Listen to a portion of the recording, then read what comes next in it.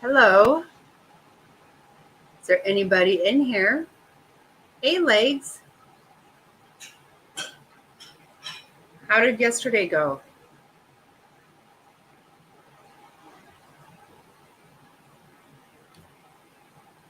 I wasn't planning on coming live, and I just thought, maybe I'll get on and see what kind of stuff's going on with everybody. If anybody feels like chatting. Hey, Kimmy.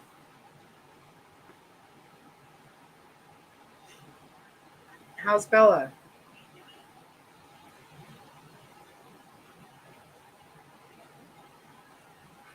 Hey, Mar. Hello, Frazzle. Barbie. How's everybody doing? I don't really even have anything to talk about. I just thought we would chat for a little bit, see how everybody's doing. How's the weekend going? We got things lined up next week. They're going to start demo on the kitchen. So excited. I can't even stand it. I don't even know how to. She's okay, walking slowly, but still. Oh, good. Very nice. Are you? Oh, good.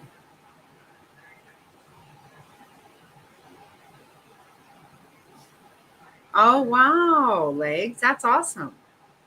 Oh, wow. How fun is that? Right?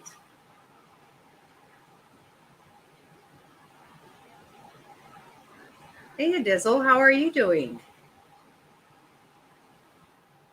Yeah, good to see. Yeah.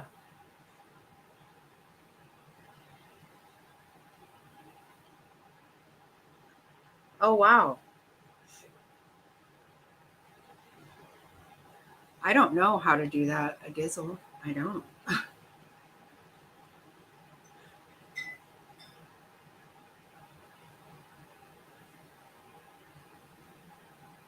That is so cool, Legs. That is so cool.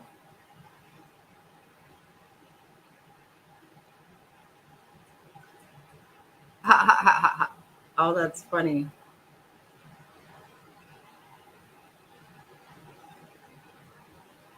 Hey, Jovi, how are you?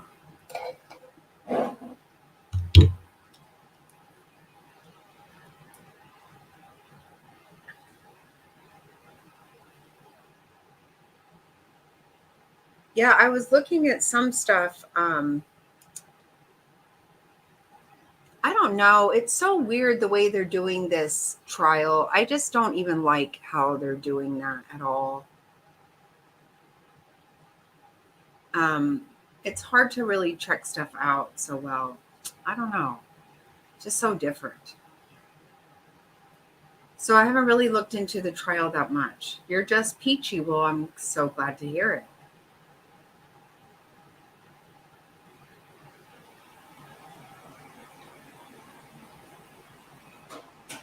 I hate to admit it, but I've been looking up old videos of Amber because I'm trying to get to, I don't want to know too much about her because she's not something I care about. But, oh, that is so awesome. Oh, I love it.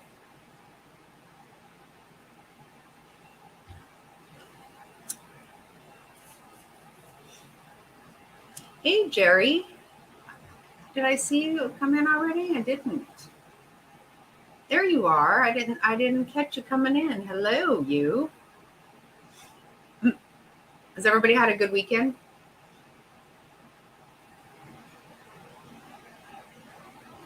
Legs got a really fun new toy. I'm liking that a lot. I would love to have one of those.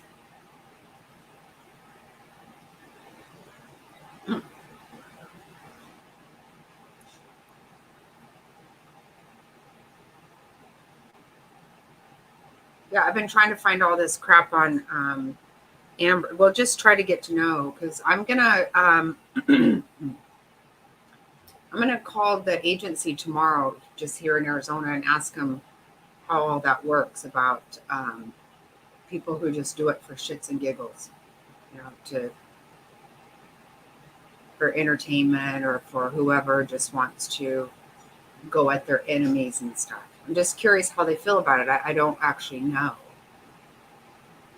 because I really didn't know it was such a thing. And I know I'm not going to dwell on this, but it really does have me hankered. I just can't.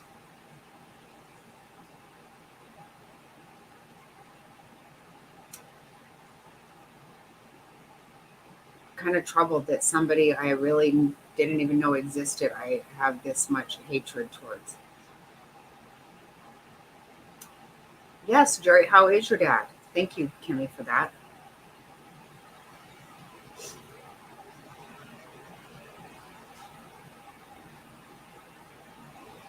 Oh, no, I don't think so. I haven't gotten anything.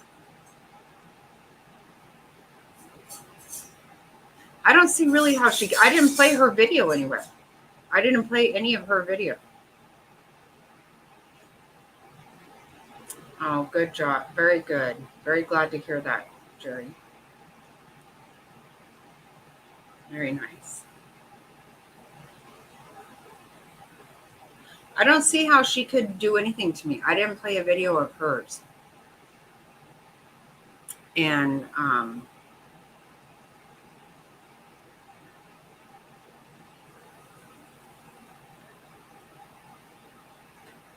yeah, I'm not concerned about any of that, honestly. I'm really not, I can't.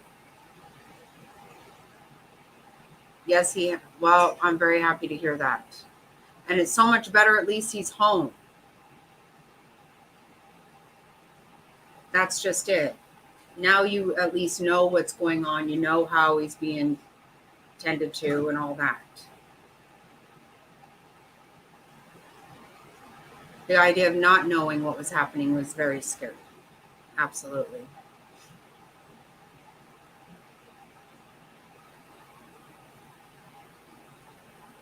Yeah, it won't be a big surprise. You can stop dehydration and all that before it happens because you'll be aware of what's happening.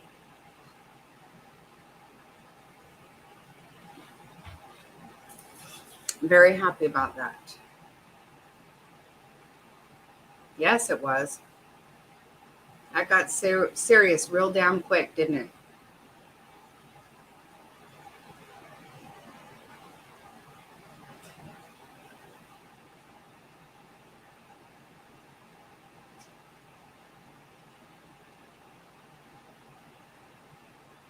Yikes.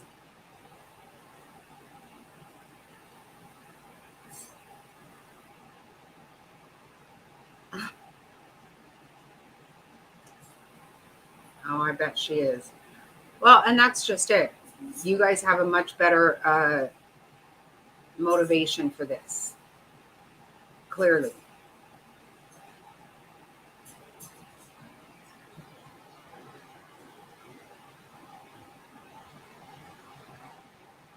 Of course she is.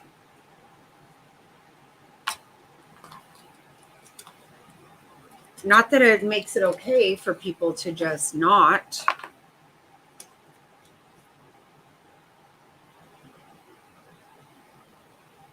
Oh, that's so sweet. That's awesome. That helps a lot, right? I hope it does. That's the kind of thing I try to do a lot of times. Just make food.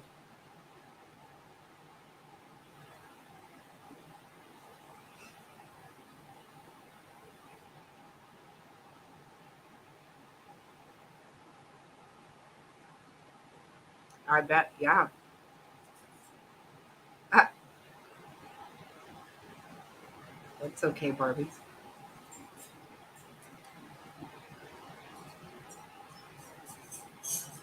You're freezing.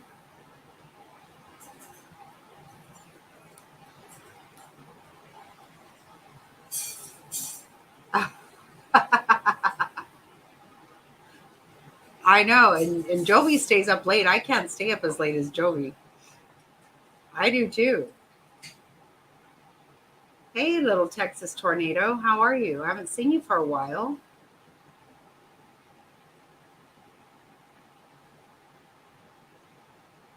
Me too, Jerry. I get so tired. Oh my God.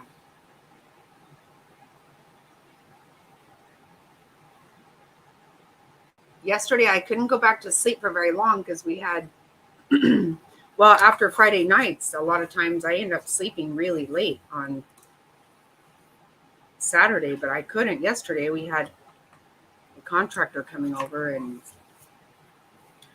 I got up and then I went back to sleep for about an hour and then I had to get up and stay up. So I was kind of lazy all day yesterday. I didn't do much. And then today I slept till like 10 and I went to bed early. So I was good and tired.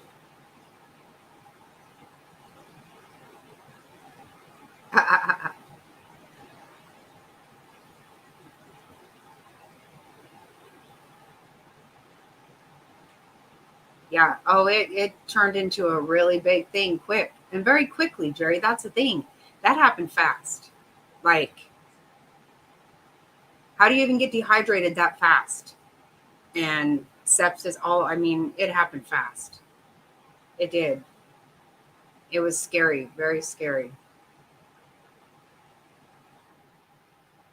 Yep. Lots of prayers and lots of love and prayers. And yeah, it was crazy, or it was absolutely crazy.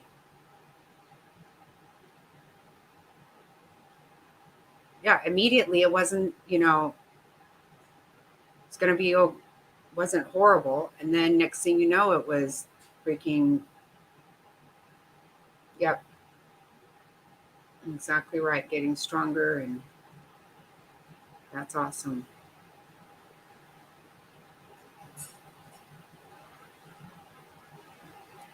Yeah. It's just, he's just got to recover. They have to have a little, got to have patience. At least they know he's not going to become dehydrated or all that. I mean, because that should not have happened in the hospital. Shit. Sepsis. I mean, good God. Hey, you. Yeah, it was a last minute thing, Top Hats. I just kind of thought I wanted to chat with you guys. No real reason. Right, Jerry. That's right.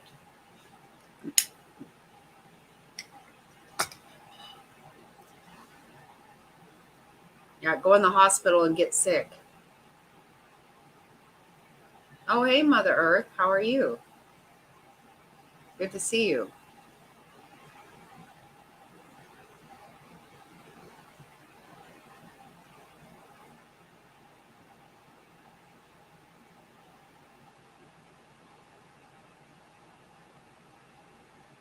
Yeah, I thought we might chat for a little bit, try to laugh about something. I have Amber on the brain, and I've been watching videos this weekend a little bit, but just because I'm so pissed, but still like to laugh too.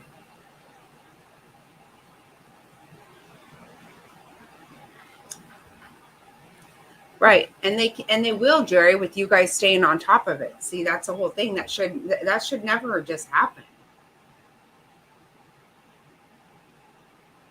Not when you're somewhere that takes your vitals and shit all day long.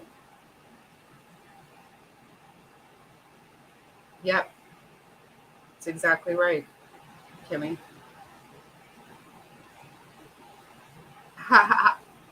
That's right. That's true, Jovi. That is true. Well, I'll have to mark this time because,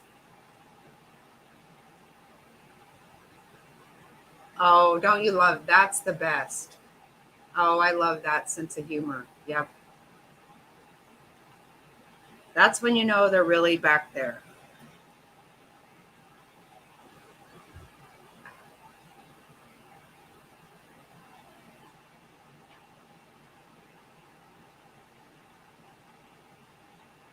No, we didn't. I didn't cuss at anybody. Did I?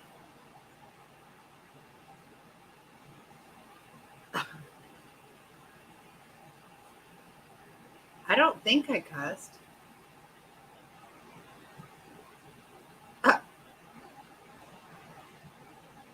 Not that I won't, but I don't think I did.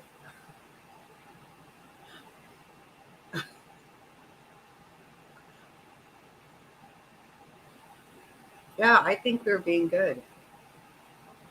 Yeah, that's another thing. I kind of wanted to play with that actually. Did you like that, Kimmy? Okay, I have to tell you guys. So I actually I clipped it myself. It took me, oh my God.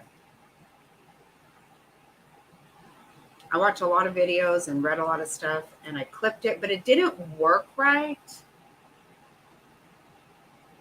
Okay, we're gonna hold you to that, Jovi.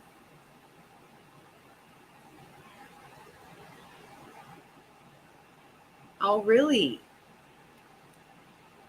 I actually did clip it all by myself, top hats, but it didn't actually work. It wouldn't, I couldn't figure out everything.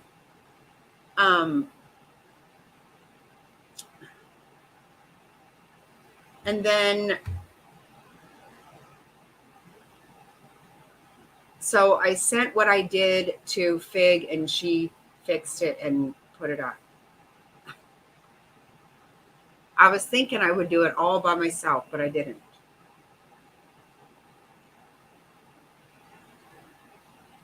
Oh my God. Yes, Jovi. Yeah, yeah, yeah. I'm just kidding with you. Absolutely. Please.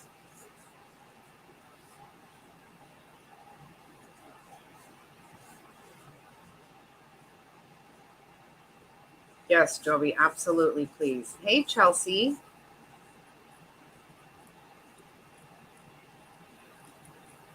I'm glad everybody's coming in. I'm glad that.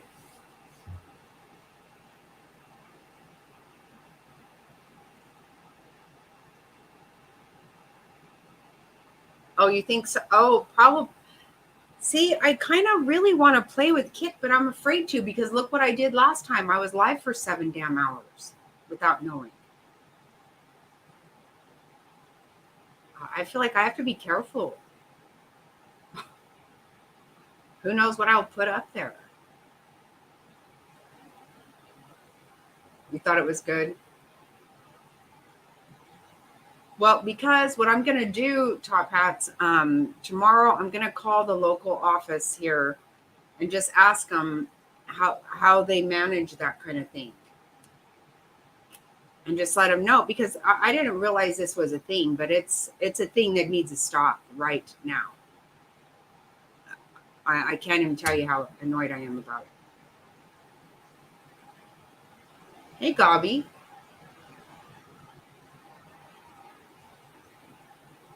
Oh, well, that's so nice that your sisters are there. I'm very happy about that, Gobby.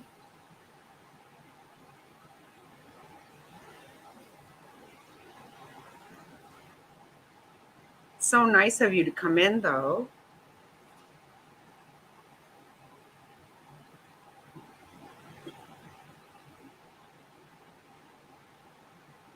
That's super sweet. I'm glad they're there.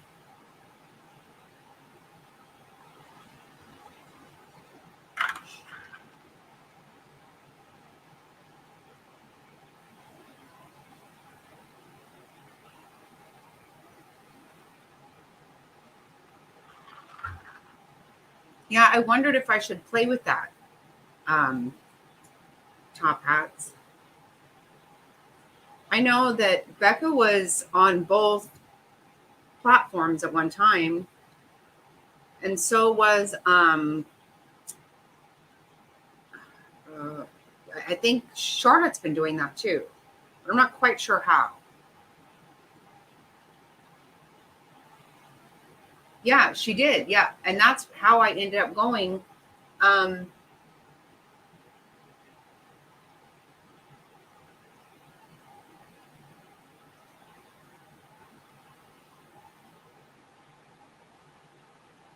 did you, Frazzle? Did you for sure? I hope so.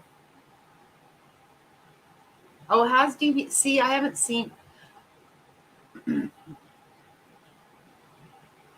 I haven't watched a lot this weekend, but I've been trying to watch old stuff or I watched some weird shit of Amber's. I didn't know she was all involved with.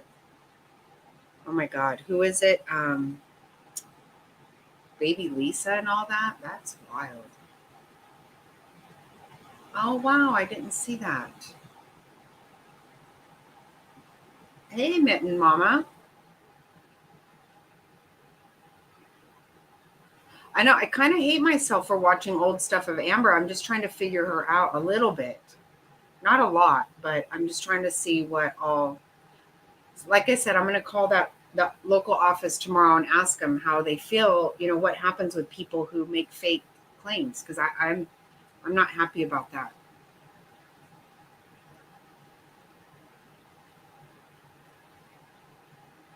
I'm so excited for Becca too. So very excited for her.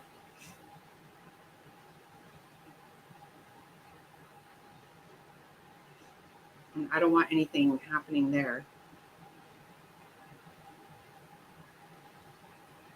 And I should just try it, but I'm like scared, because I don't know. You think I should do that, right? Like, I think I have to. I have to. Maybe they don't even know that it's a thing, but they should know. Maybe I'm just the only one that's completely oblivious to this kind of horseshit. But now that I know, I can't just not. Oh, okay, absolutely. I would love to. Razzle.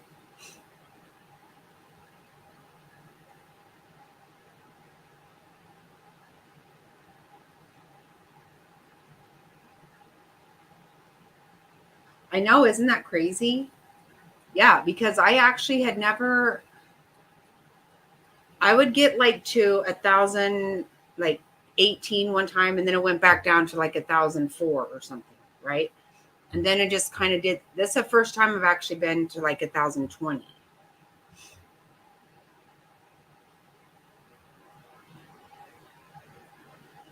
Right. Hey, Wendy Lou. Hi.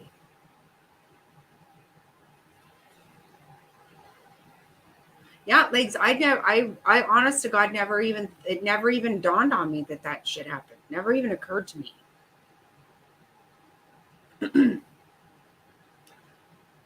But as much as we have talked about this, and this has been the one thing that everybody always says: the caseload is too much. All that stuff.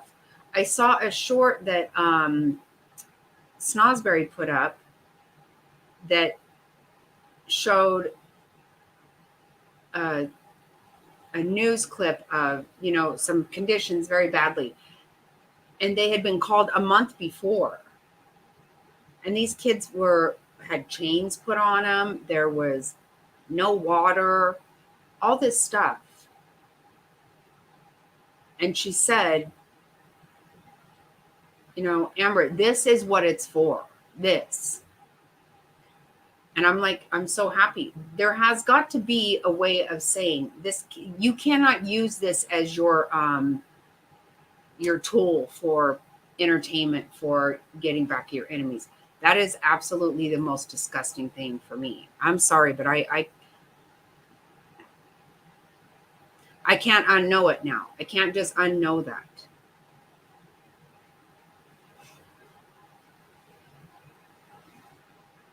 Especially when I've been so critical about them, not staying on top of these kids. So,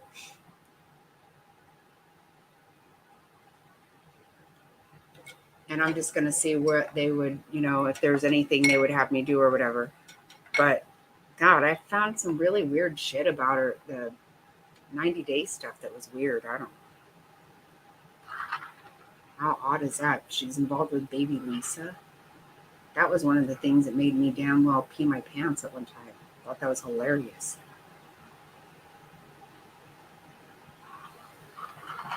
Weird. Anyway,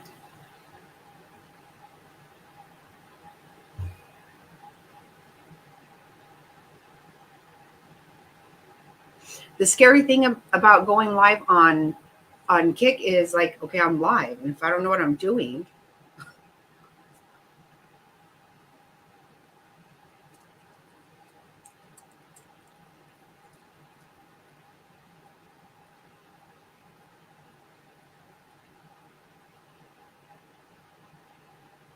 what it's how you do you. I know that you know.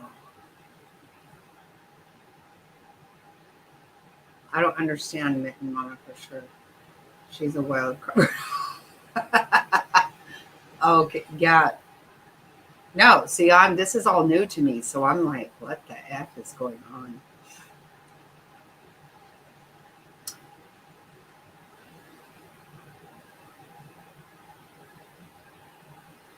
Oh, nice. Hey, Mama's the boss. How are you?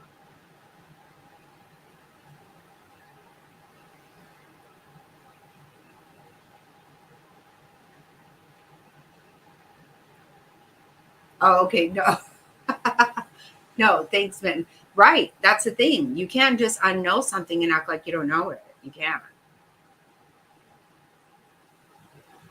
And I'm not trying to wear everybody out with it, but it's really consuming up here on me. I just can't.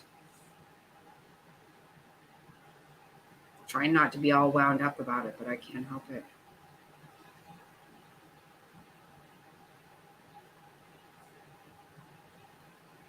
I get some kind of hair up my ass and I can't really drop it. I'm not so good at that.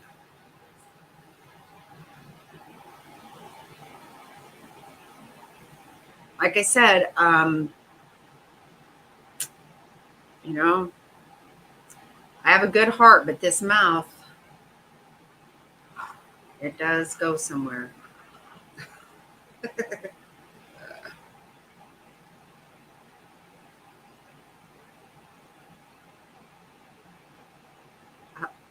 Okay, Barbie, how did I?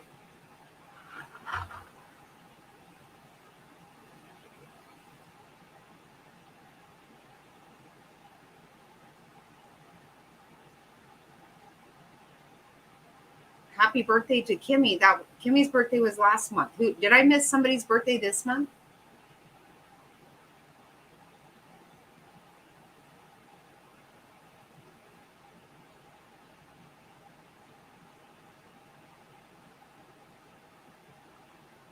Did I miss Barbie's birthday? Did you?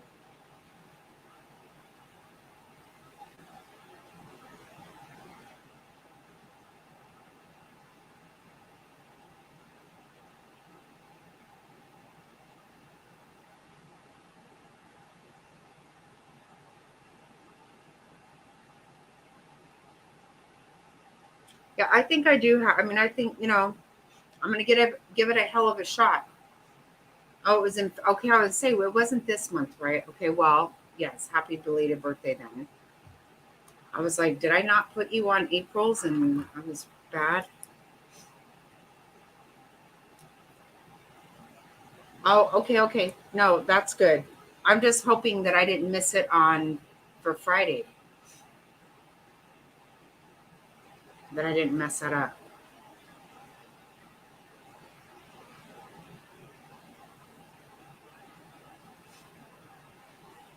Because we all know I can really screw shit up.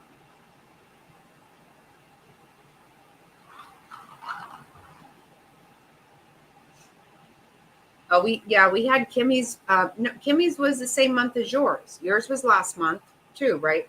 Mama's the boss. You're in March. Kimmy Loves was in March also. That's right, Legs. You're right. You're absolutely right. Hey, you know what? Mine's in November, but you can say happy birthday.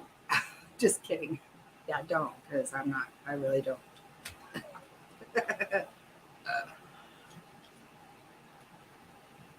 Just playing, just playing around with everybody. I just was hoping I didn't miss Barbie.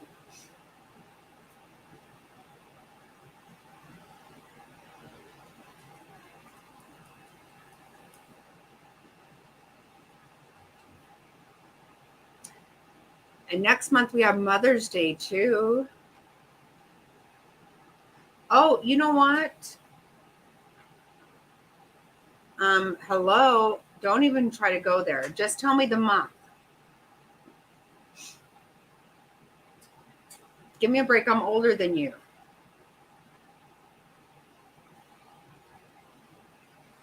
What month is it, Top Hats? Let's make sure that you didn't scam out on something.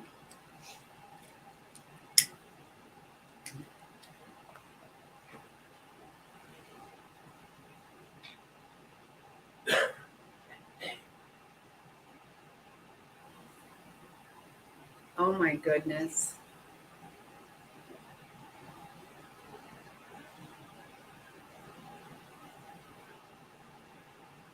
Oh my God. No, you have to, Legs. That is so cool. Oh my goodness. Absolutely.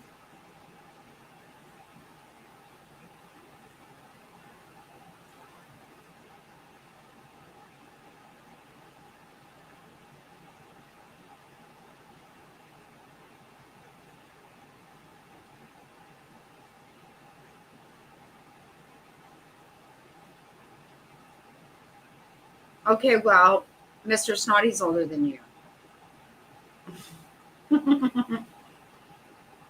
And I'm right there. Just what month? Just tell me the month. That's all I care about.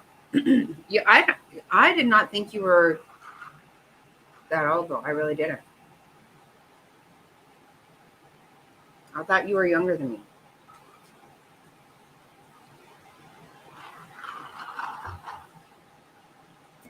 Doesn't matter. You know what? Age is just a number, right?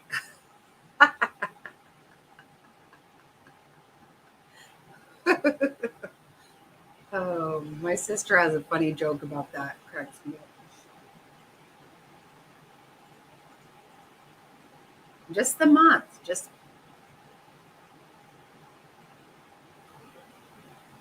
that's right.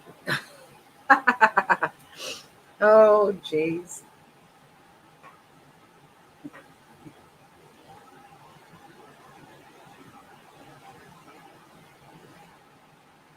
Oh my goodness. I know what you're saying, Mitten Mama. My God.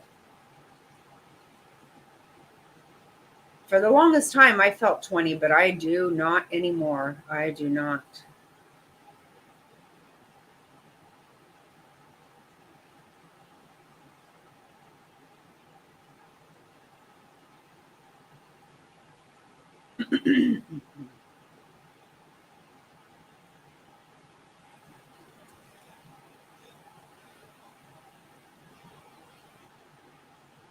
Yeah, it looks like I'm gonna have to get on to Mr. Top Hats. Trying not to divulge any kind of info here.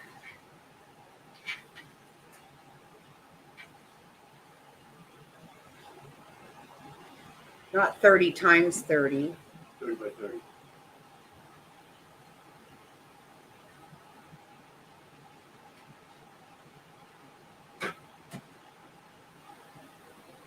Sort of like 4 by 4, but it's not Yeah. the same thing.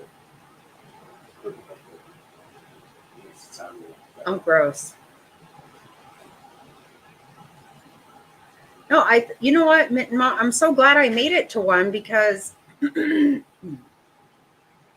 I've watched a lot of them on replay, but I haven't. I was very happy I made it to one. I think you and your husband together are so cute.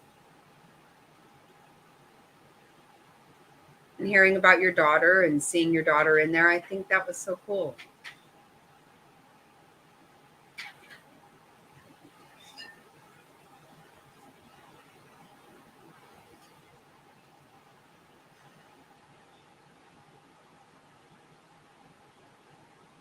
Wow, Kimmy, I don't even know what to say about that.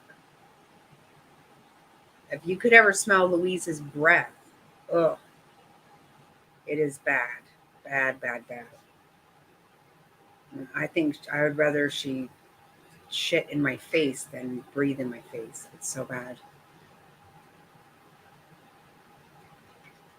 Did you guys see Mr. Snotty shorts he put up?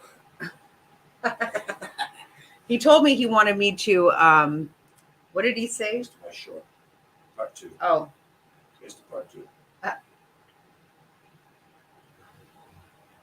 yeah. He said, I go, I feel like I might go online. I want to chat with everybody. And he said, yeah, go promote my shorts.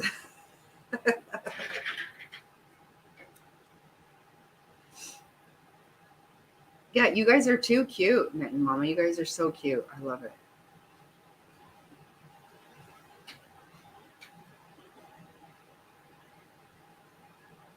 Oh, good God. Wow. Ugh.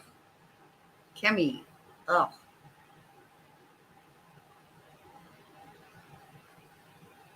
Oh, it sounds awesome.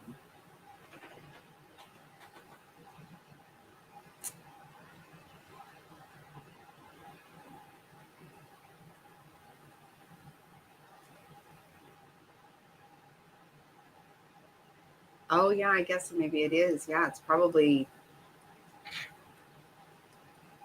wow, legs.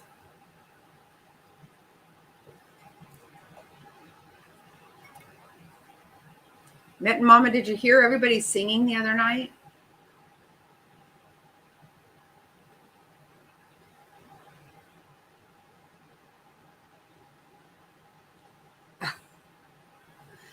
Well, he was surprised. He puts up some little videos sometimes and then he goes, I have 9 subscribers. That's weird. Um, uh,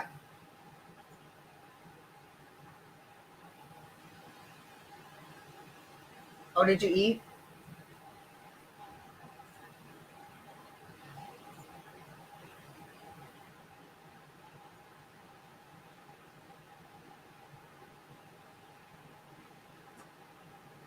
Does that sound good? Yeah.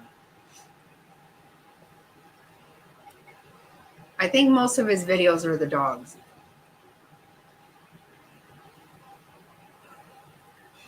We were laughing, so we had a great time.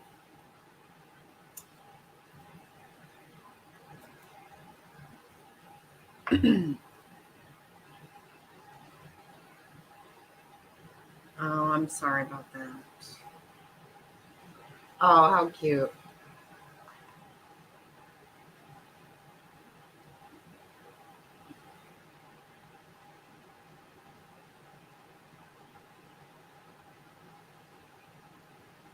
Oh, we had a lot of fun, right?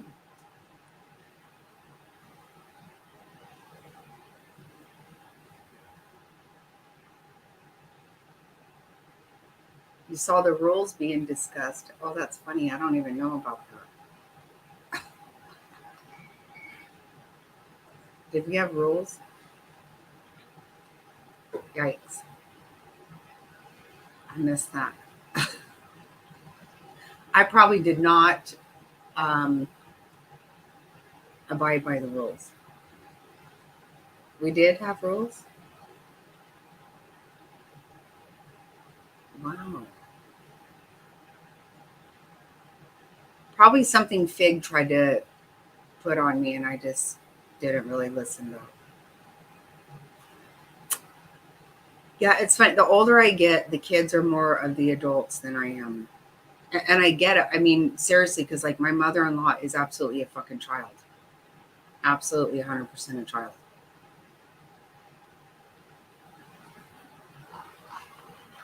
I'm not a child. I'm more like a teenager now. And the kids are like, seriously, did you really do that?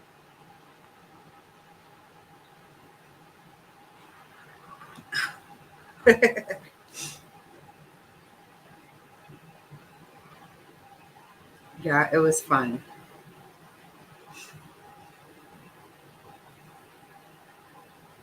Right? I know. Sometimes I'm like, seriously.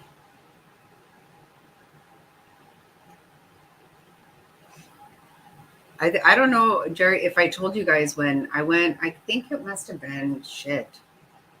Probably 3 years ago now. I went um, for our youngest daughter's 30th birthday, me and her and Fig went to we went to New York City, and then we went to DC to see the cherry blossoms in bloom. And while we were in New York City, I ended up out in the middle of nowhere, like at 2 a.m., and I was lost big time. I was just a block from our hotel. I thought I was fine, but I took a wrong turn. And they kept calling me, and they're like, "Where are you at?" And I was like, "Don't worry about it. I'm an adult. I'll be fine." And they were like, "Stop it." Every time they would call me, I would just push reject. They're like, "Quit acting like a child."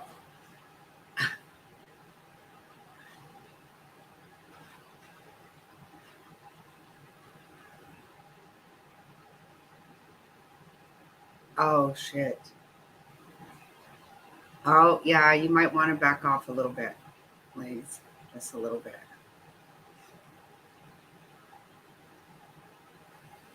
Oh, my God. Jovi, seriously? Oh, my Lanta. Sorry about that. What the F? 58 times? Wow. Hey, rapper. Thanks for hanging out. We're just having a Sunday chat. Hey, Maze, how are you feeling?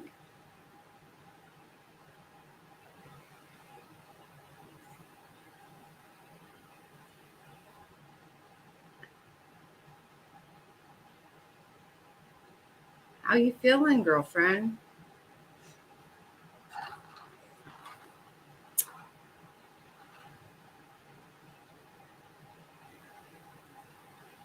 Well, it sounds like the bank caught it, hopefully, and so they.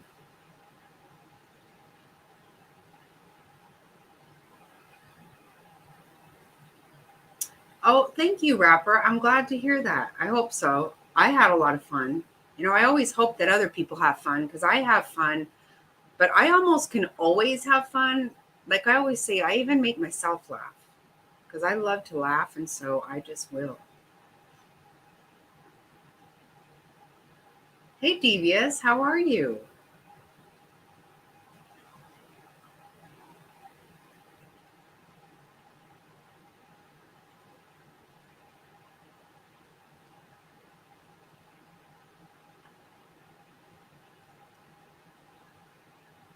How are you, Devious?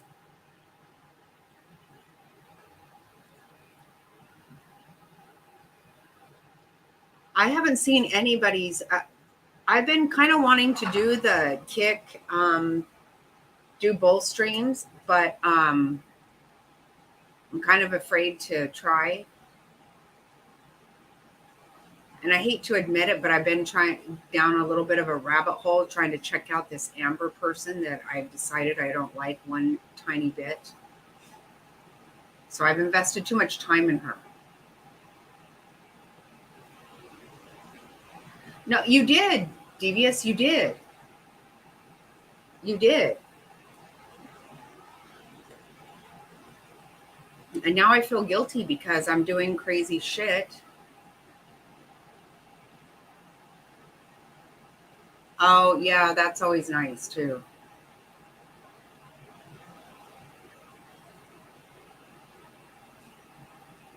I know everyone's going to think I'm crazy, Devious, but I am going to. Yeah, I felt so honored because I haven't had that. Like, I don't want to brag or anything, but I'm really excited about it. Um, but then I feel guilty too. I don't know. I'm just a range of stuff.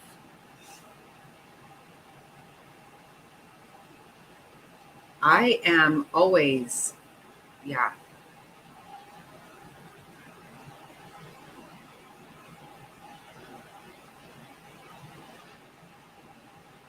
yeah. I don't want everyone to think I'm a complete nut job, but I have to be. I'm just going to be very honest. I was telling everybody earlier that I'm going to call the local office in Phoenix tomorrow and ask them what happens when people make false claims, because I'm really very triggered by this. Using uh, an agency like that for your own entertainment and for your own whatever you call it. Oh, it's okay for a minute anyway.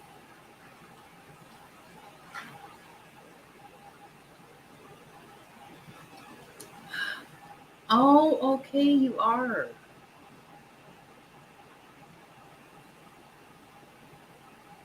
Restream is good. Oh, I went through the whole, that other one. What is it called? Shit. A different one.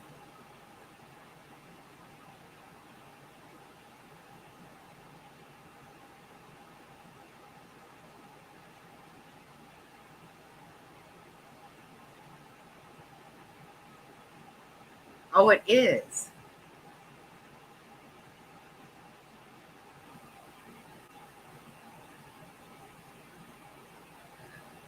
Right, Maze, I don't know what can be done, but I have to find out, because I truly didn't know that this was such a thing.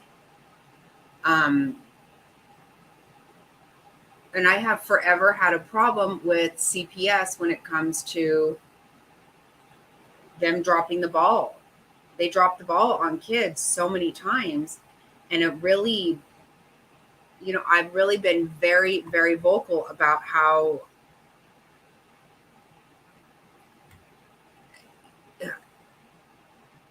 unhappy I am with them. Like, I don't know about, if anybody here has not looked into Gabriel Fernandez, you must look into that, because that case absolutely, it'll rip your damn heart out, and you can't get past that one. It's so horrendous. You just want that baby so bad. But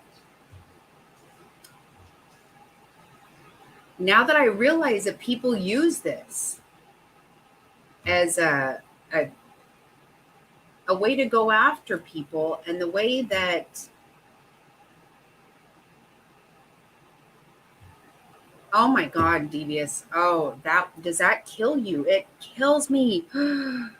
Oh my God, my heart hurts so bad for that baby.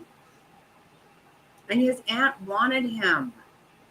Yeah, that is the worst. It is. And in that case, CPS was actually brought up on charges.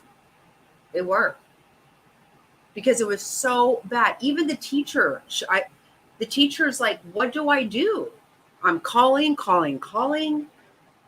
And, the teacher wants to just kidnap him, but that's not going to work, because that's against what? Oh my God. Ugh. That's the worst case ever. And well, it's not the worst case ever. It happens all the time, and you just cannot let this shit happen. Hi, Sweet Pea. But they always say that they have too big of a caseload, that they can't do it. But if they're spending their time investigating bullshit, I got a big problem with somebody who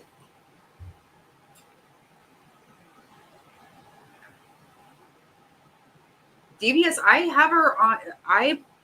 I clipped I found a video the other day of her saying, I'm calling CPS, and immediately saying, I don't give a fuck about those kids. My Lanta. Mm-mm-mm.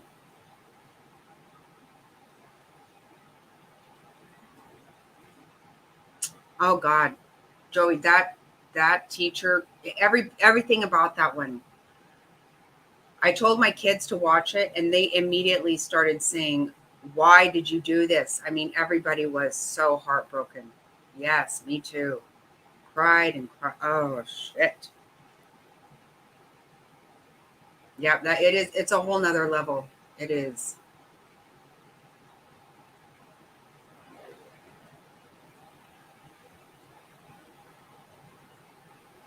Right.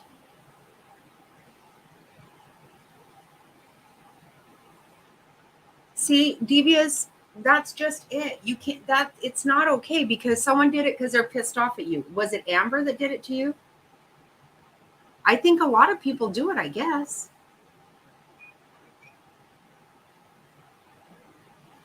Yeah, if anybody has not seen what happened to Gabriel Fernandez, you do need to see it because that shit right there, absolutely. Because this is the thing, devious. When you have CPS going to your house, you have them going, then they're not able to go to a child like Gabriel Fernandez. They're too overworked. For Quentin Simon, who ends up in a fucking landfill. No.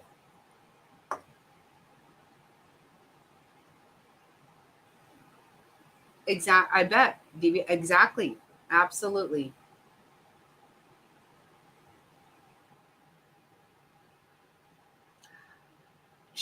Oh my God.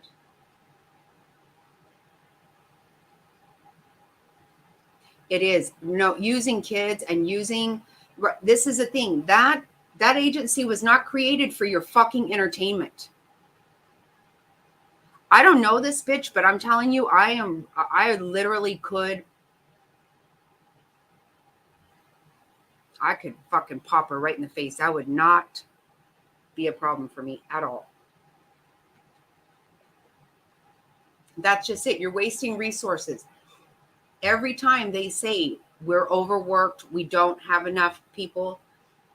And devious, you might know, I've had lives about how do we help them? Can we, you know, volunteer our time to go help? Because you know what, this has been my thing also with CPS. Sometimes people call because maybe they don't have food and maybe and people fall on hard times. I kind of would like to find a way that we could volunteer, that maybe we go and say, okay, you know what, this mother, she's fallen on hard times, but she loves her children. These are things that Mr. Snotty and I have tried to do, is go and help somebody catch up on their car payments, catch up on their rent, catch up on their utilities. Give somebody a chance, because those kids should not really be taken out of the home. Their parents love them, but maybe they've fallen on hard times. There's so many different situations, but the one situation that can't be is somebody's fucking bullshit on YouTube. That's unacceptable. Oh wow. Oh wow. Oh my, well, that's there. See, okay, I'm happy to hear that. See, this is another thing. You know what? Like my sister came on here and talked about a good thing too, because she was a needle addict for 34 years. CPS took her son. She's been sober she's been clean for 15 years now. She says, of course, if they had not taken her child, she wouldn't have stopped.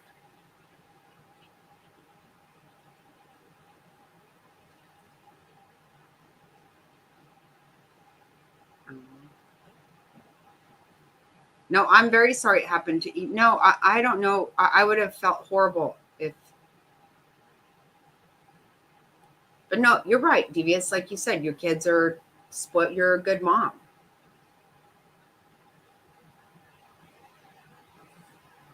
But why? See, I don't get. Oh my God.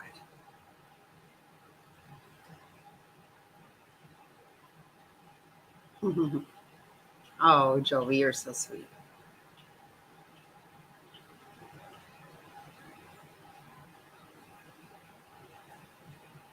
Yeah, my sister says that saved her life, and that's the way it should work. They came, they took her child, and she said hell no and got her shit together and got off drugs, stayed off drugs. That was the one thing she wouldn't do, is lose her child. That doesn't work that way for everybody, but they can't be spending time for people doing that. See, right. Right, exactly.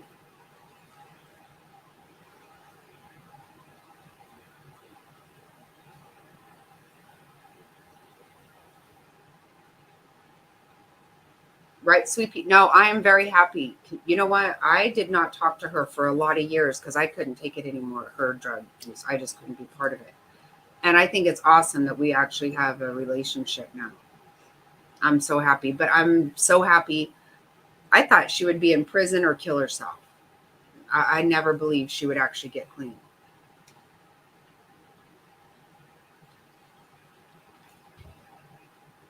And she was a big time addict, big time.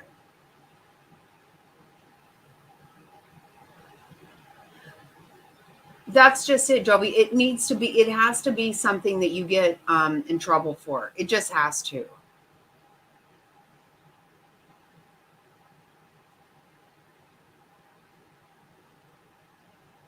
Exactly. Mom is about, that's absolutely true.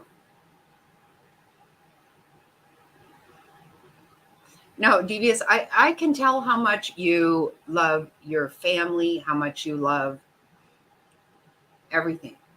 It's very clear to me how much you love your kids. And I feel like you're a very genuine person. I get, and I love that. No, I think you're exactly right. Mom is a boss. Yeah.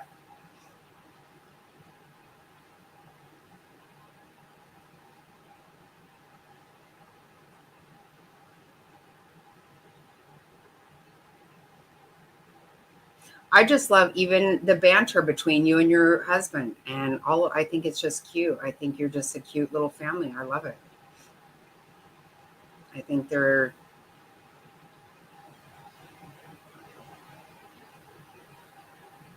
it's very clear, Devious. To me, it is. It's very clear. Well, I think it is to everybody. That's very clear.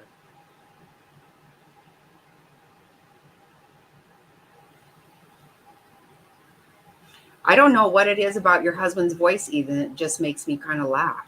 Like, he has that playful voice or something, you know? You guys have it with each other. It's just cute. I think it's great.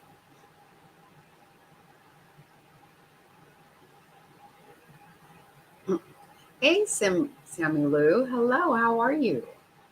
How are you feeling today, honey?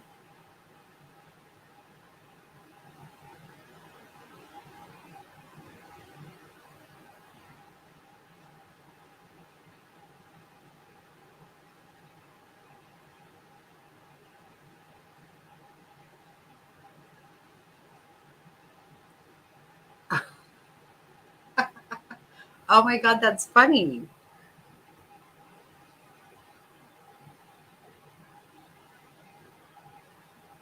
What? Is this stupidity? I think it is.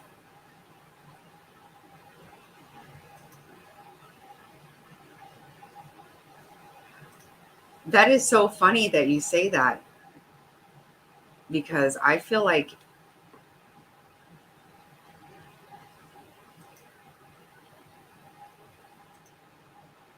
to me, it's really, I kind of get that idea. Like, you guys are just,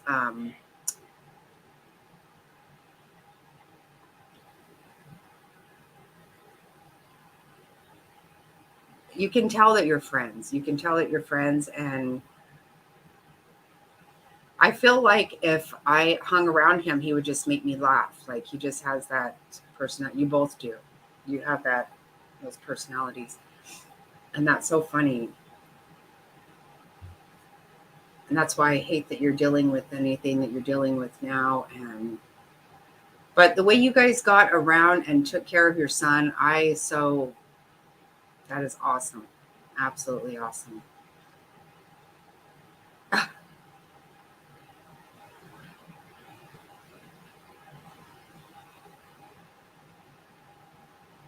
I know you. I know she makes me die laughing too. But you cannot. I can tell that they are just a crack up. Them together just make me laugh.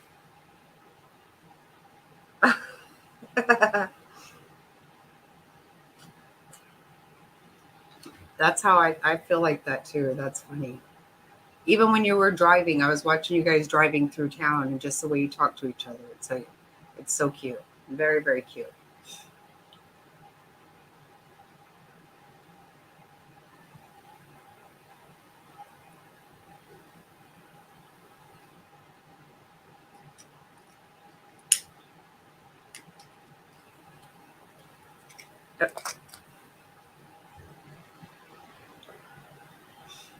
That's always good to see whenever people really drive. When it works, it works. That's right. Exactly, legs. There you go.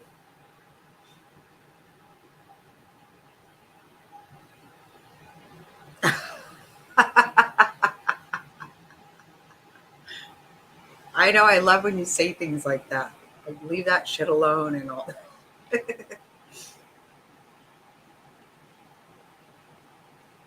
That's hilarious. Oh my God, Devious. That's something I said to Mr. Snotty when we first got married. Um, he worked from home and I would leave, I went to work. And one day I came home and he was like, "Oh, hey, I did laundry." And I was like, "Wait, what?" And he's like, "Yeah, I just did the laundry." And I go, "I don't like anybody doing my laundry." And so he comes over to the washer and he goes, "Watch." He takes a Sharpie and he lifts the lid and he goes, "Okay, just tell me all the rules for doing laundry." And he puts a number one and circles it. And I go, "Don't do my laundry." "No, if you just tell me." I go, "No, the only rule is don't do my laundry. That's it. I do not like anybody washing my clothes ever, ever, ever."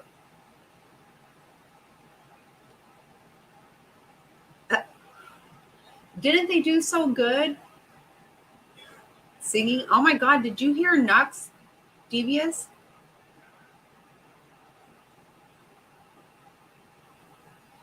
She did Etta James. Oh, I mean, when they told me to play that, I was like, ooh, that's scary. Oh no, I do not want anybody washing my clothes ever, ever, ever. Never, ever. Nope.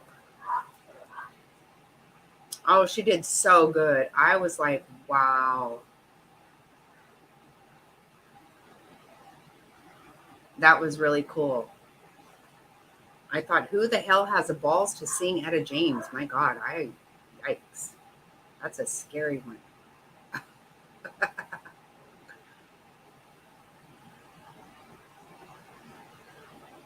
Yeah, I got to be honest with you, really, pretty much anything. Like, I made my kids do certain chores, but most things I just need done my way. I'm really bad about that. Yeah, Mr. Snotty does a lot, and I'm very thankful, but there are times when I'm like, oh.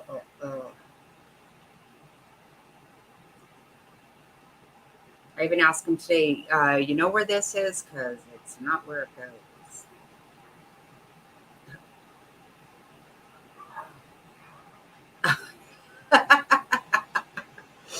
I'm about as weird as you can get with freaking laundry. 100%.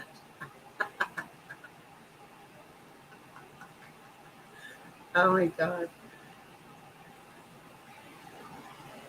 Yes, she did. She sure did. No, you guys are relatives. I think you guys should do a 23 and Me. Oh my God, that's so funny. I don't touch trash either. Nope, I'm not doing it. If I did, then chances are I'm angry.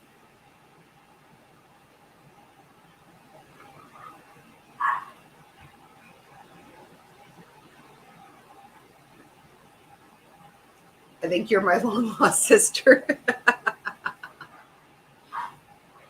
Yeah, we do have some pretty big commonalities there.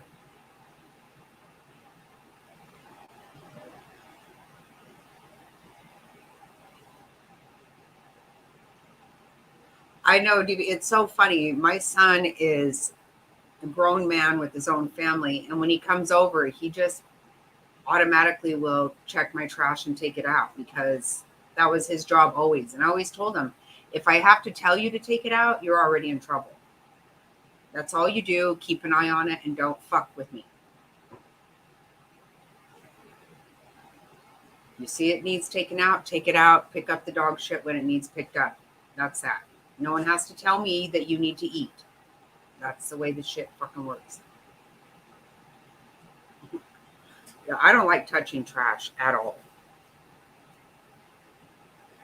Well, I wash my hands too much. And so if I'm forced to wash, like seriously, people will ask me something and I'm like, I just washed my hands.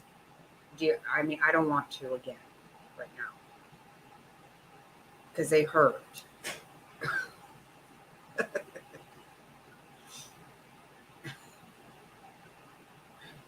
Oh, I know. My boys are awesome.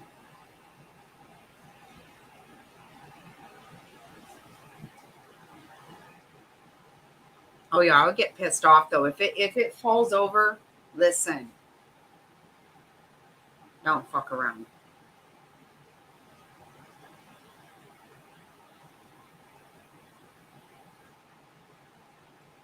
Oh,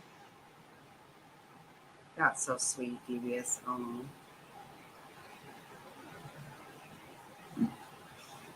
I get like that too. Mr. Snotty has bathed me because I used to get this all over the whole body rash. He would do that too.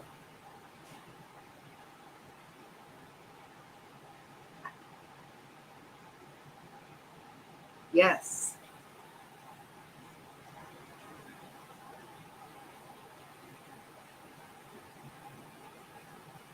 Oh my God.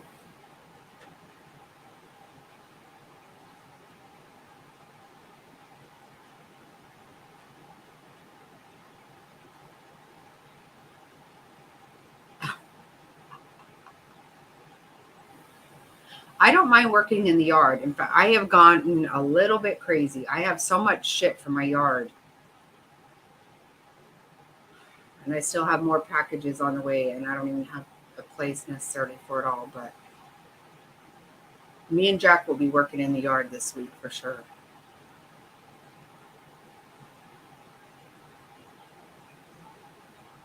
Well, before it gets too hot here, it'll get too hot here very soon. And so I've been trimming bushes and things because it's going to get so damn hot here, you can't do it.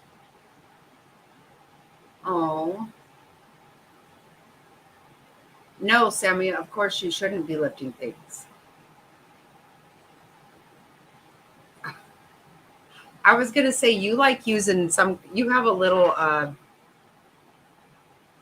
saw. What kind of saw is it? I wanted to tell Mr. Snotty about it. She has a mini chainsaw, I think. Yeah, I think I've seen those. It's like a 4-inch blade, but it's a chainsaw, battery powered. Right. A mini saw. Yeah. See? I've seen those on TV. They look pretty cool. You want one? Is that what you're saying? No, Devious got one. Oh, A mini. It is. I know. We have a great big one, and I would not touch it. But yeah, I've been thinking about telling Mr. Snotty about that.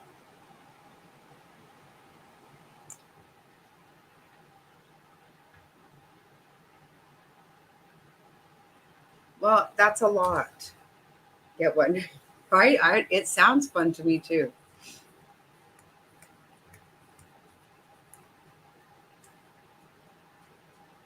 I got myself a mini staple gun, and I was like, oh, I have to get all the girls one of these. Everybody should have one of those. And it's strong. Wow. Okay. Well, you definitely sold me on the Hydrovac, and I love it very much. I like the yard work too, but it gets really hot here. I mean, it like dangerous.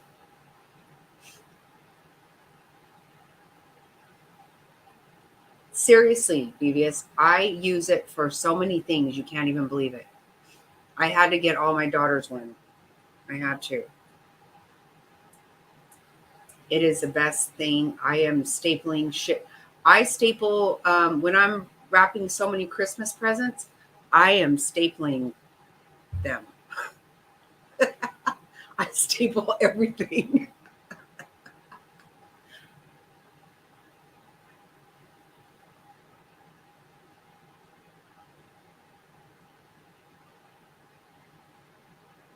Heard that here first. Oh my god. Oh god, me too. I got so much shit for the yard. You can't even. You guys actually starting to look like a joke.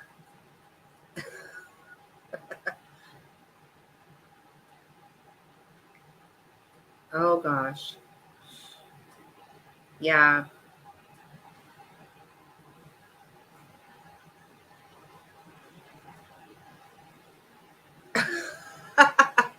It's exactly why. Right.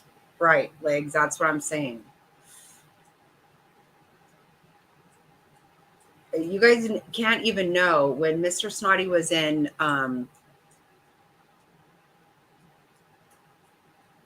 Korea and I decided to redo our bedroom. And I thought, I had our headboard on like those mover things. I was all good. I had everything outside. All of a sudden, that fell over on top of me. I used every saw he had, every saw blade, and I still spent from 6 a.m. till midnight. I was bleeding, crying, but I finally sawed that motherfucker apart. I wish the chainsaw would have been here. I would have probably used it and did something bad. I didn't care. I was so fed up. And then we got rid of that furniture. It was too much. It was too big, too thick. When my son walked in and saw what I had done, he was like, Mom. I go, I fucking had it. I told myself, when I take a saw to that fucker, it's time. Yeah, see, that would have been, I guess. I use a sawzall. I use the every kind of saw I could find out there.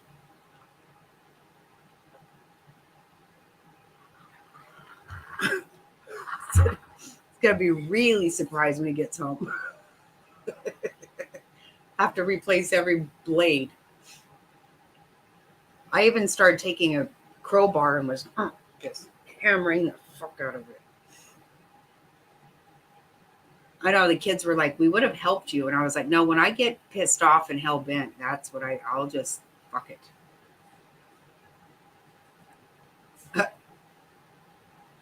And now that shit's gone.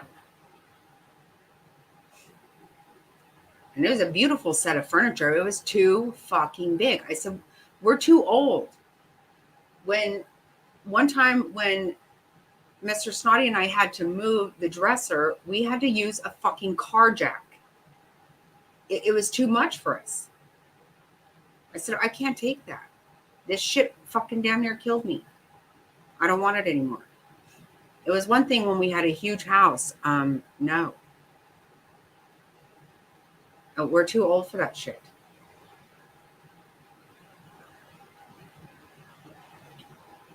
Ooh, a mini saw blade that folds like a jackknife. Hmm. Yeah, I think that way too, Joey. Right, it is. I love to do it also. But there just comes a time here that you can only do it like middle of the night or something.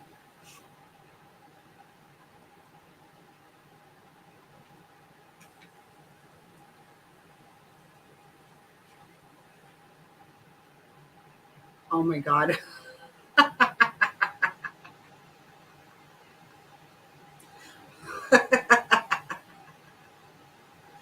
Oh my God. Top hats, right? Yeah. I don't care how I hurt myself.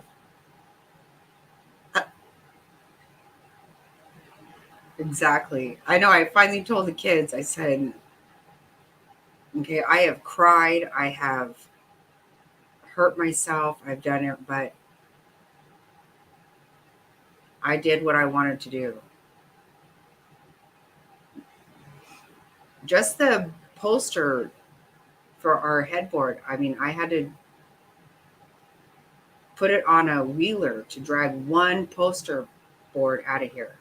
Just one, just the poster, not the middle.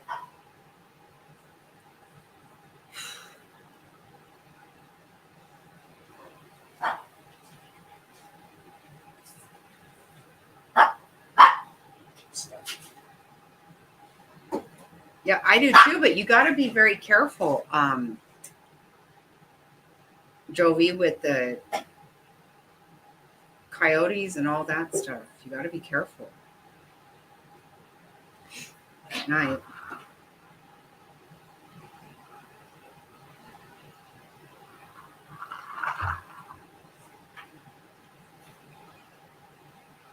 Yeah, the cold isn't the problem here. When we go to our property up north, the cold is cold.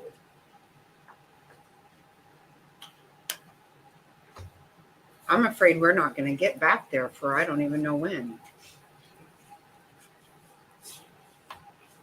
We haven't been there since New Year's Eve, and this is the longest we've ever gone not being up there.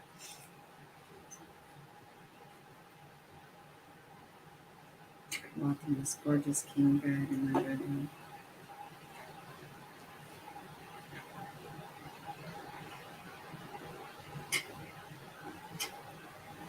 From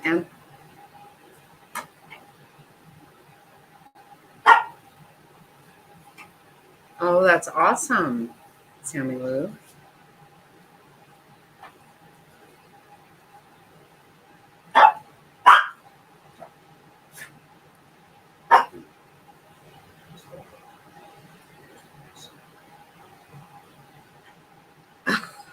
Oh, Joey, that's too funny.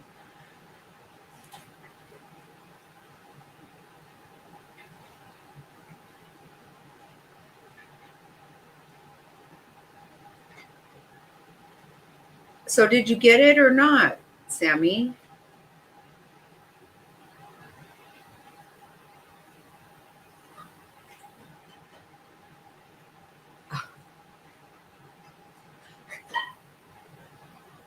Yeah, both, Joey, I guess. But I was thinking the animal.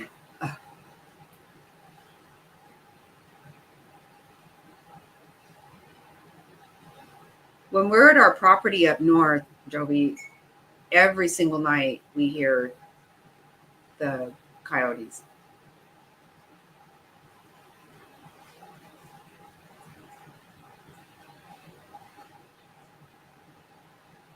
Well, I'm just curious. So, because you said he said you couldn't have it. Yeah, our seasons are hot, hotter, and real fucking hot.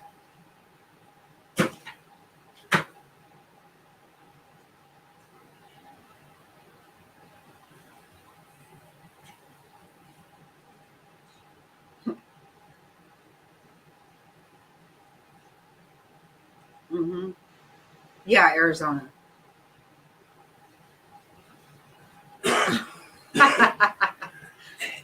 Okay, that's close to what I said. That's close. Warm, warmer, and hella hot.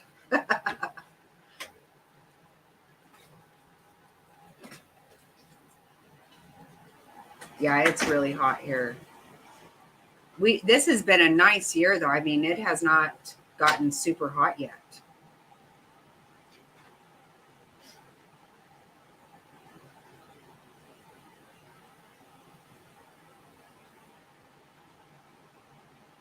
Oh, goodness, Sammy.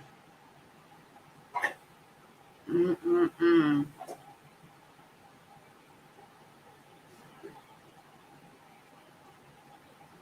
Uh, well, and you know what, Joey? Because it's on a delay.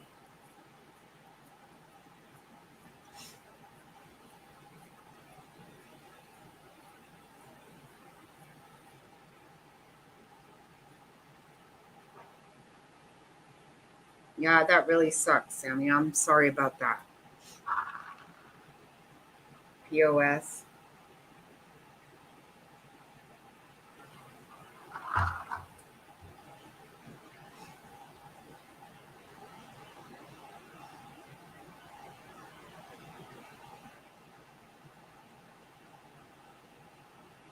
Yeah, everything. I see it on a delay on StreamYard, so it's even worse because you guys are probably like, wow, she's talking about something else now. Because then I also have that whole, oh, my mind's over here, over there. Yeah, I'm really sorry about that.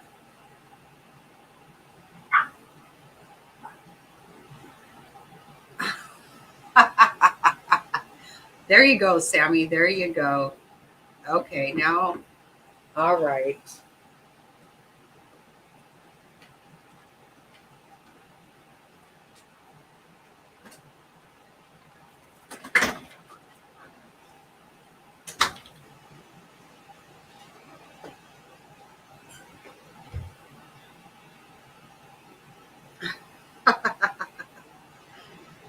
There you go. Good job. Louise. Louise.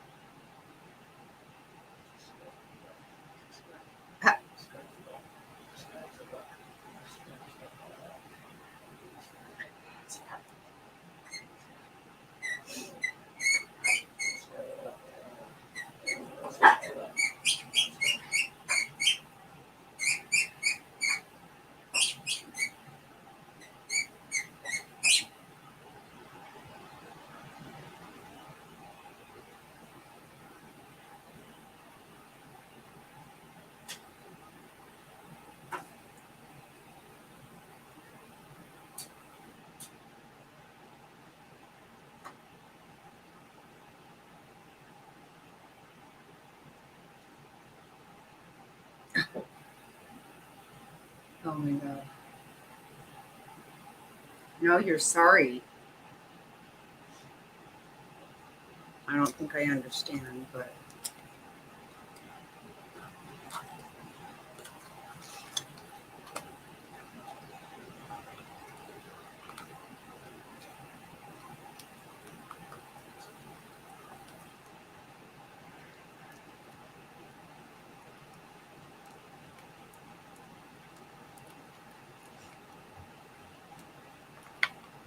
well, I will say Mr. Snotty has taken very good care of me.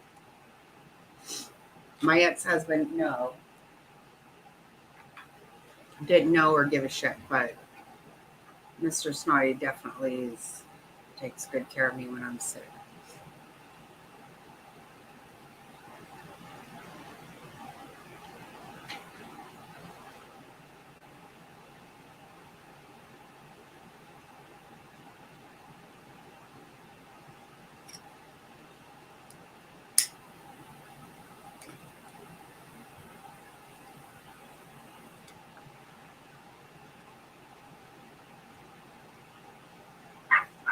I could see that, Top Hats. Oh shit! I didn't know I left her out. I thought they all came in. Oh, that's why Louise was barking, huh? I guess so. Oh, here I was getting on to Louise for barking, and she's the one who told us that her sister was left out. Good girls. That's good girls.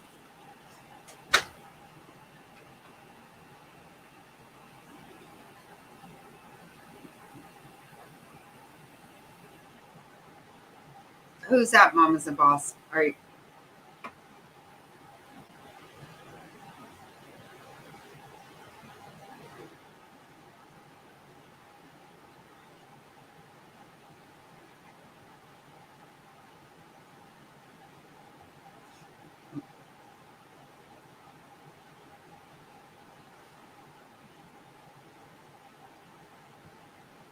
Oh, I didn't see.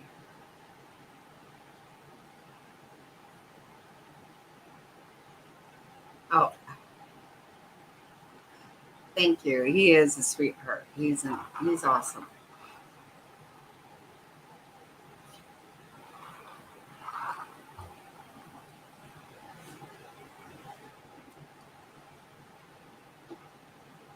Top Hats is a good guy too, for sure.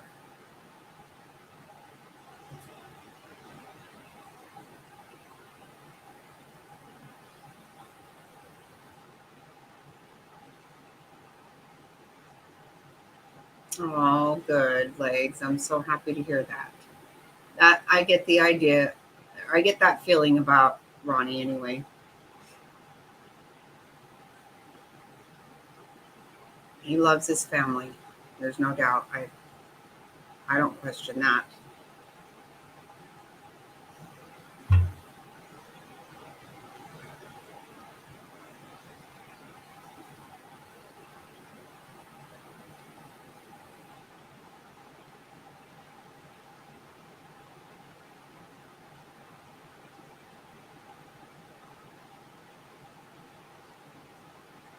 Oh gosh.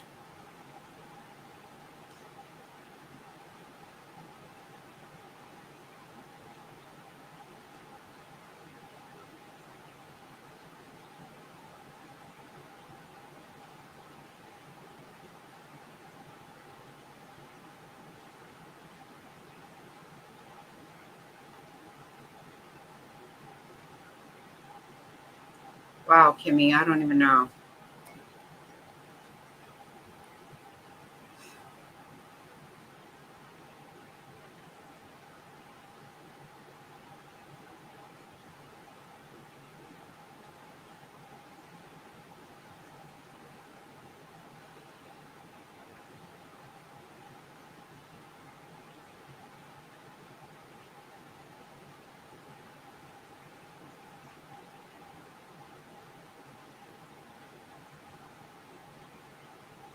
Well, that's the thing about chemo is you're lucky if it does kill the cancer, but it kills everything. It's not it doesn't do any good for anything other than hopefully killing the cancer. But it kills everything.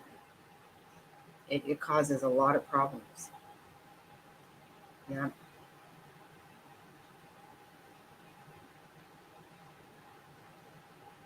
Yeah, I know what you're saying, Kim.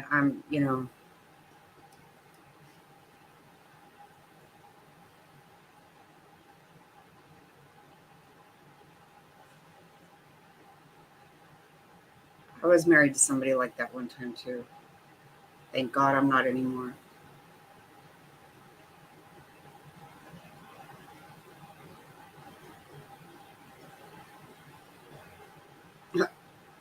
Right legs.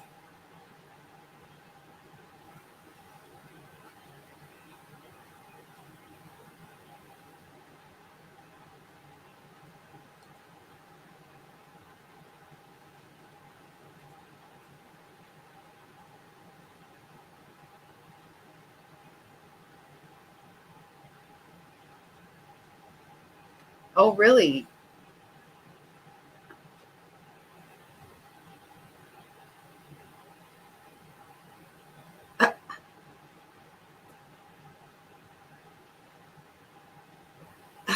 That is funny, right? Mama's a boss.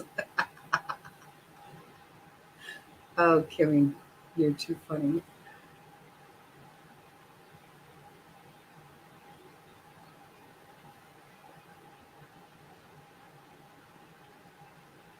And what will they do about that, Barbie?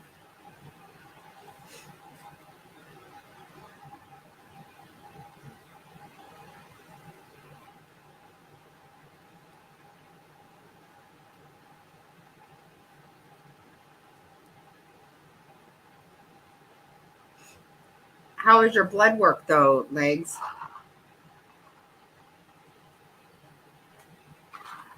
Yeah, I'm very sorry.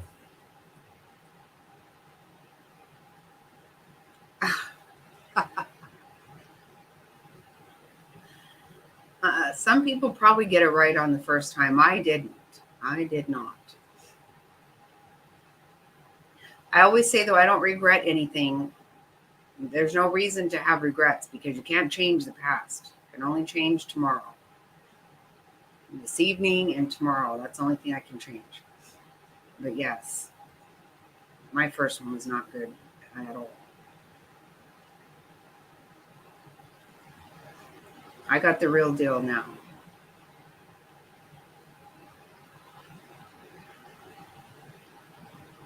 You're a broken picker. Oh my goodness. Oh, that's funny. No, a picker.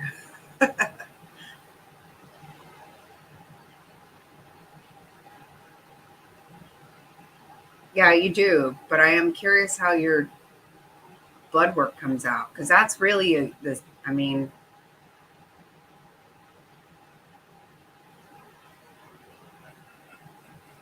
oh, thank you, Jovi. That's so nice of you to say. I don't know if I deserve it or not, but I got it, and I'm very not giving it up. I can tell you that.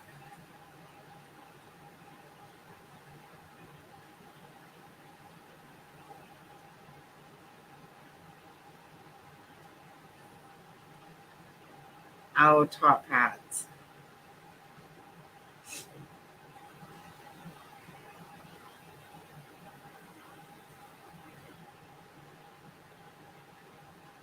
I'm learning new stuff because I had no idea that there was a second. So I'm learning something new, top hats.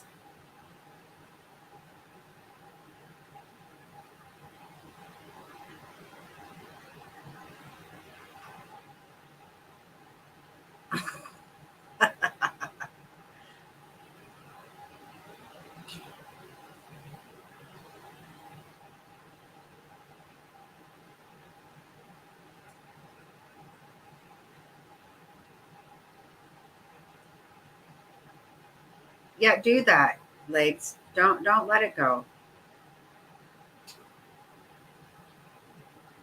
No, at least get that blood work. I mean, for sure. That's very telling.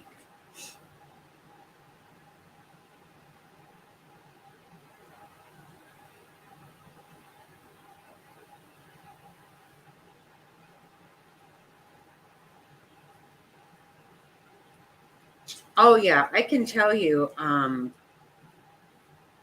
I've already said I would never date again.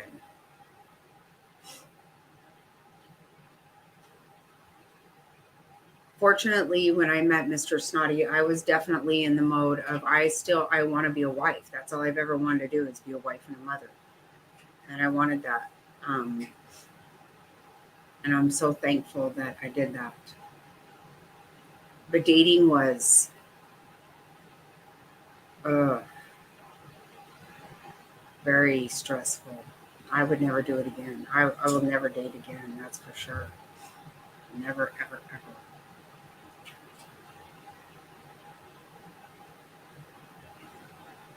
Yeah, right. Sammy, that's what I'm saying. Chemo kills everything. And just hopefully cancer, because it doesn't always do that.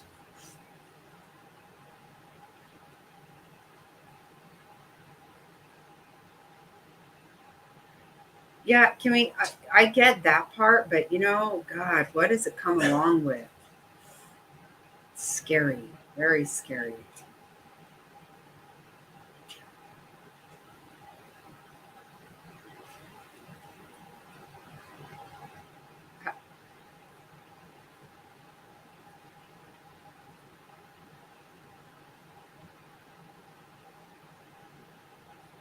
Yeah, dating's tough. Oh. When I met Mr. Snotty, I was pretty much done. I was like, I can't. I can't do it anymore.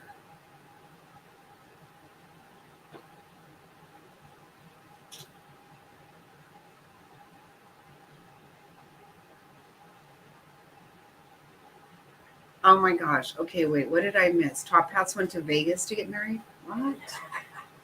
I missed that?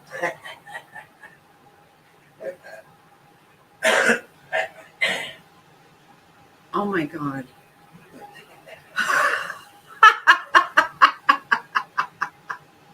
Oh shit, Top Hats. I missed that. Oh, wow.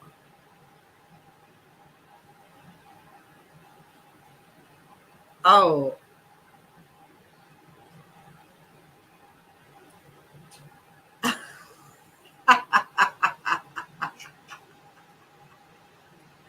Oh. Yes, you will. Oh my God. Holy, that's good stuff. I like it. I like it. Oh, Oh, wow. The little white wedding chapel. Did Elvis marry you? I gotta know. Gotta know. you looking like an Elvis? Oh, shit. I love it. Oh, wow. Oh, my God. I'm going to just assume you were still drinking at the time. All right.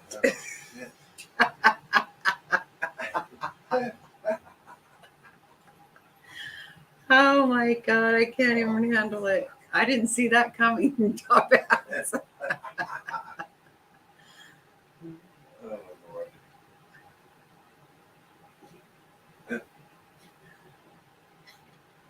Oh, that's fun.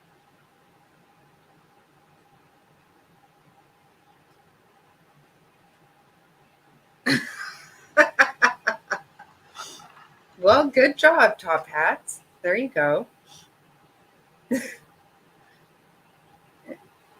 We clearly now know that that didn't pan out. So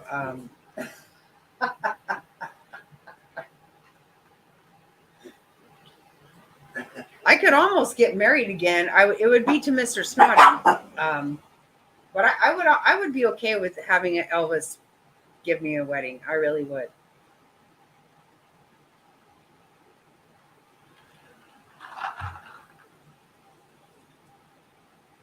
Oh my God, Top Hats, that's so funny. You are full of surprises, aren't you? Oh my goodness. Well, you got stories to tell. There you go.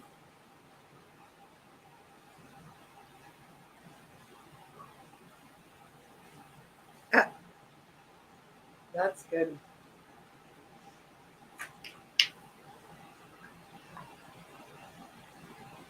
Right, right. Because there is one. I've heard. I've heard there is a drive-through one. I have heard. Right. Stop. Oh yeah.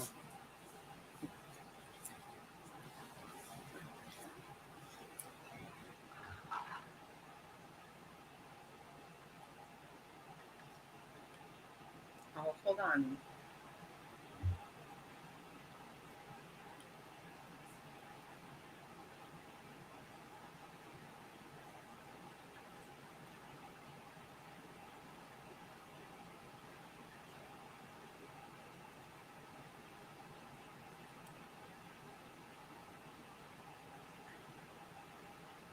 Ooh, ooh, ooh. That's gonna be cold.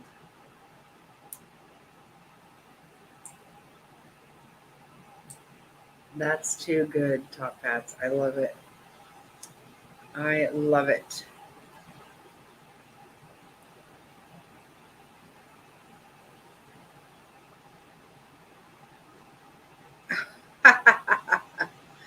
That's awesome, top hats. That's awesome. I'm glad you have. You have. Clearly. I love it.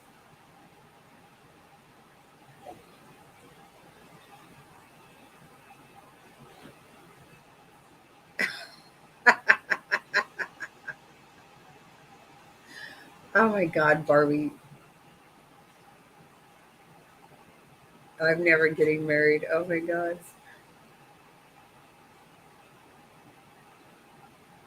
Oh, that's hilarious.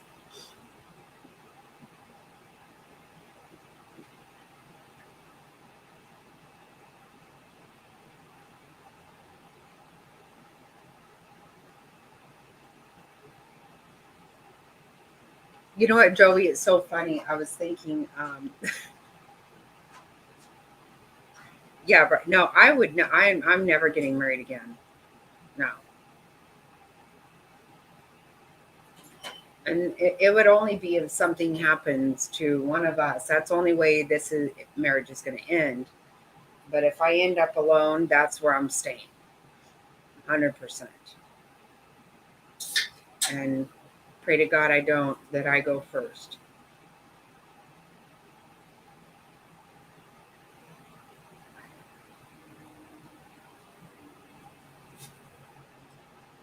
Yeah, and what channel is it? Put the channel up here, Legs.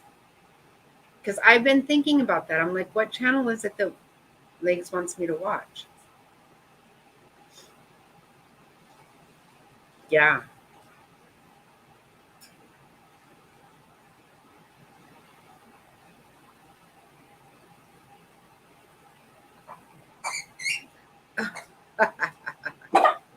Let's shack up, right? Right. Yeah. Me and Samuel shack. I don't mean I'll shack up with anybody because I won't. Thank you, baby. Oh, would you, babe? Would you grab me bank shot?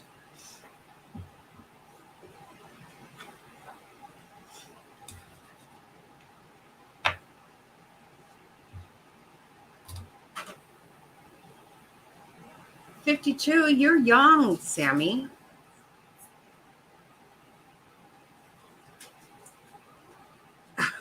Selfish. Oh my gosh, Barbie, you're too cute. You kill me. I love it. Don't be selfish.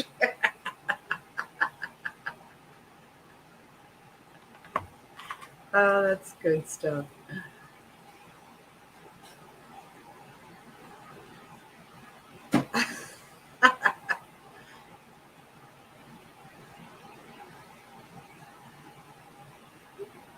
Oh my God.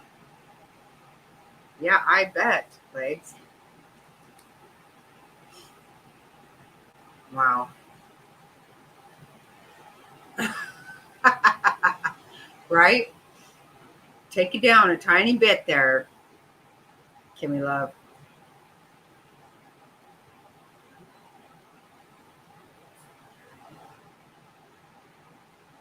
Yeah, right.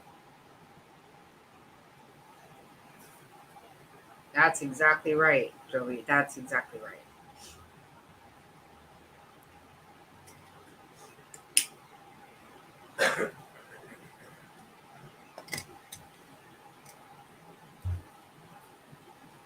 Uh,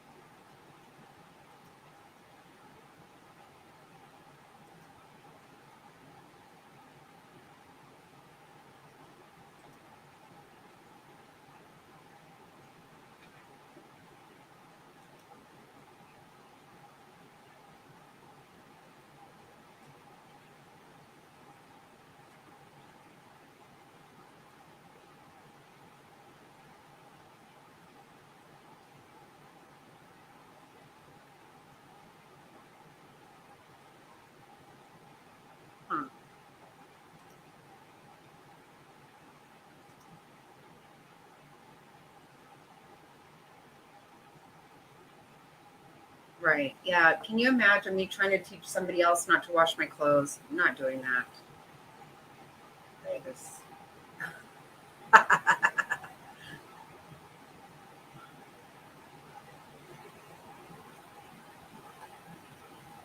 Right. Right, Kimmy. Absolutely.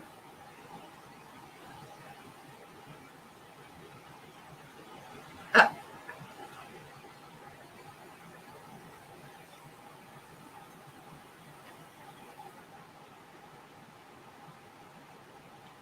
and they lie, Kimmy. They lie like a rug. Telling you. Oh, babe, there's that thing you wanted to watch. Yeah, I know.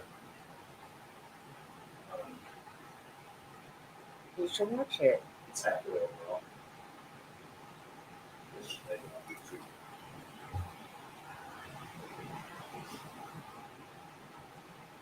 That's right, Mr. Sean. Or Top Hats. Yes, you're right. But when I got divorced years ago, my ex-husband had a profile on a dating app, and he actually asked me to look at it for him. And I did, and it said that he had been married to somebody that cheated on him. And I looked at him and I was like, "Are you fucking kidding me? You're totally lying." And he was like, "Yeah, I know, right?" And go, "Oh my God." Yeah. So don't believe people.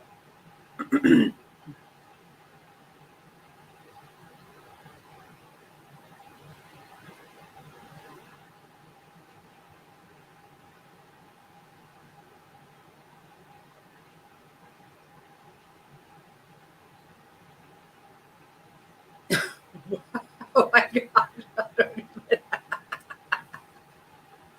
I don't even know what to say, Sammy. I'm not sure.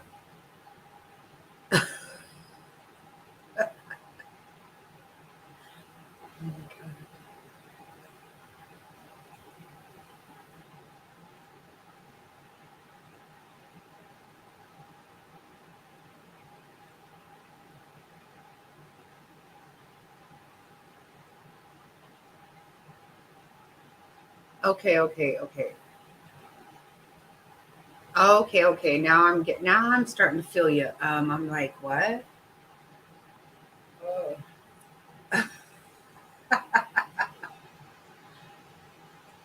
Yeah, people lie.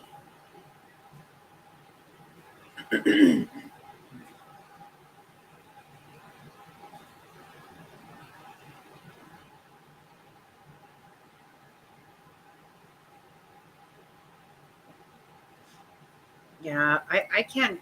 I don't even know what. I can't be part because I believe people. I don't lie, so I assume other people aren't lying, and that's just not true. Mm-mm.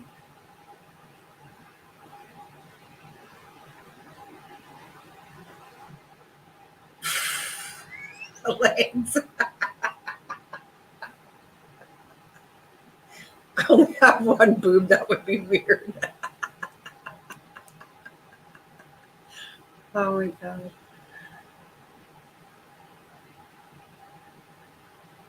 Oh God. I'm sorry, Barbie.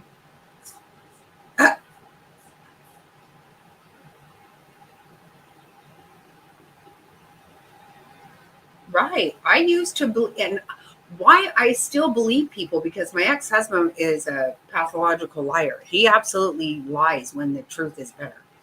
But I still just assume because most of the time you're like, honest, I can never get it out of my head that things are just true,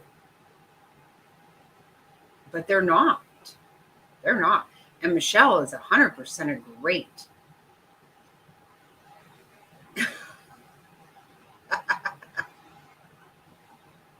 No, you took out the trash. No way. No way. I'm sorry, Devious. I'm sorry you did that.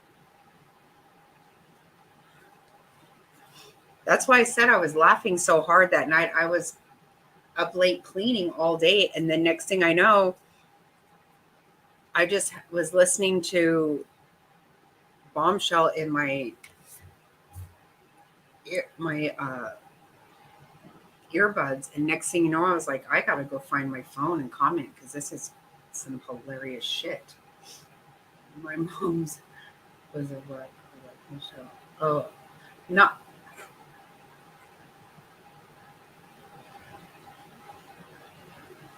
Oh my God, no way.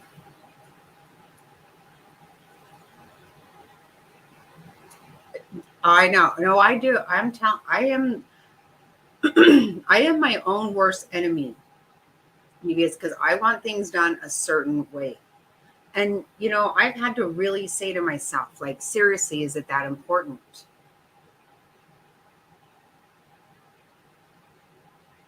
I'm such a better grandmother than I was a mother because my kids, I was like, okay, are we done? Because we're gonna, get this toys all organized. We're gonna put them away. And now my house just becomes a complete fucking disaster. Oh God, I'm so bad.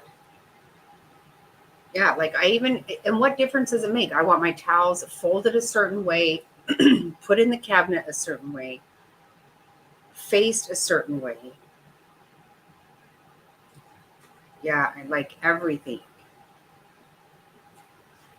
Some days I get up and I see the coffee cup that Mr. Snotty's using, and I'm like, I'm just almost fucking positive I have said not to use those coffee cups. I'm almost positive, but let me bite my tongue because really, is it that big? Kind of it is, but bigger things are going to happen today. Ooh. Was insane. I couldn't stay going there.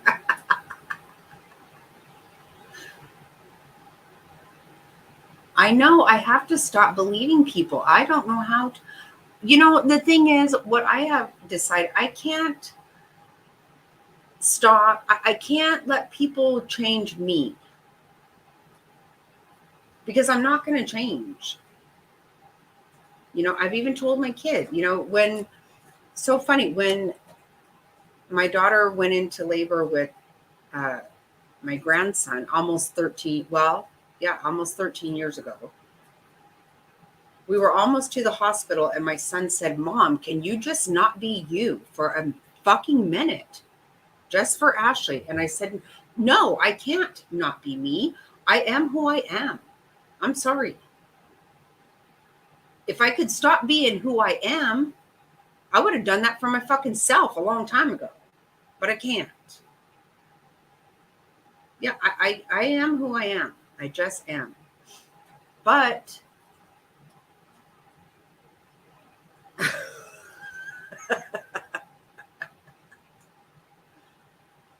I don't care about your fucking handles. The ones I hang up, I don't want you to use. God, is it that simple? All I do is I turn around, I go, yep, he's fucking done it. Yes, he has fucking done it. God bless America.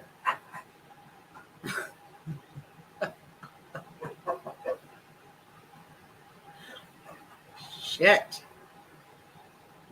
You're killing me here. I don't, sometimes I almost want to go into this fit and be like, you know what? I'm going to throw the motherfuckers in the trash because you're clearly not going to stop. They don't work with his fucking weird. Okay,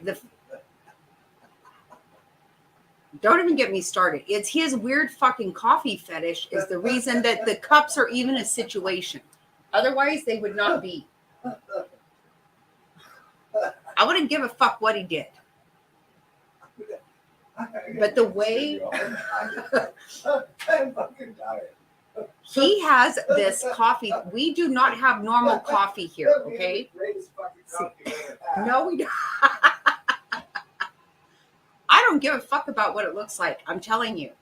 It's how they warm up in the damn microwave because we can't have a normal coffee situation here. We can't.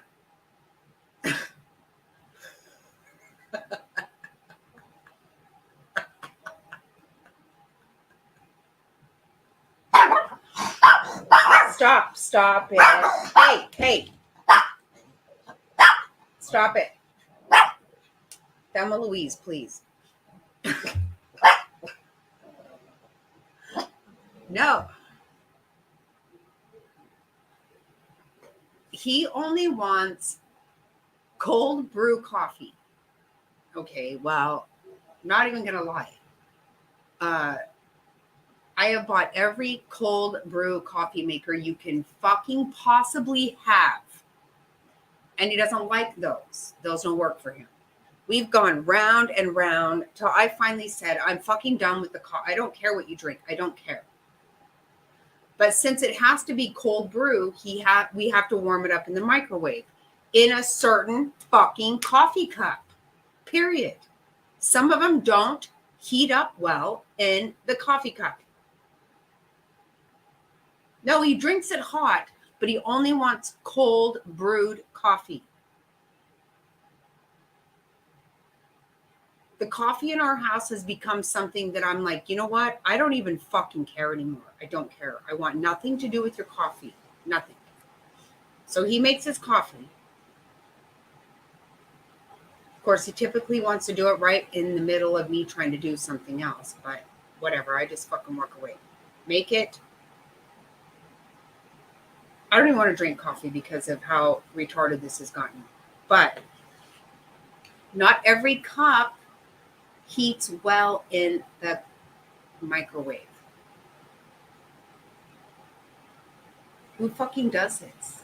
No, we do not have a coffee pot like everybody else. We do not. We've had several. We've had Keurig. We've had all this stuff. And we have every kind of cold brew. Right? See? Everybody thinks that I just care about the cup. I don't really care. I don't actually care. He could drink it out of a motherfucking shoe. I don't give a fuck. If it's not going to heat well in the microwave, just don't. That's the only reason I hang those mugs, because they don't heat well. If you go to grab it out of the microwave, it'll burn the fuck out of your hand. So don't use it. But no. I turn around, sure as shit, I can tell he's taking it off the wall. So that means I don't give a fuck what it looks like. Mm-mm. No, because I've given up on coffee. Don't give a fuck. Until I go to grab a cup and it scalds my fucking hand. When there are cups that don't scald my hand.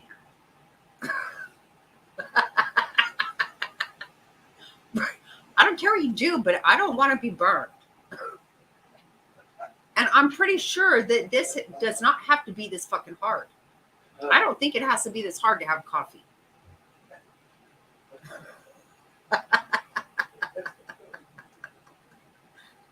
Oh, you can't even imagine.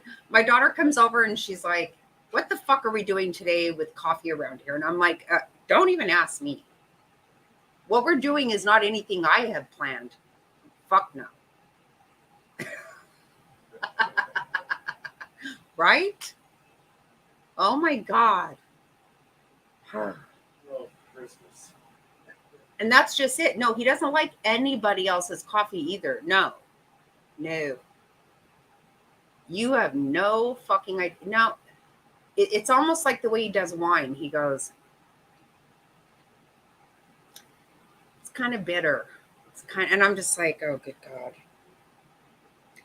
With the wine, it's like, it's always meaty, little this, little that. And I'm just like, motherfuck.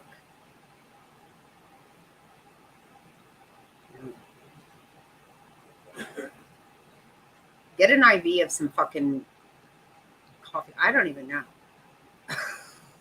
Coffee. Seriously, how can it be a thing?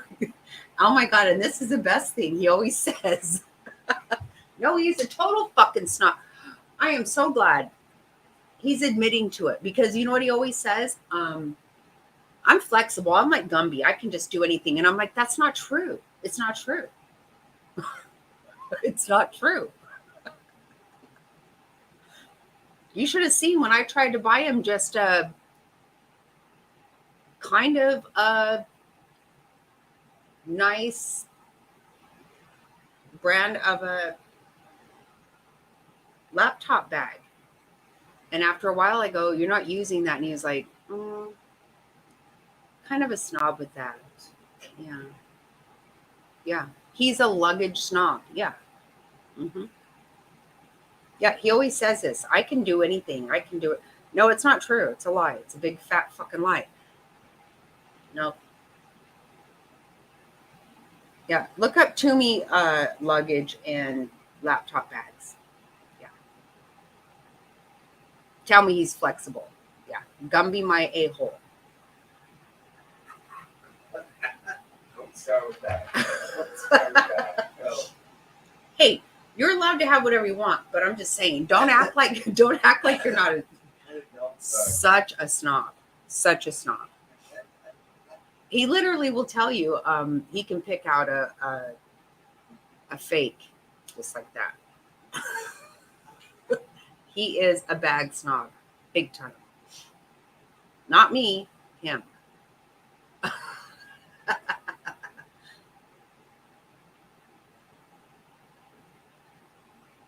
You're totally obsessed with what? With Toomey? I'm not gonna lie. Yeah, his bag is like, it's beautiful. And it moves every way, it glides, it does everything.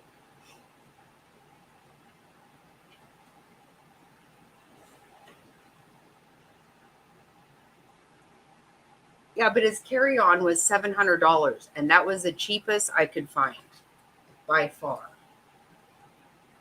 So yeah, that's a lot. That's not Gumby. That's not Gumby. So let it go, mister. Oh my God. So we're in Philadelphia. Holy shit, what did I miss?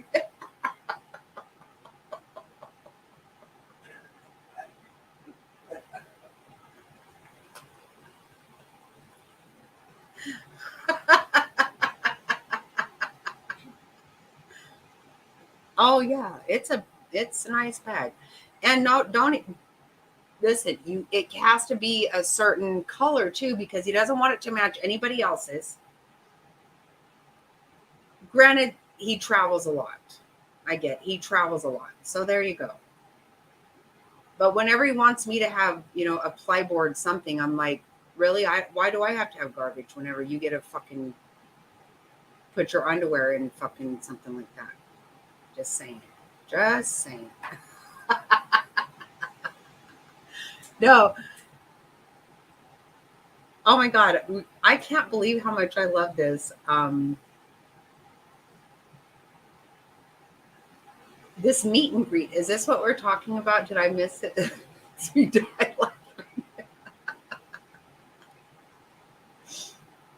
Yeah. He's not Gumby. You don't have to be Gumby, but don't act like you are, because you're not.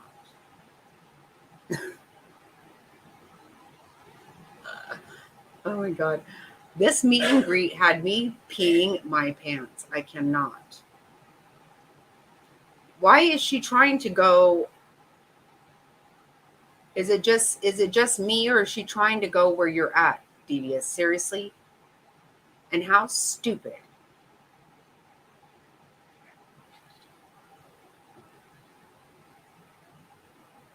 Oh wait.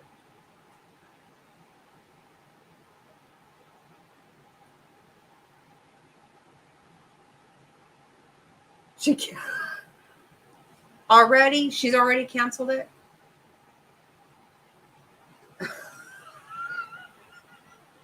Of course I knew she was. I knew she wasn't going.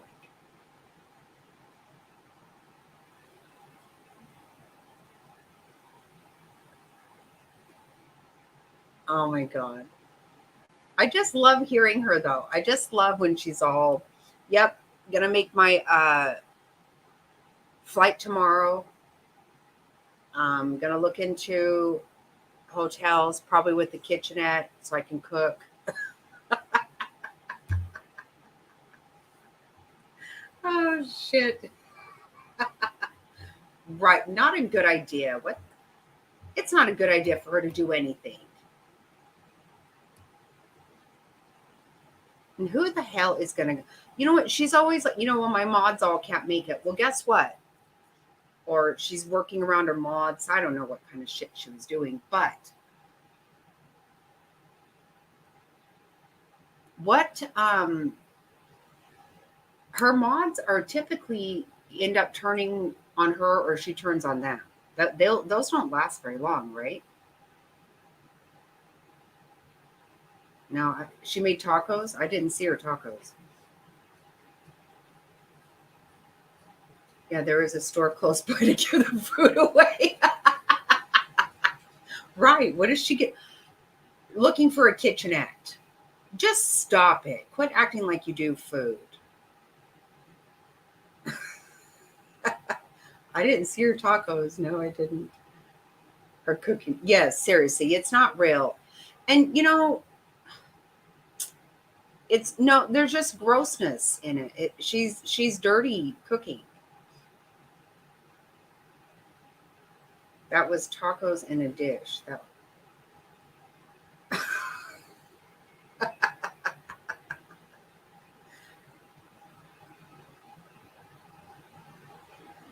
Oh, yeah, I didn't see that.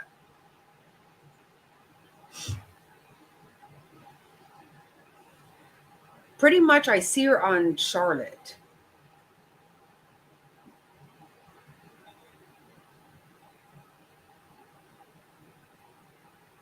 Yeah, I know how to make good tacos.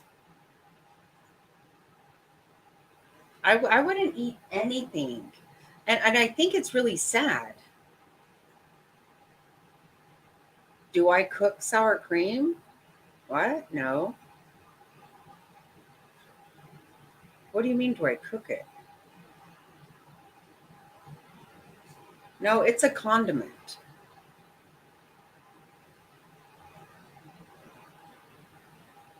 I mean, there are dishes that I have used and cooked it. No.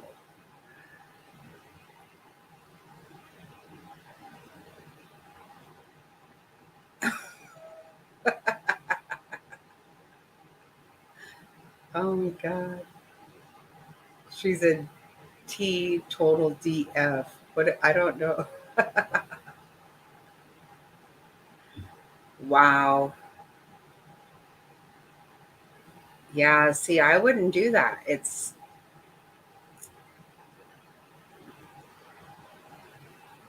Yeah, that's a different way of doing it for sure.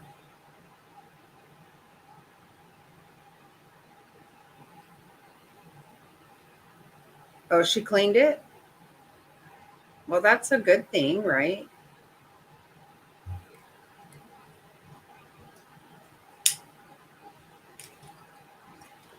Is that woman really her friend?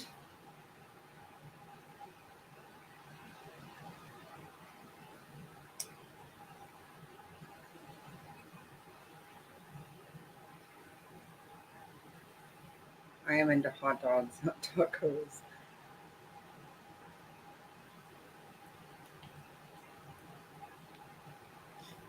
Thank you so much, Top Hats, for being here. And thank you for letting us know about your gunshot wedding. That was awesome. I'm very happy. I need more, though. Have a good night. Love you so much. Thank you. Oh my God, I almost spit. Oh my God.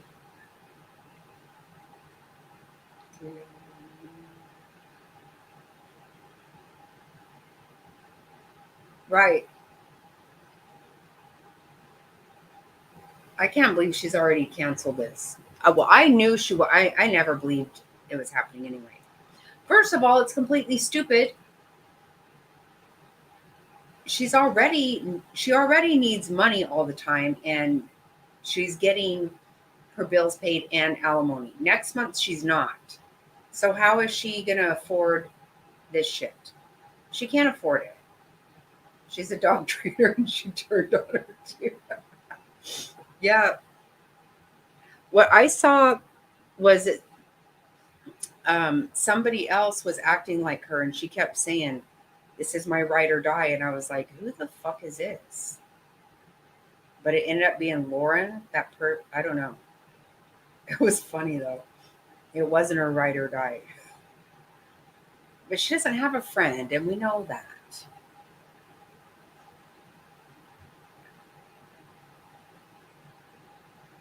Yeah, exactly, Sammy. Oh, so she made more like a enchilada than a taco? Both at yeah, you fry your corn tortillas.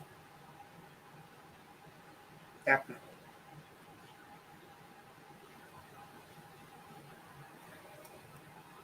If you're making enchilada or taco, either way.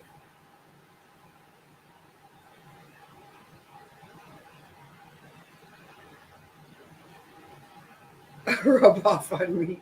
Oh my god.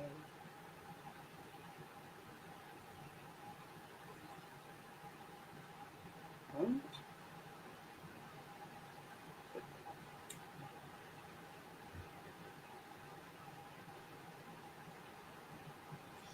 That's what I'm saying. How would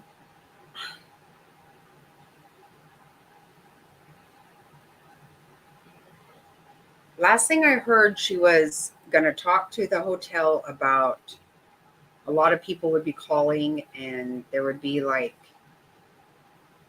what did she say? A lot of people that I don't know, I can't remember the way she said it. It's so weird.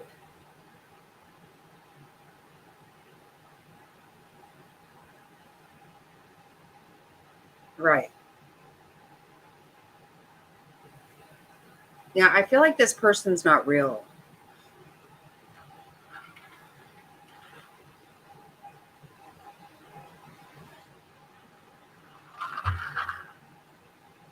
Wow, that's too funny.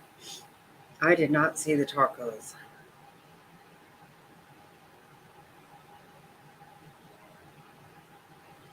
What? Thanks to the Blue Waffle,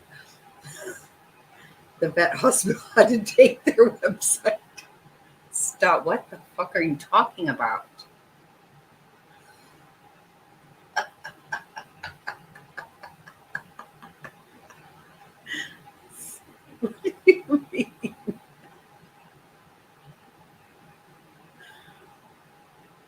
How in the hell do I miss everything?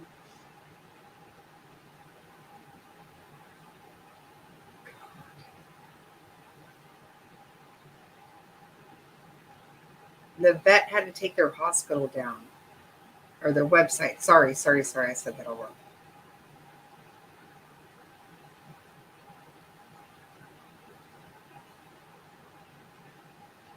Oh, she is batshit crazy, Joey. She is totally crazy. I do not know about the vet hospital.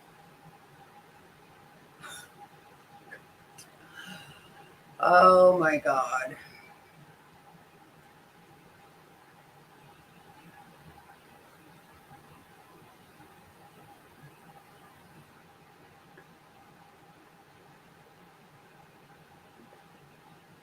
Oh, a mob. That's what she was saying.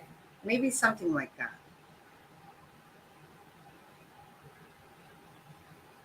She said something. She was going to call and warn the hotel.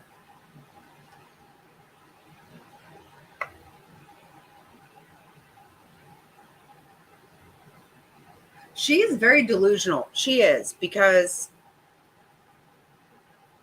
just because you say something 15 times does not make it true. Oh, she's flower toward. What the fuck? Oh my god. Oh my god.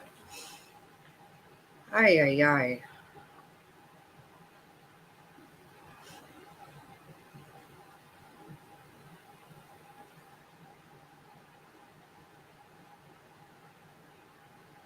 Yeah. Oh my god. Oh, it's ridiculous. Oh, Joey, it's beyond. It's way beyond that. She doesn't even get it that she totally still has such an issue with Molly. Like she's crazy. She's fucking crazy. I don't know what's going to happen next month. I really don't. I mean, part of me absolutely does not want to know.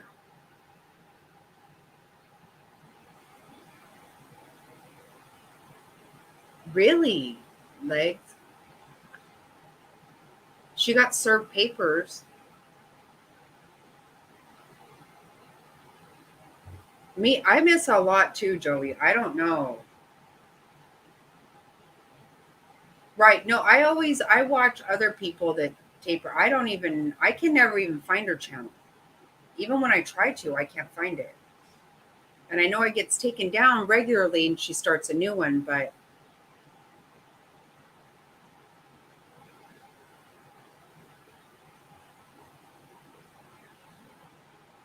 no, Joey, she makes a new channel constantly. Because she's not even allowed to have a channel on Facebook or YouTube.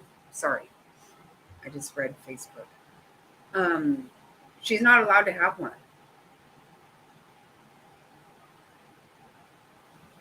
Oh, next month is when she doesn't have any more uh, alimony or Gator Girls service. Yeah, I don't know who that is either. No, so next month because right now her ex-husband,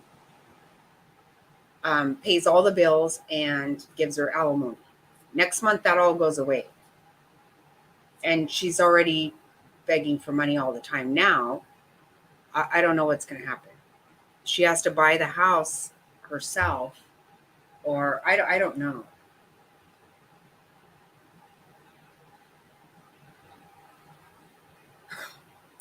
Oh my God. Oh, hell yeah. I don't, yes, that's exactly right. She, t- the last time she had sex was May 9th, 2021. Am I right, you guys? I should not know this. And I never watch her channel, like almost never. I have a couple of times. I've never watched a full live. I can't. I can't. She says everything about 2,000 times, though. It's so irritating.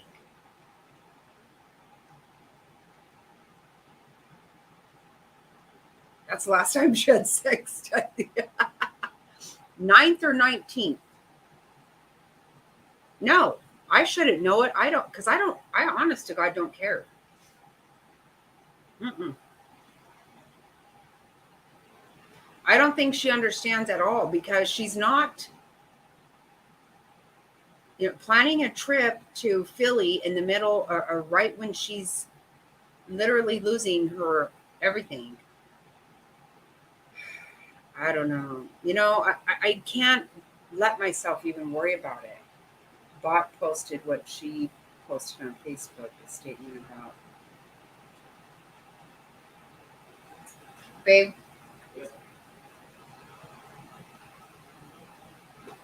I have to go to the restroom. Yeah. I'm going to give you Mr. Snotty for 1 second. Got you. Got you. Shut up, Chihuahuas.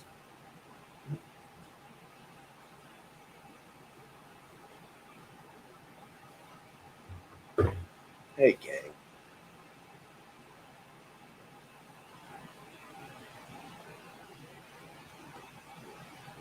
Oh, I'm just looking at some of the comments here. Some of those are pretty good. She had a Betty Crocker thing on Facebook. That's pretty wild. Hey, Jovi. It's Mr. Snotty, thank you. Love DC. Thank you so much. Class action suing Google? Who the hell? Never knew anything about that. So let me just get you off track here a little bit because that's what I like to do.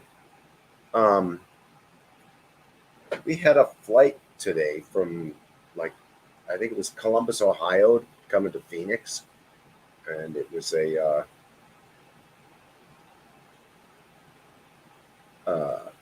This was like a Captain Sully moment. You remember Captain Sully? He was the U.S. Airways pilot that he had a flight that left out of I can't remember. It was New York Airport, either JFK or Kennedy. I don't remember which one. And he had double bird strike, took out both engines, and he landed the plane on the Hudson River, and he became God in my book, and a hero in many people's book. This was a very similar situation. This was a flight, I want to say it was Columbus, Ohio, that it left out of, and they had a single, right? Yeah, I can see the comments now. You guys are recalling this. Right, the movie on the Hudson. That's right. That's right, Joe Delicious. With Tom Hanks. I never saw the movie, but I do like to have me a Captain Sully cocktail now and again, which is a double Grey Goose with a splash of water. Yeah, I enjoy that quite a bit. But anyway, that happened today. There was a flight, I think it was Columbus to Phoenix. It was somewhere back in that area. To Phoenix, and they lost one engine. They were 40 or 30 or 40 minutes into the flight, and it took out one of the engines, and it not only took it out, but the engine caught on fire. Legs, you're cracking me up here. The whole coffee cup thing is a spectacle, a bit of a spectacle. We'll get back to that. But it was a 737, which, in case you don't know, only has two engines. So if you take one of them out, you still got one. So it's like you got two, you lose one, down to one. But they were like 30 or 40 minutes out to the flight, and they were able to turn the thing around, fly it back to Columbus or wherever it came from, and put it on the ground safely, and everybody was okay. Those Canada geese. I'm going to go off here a little bit like my dear old friend, who I never met in person, Doc Thompson. Those damn Canada geese. Those things are just a menace to society as a whole. No, thank God, Joe Delicious, I was not on the flight. It was destination was here. The destination was Phoenix, and so they were, they had reporters at the airport all clutching their pearls and reporting on it and all this stuff. And I saw the news at 5 o'clock, and I was like, "What the hell?" But I don't know how many times you've gone to a park. It's probably not as prevalent on the East Coast as it is out here. There's certain seasons in the migratory pattern where those doggone Canada geese are like, I don't know, they're like mosquitoes. Right? You can't go out there and can't go out on the golf course and hit a golf ball without those damn Canada geese chasing you down, trying to bite you and chase you and all this other crap. Those things are right, Joby. Canadian geese. They're not a joke. And they're big. I don't know if we can eat those. Hi, Sammy. Hi, Sammy Lulu. I don't know if we can eat them or not, because I'm thinking they're bigger than turkeys. They really are.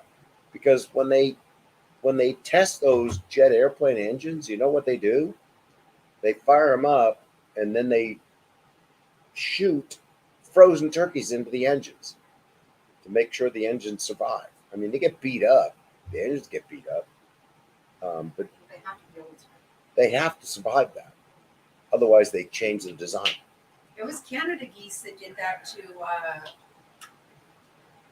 Captain Sully's flight. Captain Sully's flight. That's what we were just talking about. Oh, Yeah. okay. The Captain Sully drink is a double goose on the rocks with a splash of water. Oh, really? Yeah. Oh my God! Do you really have that? I've had it. Just by accident, though. No, I don't want to be on a flight. And not only did the engine fail, it caught on fire. Right? So here are passenger on this flight, and you're looking out, you're sitting in the exit row, whatever, and you're just like, dun, de dun, de dun, you hear this thump. Right? You look out the window, and, oh, engine's on fire. Hmm. Can you imagine what a horror show that would be? Oh, sorry about that, Joby. I don't really want to eat them either, but if they're good for anything, they might as well be good for eating. It's my opinion. I'm pretty sure when that engine catches on fire, the last thing you're worried Yeah, about it's is what eating. brand your bag is. Not sure about that. I could make a case here, but I don't think you want to hear it. So I'm gonna give it back. Oh, Enjoy. Thanks, babe. Sorry. I gave you a flat tire. That's all right. I'm just wearing slippers. Oh my god. I don't know what all kind of stuff he told you about. Yeah, that's pretty scary stuff. It was the destination was Phoenix, so we were watching that earlier.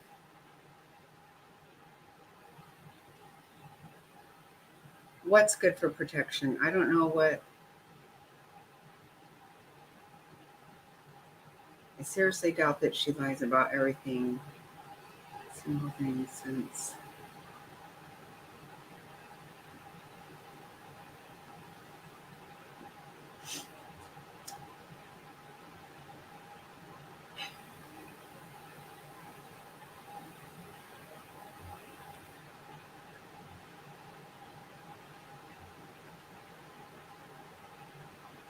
Yeah, I see you, sis.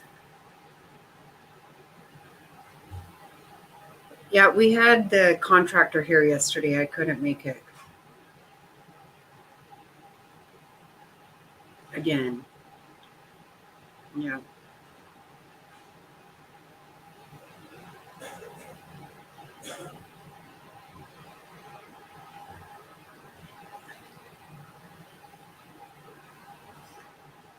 Before you get too sarcastic, you might want to know that I was planning to make a crab boil for you on Tuesday. Oh, okay, okay. I see what you're saying now, Kimmy. I didn't know what you meant. Okay. Wow. I can kind of see that though. I mean, they're aggressive. Yeah. Yeah, they are aggressive. They can be for sure. I get that.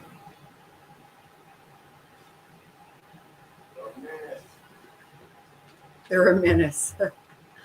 Mr. Stotty said they are a menace.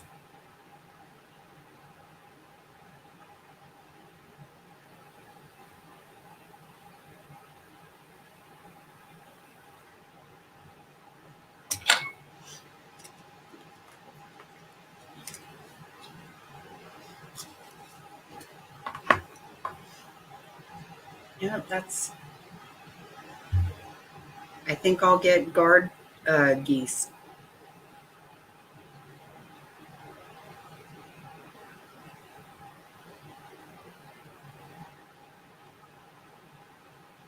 Oh, did you want the one that I did the what do you call it?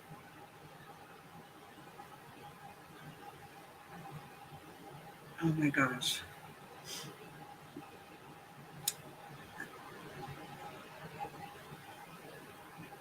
Like the slideshow kind of thing. What do you call that? PowerPoint. Joey, guess what? That is the first time I ever used. Yeah, yeah, okay. Yeah. I spent several weeks on that. I know it seems weird, but it's the first time I ever used PowerPoint.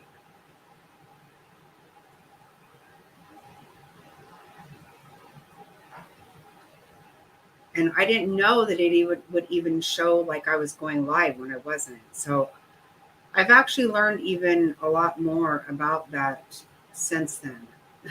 Thank you, though. I really wanted it to be very good because there's so much. There is so much. It's overwhelming. How much there is overwhelming.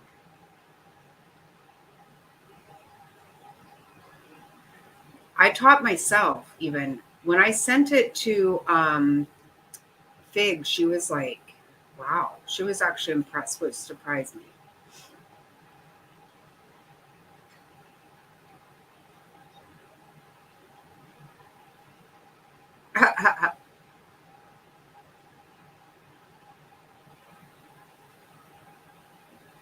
Oh my! I can't put that in the refrigerator though. I can't.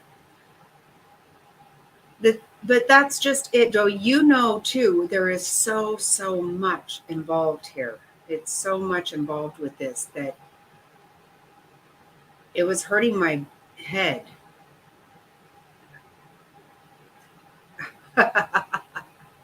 She actually was. She totally was. I spent a long time trying to get stuff together because I know about so much of it, but how do you tell it all, right? Like, um, and then I spent at least 2 Saturdays, 10 to 12 hours each, trying to put it all together.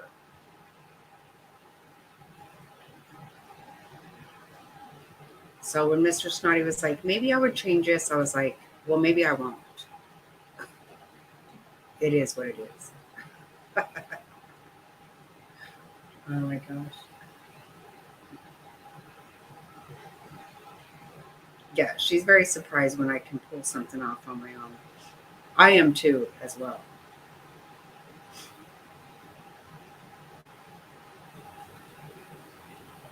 But I have been doing a lot of things on my own. She helps me so much, but I try really hard. She's very busy, and I try so hard not to mess with her.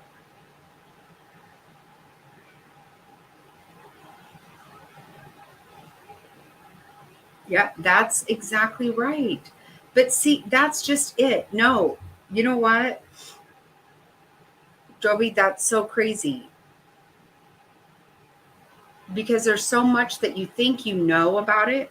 So when I was trying to get things ready for that, what I found was in some things say he was adopted, but most mostly what I think is he just took his name. Right. I couldn't find out anything definite on that either. There's so much there. Even the first two husbands, there's just a lot that are hard to get any information on.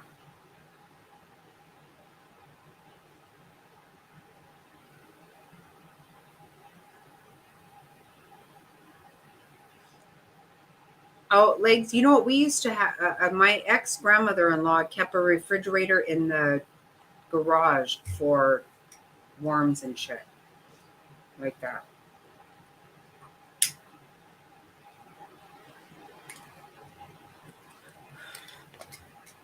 We do, Jovi. Have you heard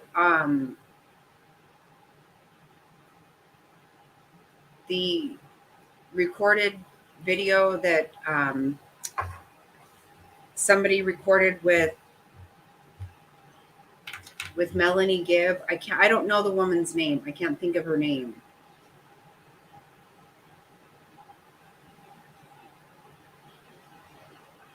Yeah, I couldn't have it in my refrigerator in the house.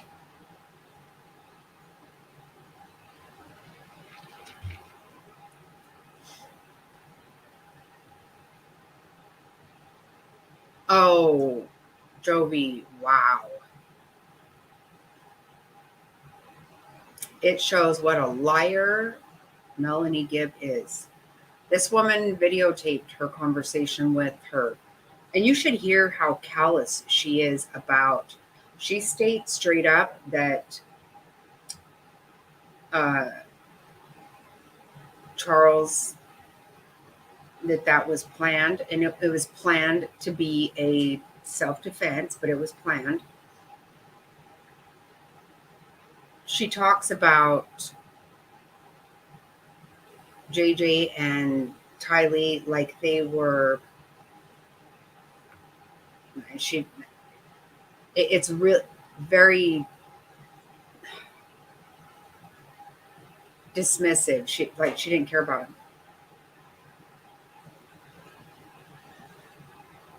him. I did. I played some of that the other night. I started to play that one. Yeah, I love that. Oh, really? Oh, yeah. I can play some of it right now. I can play a little bit. You guys want to see it? No.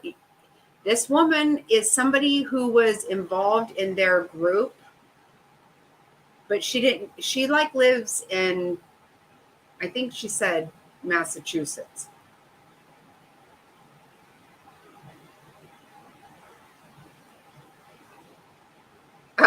Oh, yeah. No, I get that.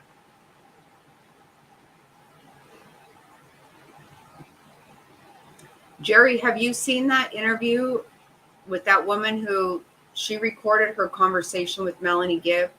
She's so dismissive. And she says they planned Charles' death. They planned it to be a self-defense. She says it straight up. And she knew about it.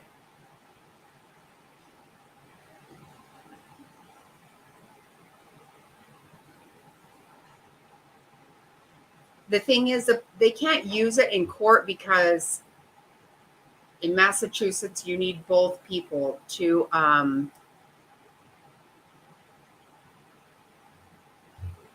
consent. It's a two-party consent state.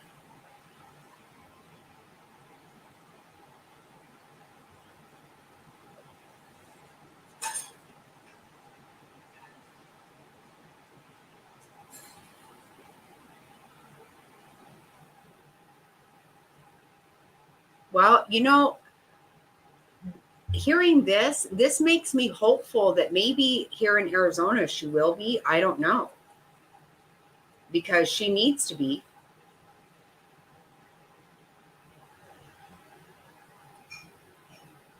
Oh, good God. Don't tell me that.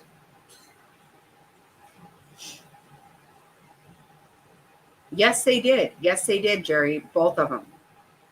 Yep.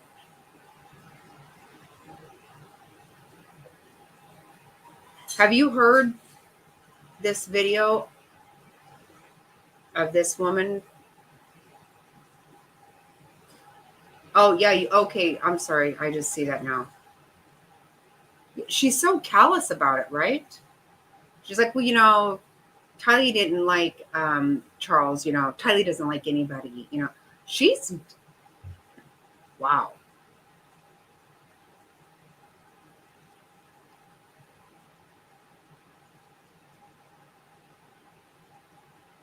No, it's bad. Yeah, both of those Melanies need to be charged with something.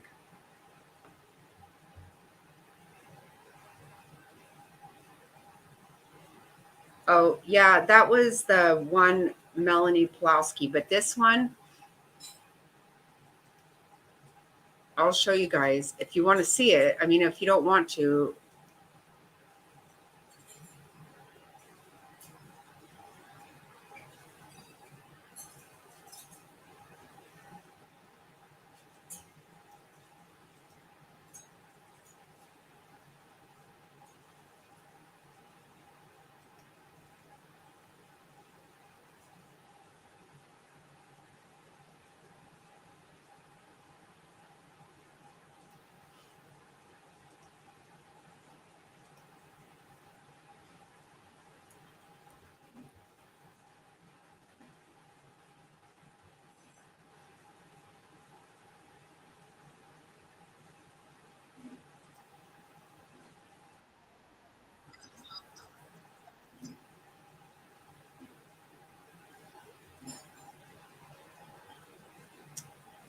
Okay, let me see.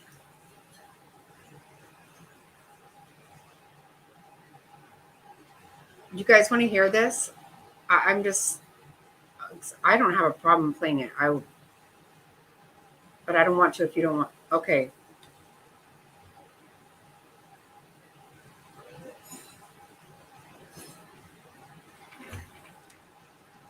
It's really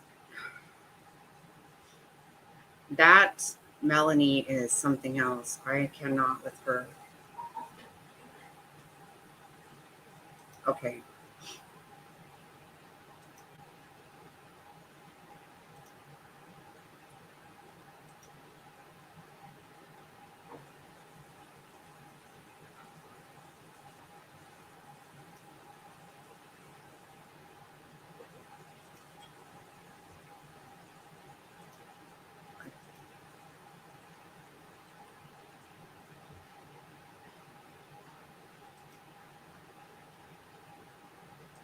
A lot right now on the internet, making waves in the Daybell case because of a telephone recording that was released, or let's say a recording of a telephone call that was released. The telephone call was, correct me if I'm wrong, Sherry, was that in January of 2020, the phone call that you recorded with Melanie Gibb? Is that right? That's correct. Yep. So, please don't share this on social media. Of No, course, no, I I know you won't. promise I would Yeah. not. Oh my Yeah, it's gosh. just for safety reasons. But Yes, it's just yeah. so sad. It's so sad. You can know how sickened I've been. Do you have the exact date of that telephone call with Melanie Gibb? I did, but I deleted it. So I deleted it. Okay. So the what we do know then is that it was January 2020. This was when Tylee and JJ were still missing. And about a month earlier, in December of 2019, was when the Daybell case hit the media and the public started learning about the case. So this was a month-ish, give or take, after the case hit the media.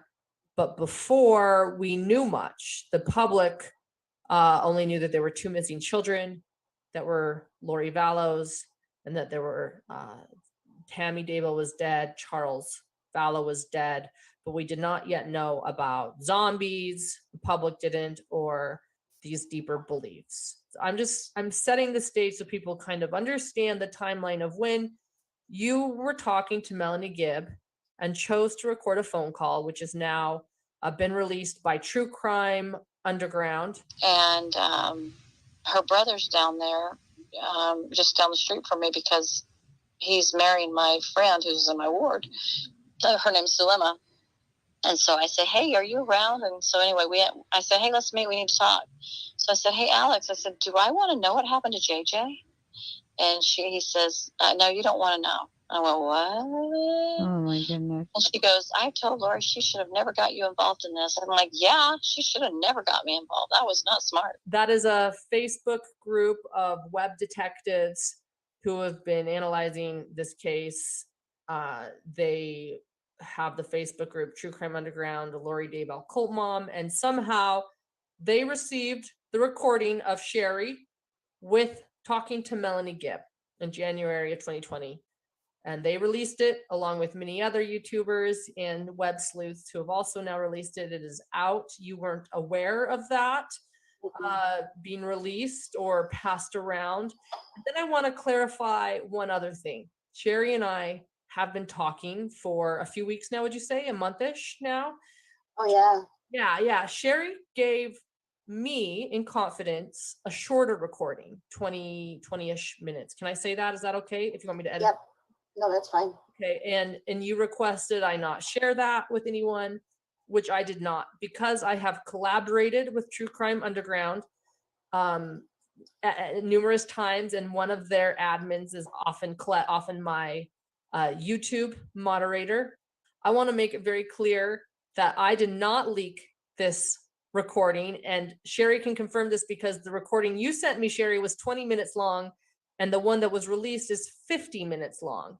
So I want to put all speculation aside there too. I am not the person that released this recording. You sent it to me in confidence and I kept confidence. Yes, that's correct. Yep. Okay. Thank you for clarifying that too. Do I have permission to share some of that audio now? Because it's Yeah. out there? Okay. Okay.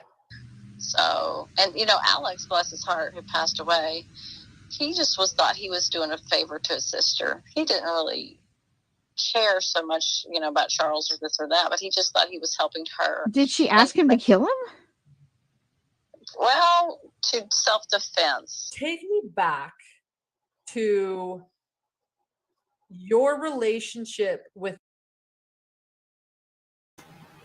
Hear that? Yeah. And she'll even say it stronger, I think. And she'll emphasize more in a second. Yeah. This is somebody who was slightly, I don't think she was involved with this group so much as she read their books. She'll tell the story where she read Melanie Gibbs' book. And she was very taken in because, wait till you hear more of Melanie Gibb, Jovi. You guys need to hear Melanie Gibb be so, that's what really gets in me is that. So this woman lives in Massachusetts. She never met any of these people, but she read a lot of the books. She grew up, what I end up getting out of this whole thing is she grew up in a cult.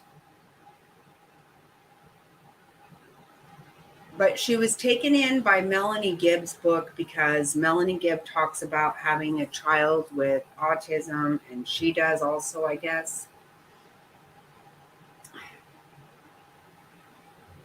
But no, what this woman hears here, she was like, this terrified her. This terrified her. Because reading their books and stuff, she didn't go to all this. But I do kind of catch her in a fib on this, so I don't know. What I'm trying to get out of this video here is the way that Melanie Gibb talks like none of these lives mattered. She doesn't have a problem with these people having been killed. She really doesn't. Right. That's what I'm saying to you guys. What I told you guys is, okay, if somebody that I loved my whole life, you know, say my best friend from 3rd grade, or my sister, or my aunt, you know, somebody I've known my whole life started telling me weird shit like this, I would go, okay, well, yeah, I'm really not down with that, you know, but, you know, you do you, that's okay, whatever. And I would just kind of roll my eyes and think, okay, they're weird. Okay, well, the first time we talked about somebody dying, and now I'm going to feel really weird. And then when somebody does die, okay, now this is not even just, I'm not down with what you're doing.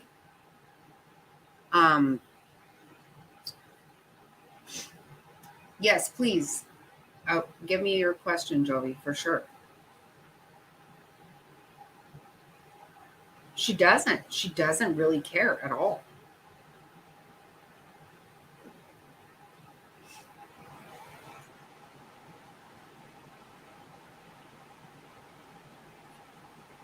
This is irritating me.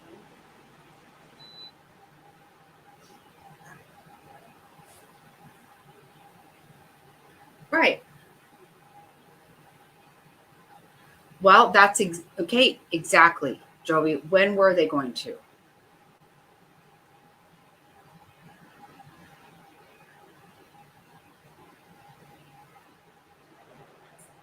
Right. But like I've told you guys, okay, the thing is, all of the people here, okay,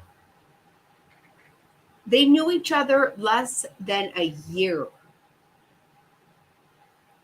So like I said, even if I'm good, thank you, baby. even if somebody I knew my whole life and I trusted with my life, okay, started saying weird things to me like this, I'm going to be like, okay, well, I'm definitely not going to get involved with this, but okay, that's weird. But somebody dies, now I have to really say, wow. And this would be somebody I knew my whole life. If I knew you for 2 months, fuck no.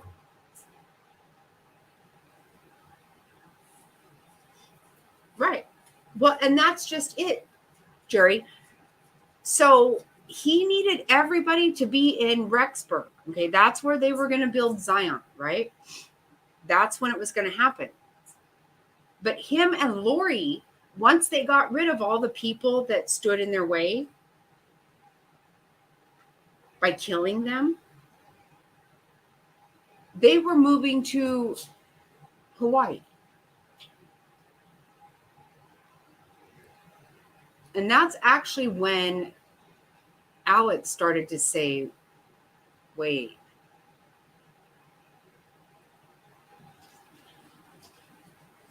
Right. Yeah, Jovi, she did.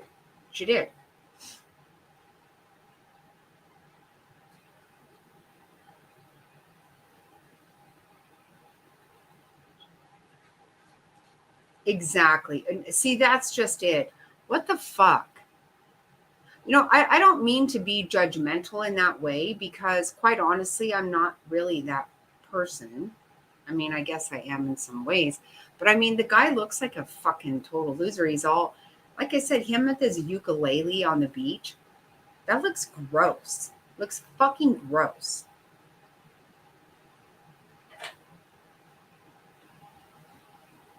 Right. Me, I don't feel like I am. I'm not trying to be either. But you're exactly right. Listen to his voice and his soft skin. He's so like pussy. Like, you don't see him as somebody who takes somebody's life. Like, you wouldn't be afraid of him. But you should be. You damn well should be. Right.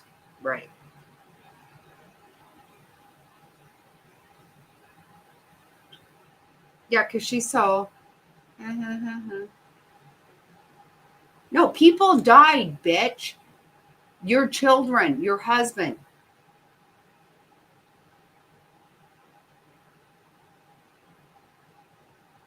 For this fucking pussy that. So, you guys, what we also learned is that. Remember that jailhouse phone call with him and Lori while the police were digging up the yard. During that time, he was sitting in his car. He talked to Lori on the phone from jail. He also put $8,000 in 3 of his children's account from the car right then and there.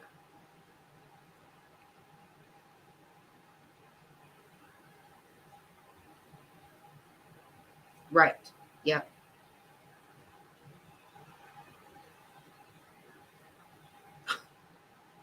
Oh God, Jovi, that hurts. I know. Yeah, you're right though. Absolutely. 8,003 because he had 5 children. He put 8,000 in 3 of his children's accounts.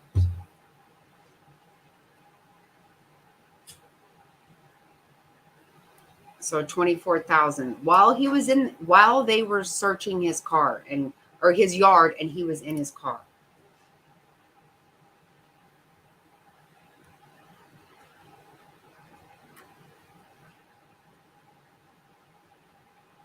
It was 450,000. Yeah.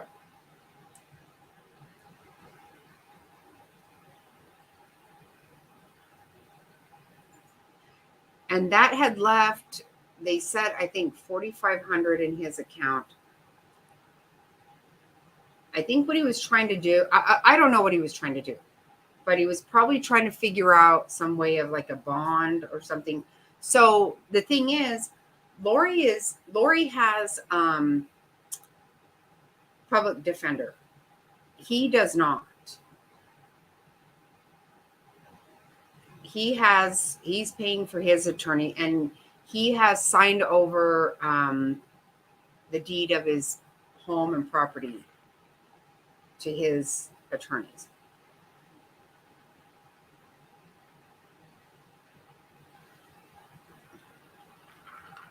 In Iowa, but I don't know about Iowa.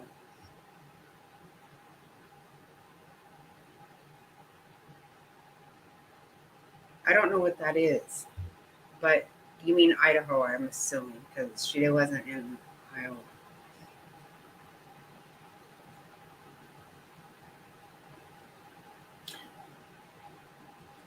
What money she got from the kids was their Social Security.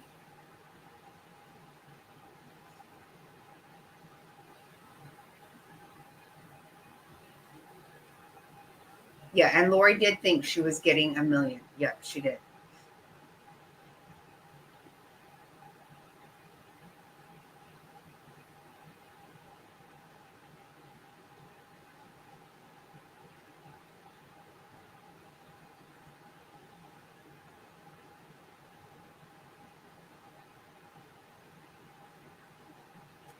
That suit is like disguising yourself as Brush.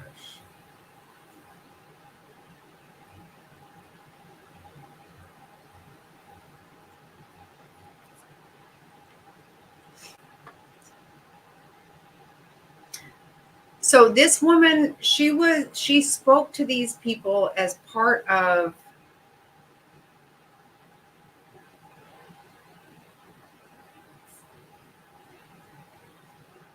she was speaking to Melanie Gibb.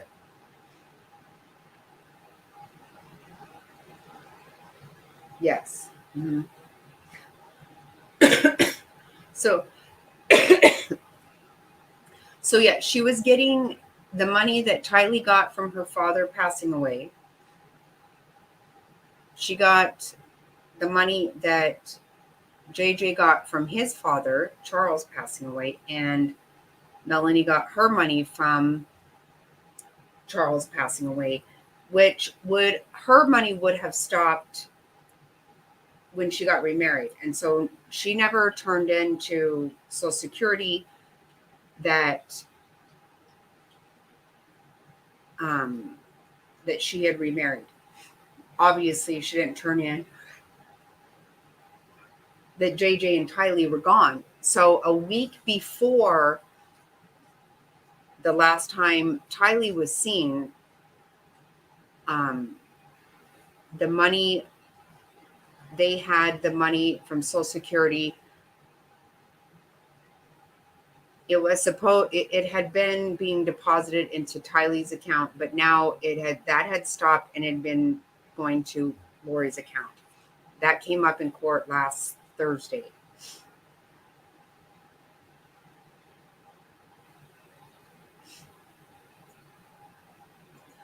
So yeah, this woman recorded her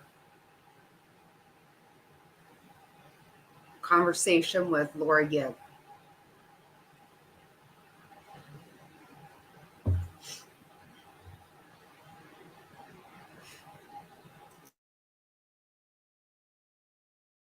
Melanie Gibb leading up to this point. Can you do that? Help us Yeah. understand the backstory? Sure. No, we've never ever met. So Okay. she's never seen me personally, and maybe she looked at my pictures, I don't know, but we've never met. But it started April of 2017 is when I went to so back in 2017 I went to a health training thing in Idaho. And was Jason Mao's seminary Teacher. teacher. Exactly. He's now an excommunicated member of the church for teaching doctrine that the church did not want him to be teaching, and he was someone that Lori Vallow Daybell liked and listened to. Sorry, go ahead. Just Wow. to help people understand. Sure, I didn't know that, but he was very wonderful to listen to, but that Jason Mao is a former police officer that's knee deep in all this shit too.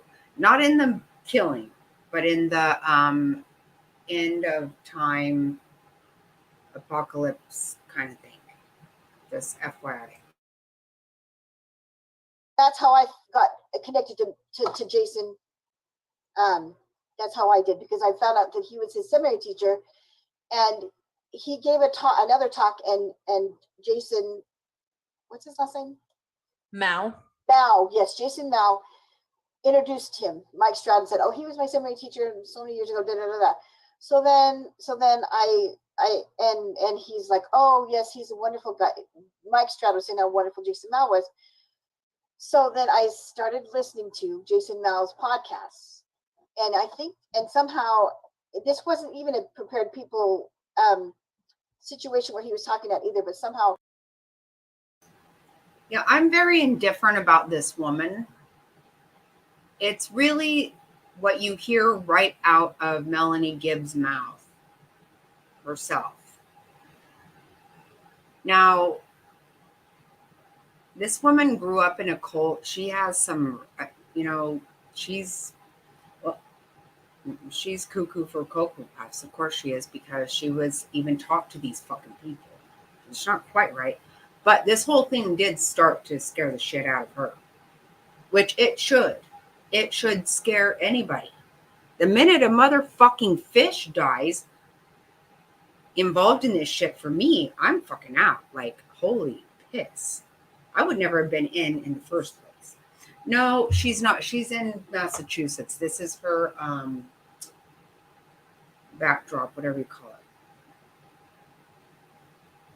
Only reason I know she's in Massachusetts is that Massachusetts is a two-party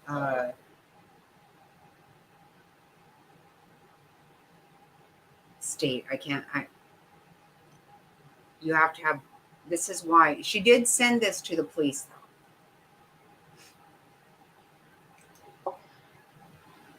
Somehow Jason Mao, they said, we have a Preparing for People, whatever. Somehow from that, I found out that there was the Preparing for People group, and I was listening to all of Jason Mao's Time to Warrior Up, and then he had Lori and Melanie Gibb on with him. So then when Melanie, during the I don't know how far along, they had said, "Oh, she just wrote, her book is just out now." So I ordered it on Amazon, just the reading one, not the physical copy of it. And I would listen to it from my Alexa. She reads them to you. Oh, she just answered me. But you don't have to actually, you can actually listen to it, so you don't have to pay for an audio copy, so it's cheaper. So I listened to it, and that's how I got to know Melanie. So then I reached out to her just through Facebook messaging, and that's how we would talk. We didn't even email each other. We just did Facebook messaging back and forth. It's a two-party consent liked the book. state. I thought it was really good, because it just seemed like she learned how to love her husband, who was a very difficult marriage. And there's some similarities that I could relate to. So I thought that was really neat. And she had one child that was special needs. I've got 3 grown sons that are special needs. So the front of it, the forward, had Lori and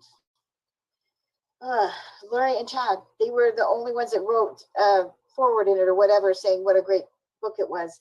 And I threw it in the trash. I was so upset, because by then we knew the kids were dead, and they were in this big cult together. And I was like, oh my gosh, that was just a cult book. Anybody that looks at a book now, they're going to be like, this is trash. This is ridiculous. So, but that's how we got talking, was through those podcasts and through the book. But so she called me and no. Okay. So when I started hearing in the East Coast, I'm on the East Coast, I didn't start hearing about the stuff in the news. I think it took longer to get out here than it was in the West. Mm-hmm. So I messaged her and I said, "Isn't that Lori, the same one that you did these podcasts with?" And she said, "Yes, it is." And I don't remember exactly what she said, but she said, "Can I call you?" So we set a time for her to call me on a date in January. How often had you guys talked at this point? I know you've never met her, but how often would you say you conversed with Back each and other over forth? the phone? Yeah, over the Um, phone, but specifically the phone. Oh, just one call. That's the only time we ever talked on the phone. Just that. This call. That's it. The only time you've ever talked was this call. Exactly. I didn't even know her voice or anything. You know, but I did. Sorry. For the podcast, I knew her voice. She was very Southern because she's from the South. So I knew that so yeah, I knew what her voice was, but I didn't know See, what she right looked there like. was kind of the 'Cause fib. I listened to the podcast. I didn't see them, any of them. So I didn't know what Chad looked like or any of them looked like. So they interviewed Chad also on the podcast. And when I heard in his own words that he had his own publishing company, I did message him and I approached him and asked him if he would like to, if he would be interested in publishing a book that I was wanting to write. And he said that Amazon had put him out of business, that he was no longer publishing other people's books. When was this then exactly that he said? that This he was no longer about publishing? 3 months before his wife ended up dead. Yeah, she actually is. And, you know, because she even said, well, I never heard her voice. Well, but yeah, she did. I don't know. I don't, you know, like I said, my thing is what I actually hear out of Melanie Gibbs' mouth in this. So I'm going to kind of move it along, if you guys don't mind, because we don't really need to hear all of this, right? I really like Lauren. She, I follow her. She's in the courthouse every day. And she is actually sick during this. You can tell.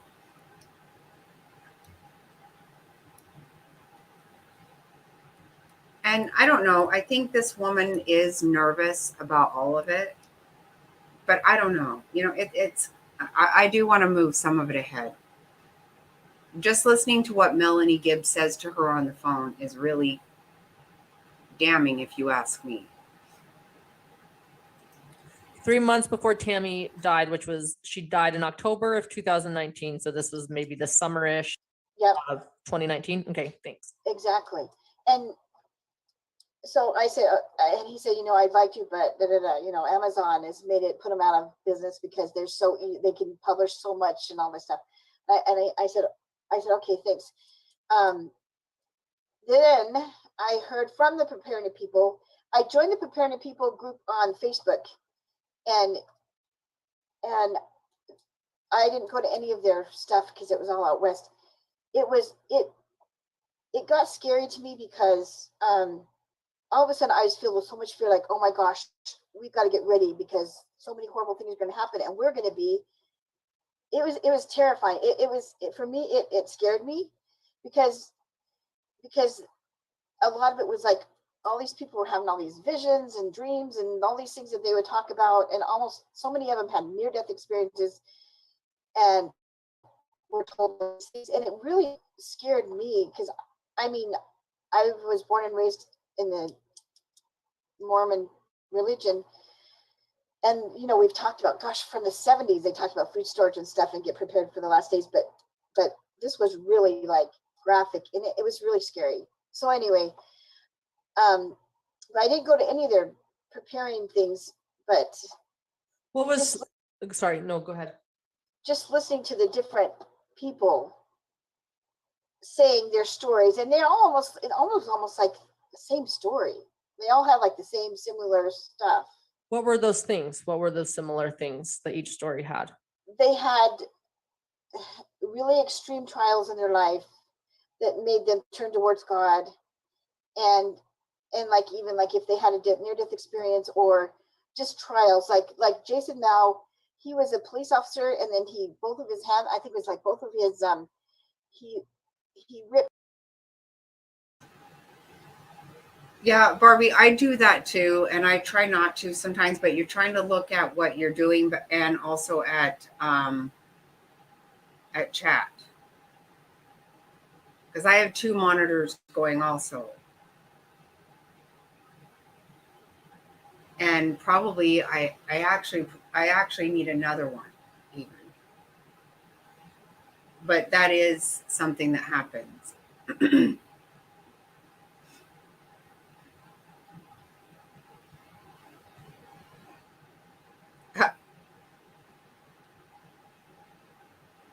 Joey's a keyboard warrior, if you ask Michelle, right?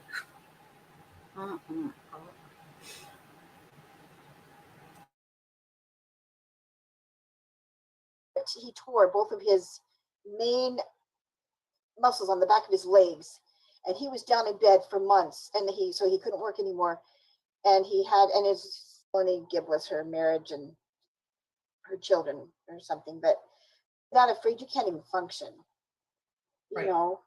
So I can't do this. I have to just have faith in God and do the best I can and not do this, because there's so much they're doing. Like you'd spend so much money if you did all the stuff that they, and I was just like, we can't do this. And this stuff, let's talk about the stuff that cost money, the stuff that brought fear. And also, when you say you were raised Mormon, we're talking about the Church of Jesus Christ of Latter-day Saints, right? The same faith. Exactly. Okay, so it's not an offshoot faith. Exactly. We're talking about the LDS Church. Are you talking, when you say scary, the prepping and the revelation and the second coming, or are you talking about the energy healing? Can you specify what was so Not energy healing. I didn't know that was a part of their stuff. I got introduced to energy healing, but it wasn't through them. And so it wasn't through them. But in the phone call, Melanie asked me about if I know about the emotion code. She asked me that, and that's how somehow I just saw a seminar on Facebook about the guy that did the emotion code and whatever, and it ended up being really weird to me. So I didn't like it. It didn't seem normal to me. So I got out of it. But so I didn't know that they were all doing this stuff. Mm-hmm. And I had no idea that was like a basis for it. But it was more like, you have to get these elaborate tents that are they're like these big white tents, and they're like amazing. They could be like they're just very expensive. And then there's so many stuff to go in it, and just all the things you needed to have, and you needed to have your boots right by your bed, because as soon as the call out, you have to be ready to jump, put boots on and jump and get out immediately. And like I joined that one other thing for on these things. Can I call you? So I said sure.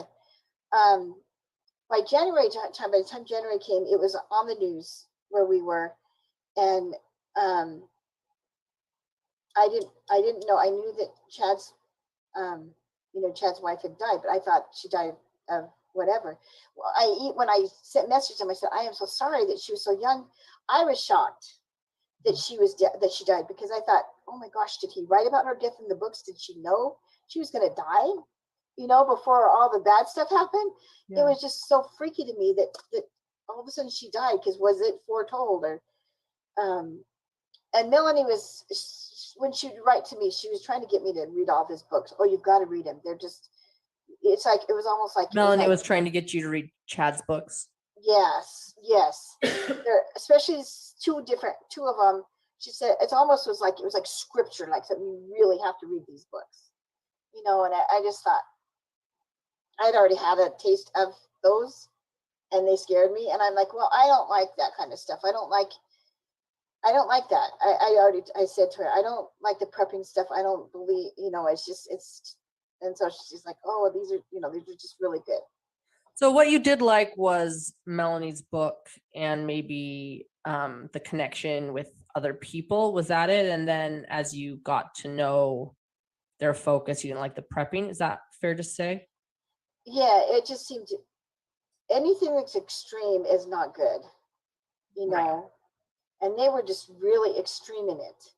I mean, like, it was like a religion by itself. It was like, if you didn't have all this prep work, you were going to go to hell, because only the righteous were going to be like with them all prepared kind of thing, you know. And so it's like, no, oh, that's not my deal. You know, I am so gullible. Anything I read on the internet, I have to watch myself because I think it's true.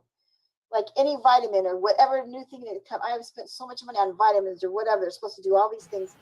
See, And it's all so this is what I bogus. don't want have to be so hear. careful because I'm really gullible. I'm really gullible. So, But I want to compliment you though that you know that about you, right? Yourself. If you know that about yourself, you can. Okay. And I'll play some of the recording here okay, right now. good. My brother and my husband and my nephew are all zombies now, and they all want me dead. Oh And they were, my goodness. oh yeah, it gets crazy. Oh, So anyway, they have the shoot down and everything, and she grabs his phone and they fight over that, and then Tylee, her daughter, picks up the bat and tries to defend herself or hit him or whatever. She doesn't like him anyway, and she doesn't like anybody. And so anyway, they shoot him. And so I've talked to the police officer. He goes, you know, she was really happy for somebody that just had her husband shot dead. You know, she was like, oh, how are you? Da-da-da. She's real positive and upbeat. And I was like, oh, that's not normal behavior to somebody that gets blown away in your front room. yeah, exactly. And I mean, that would traumatize me. But anyway, so she's told to move up to Rexburg. The Lord tells her, move up to Rexburg now. She takes Tylee and JJ with her. Tylee and JJ are up there. I know she's up there with both of them because I can hear them on the phone in the background while she's packing and moving in. She clearly wanted to talk to you on the phone to probably avoid being recorded or screenshot.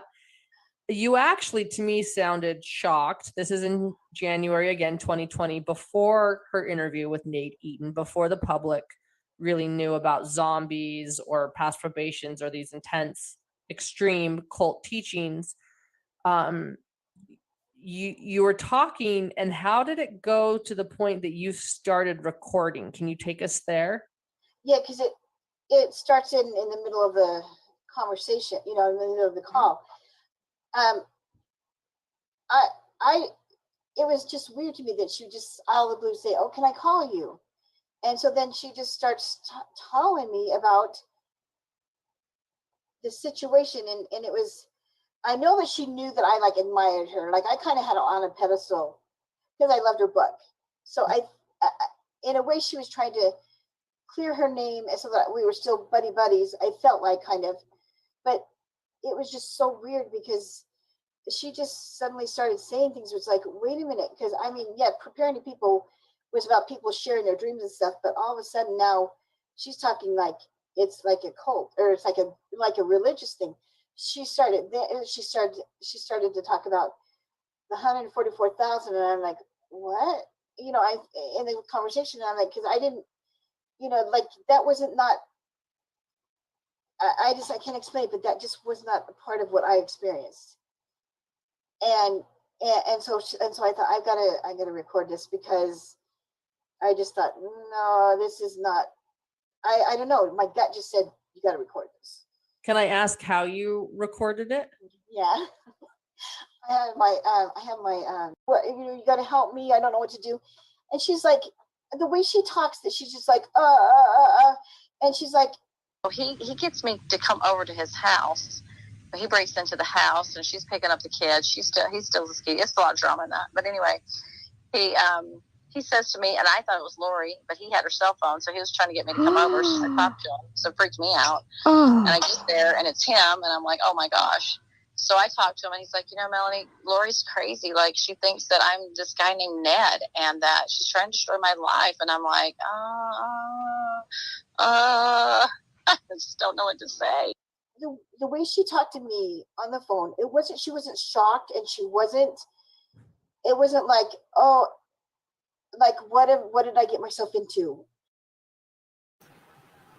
This is the first time I heard that Charles spoke to Melanie specifically about this. And look she's like making fun, like, oh, what do I say? We've all talked about how that guy begged everybody and anybody to listen to him. He knew she was trying to kill him. And she's like, what a fucking bitch.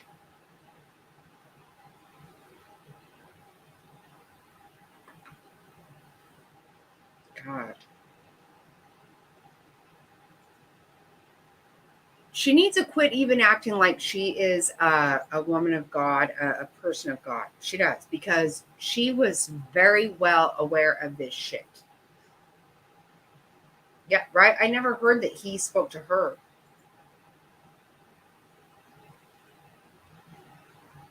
So sad. Fuck, it's so sad. She was like, oh yeah, Lori wasn't smart telling him all these things. She tells him, which is stupid. She says, I'm going to destroy you. She's like, you are not Charles anymore. You are Ned. I forgot his last name. Snyder. You're Ned Snyder. And you're not going to, you are, I am, she told him, I think she told him prior to this, but she was translated. She was married to Moroni before. Oh my and gosh. already felt, so yeah, she's already telling him this stuff, which is not smart. Like she shouldn't have told him. They should have just killed him without him knowing about all this stuff. She told him prior to this, but she was translated. She was married to Moroni before. Oh my and gosh. already felt, so yeah, she's already telling him this stuff, which is not Oh smart. my goodness. And yeah, not smart. She should have kept that information to herself. So he gets me to come over to his house. So I just stood there and didn't know what to say to him. And then he hugged me and he was crying. And I was like, I look back now and go, oh my gosh. Anyway, so. Like she was done seeing all this stuff ahead of time to him. And I mean, if somebody's crying and hugging on you and saying, please help me, they're going to kill me. What do? You go to the police immediately. And then I get a phone call from the police. Of course, I ignore it. And then, you know what I mean? I mean, right. if you immediately, but obviously she was part of all of it. She knew they were going to kill him. And she's saying, oh, she wasn't smart telling him all these things. That is horrible. Charles almost could have had his life spared because he tried everything to get help from even from her, to the police department. I'm appalled that he actually died because he tried to get the help. He tried to tell people that she was going to kill him. She tried. And so the conversation with Melanie, it sounded like she had no feeling. She has lack of any kind of feeling for any of it. So anyway, they have the shoot down and everything. And she grabs his phone and they fight over that. And then Tylee, her daughter, picks up the bat and tries to defend herself or hit him or whatever. She doesn't like him anyway. And she didn't like anybody. And so anyway, they shoot him. You sense that she had the emotion that she was expressing didn't seem equivalent to what she was telling you. Yeah. She was apathetic. Is that the word? That she had no feeling about it? So, he's a handful. And so, and plus it's not her kid anyway, right? And so. It's not her kid because she adopted him, right? Right. She adopted him from Kay's family. Oh, she did? Yeah. Oh. As a baby. She had him as a baby. Yeah. He was a drug baby. And so they adopted him as a baby. Yeah. Oh, wow. And she was a really good mom to him. She was really patient with him and very loving. I saw her. She's very loving to him. Wow. And yeah, she was hands down. She was a great mom, very patient with that kid. It's like ridiculous. But listen how she's like, it wasn't her kid anyway. No. Melanie Gibb is not a woman of God. I'm telling you. No, it really, me too, Jovi, me too. That guy begged everybody, everyone. And it's still absolutely disgusting that he was killed. Oh my God.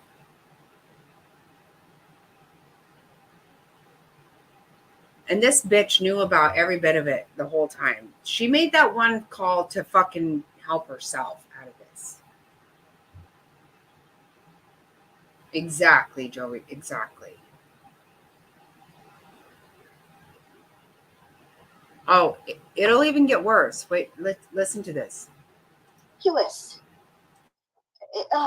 And it was. I felt like I was an insider with her, and like she was saying, like, "Oh, we messed up here, we messed up there," it was crazy because And again, this is your first conversation ever with her. yeah, That would be yeah, shocking. I just want to say that would absolutely be shocking. yeah. So I go up to visit her, and I see that Tylee is not there, and I said, hey, you know, Tylee's, I mentioned again, like, Tylee went to BYU, and she goes, yeah, but she gave me this really creepy look.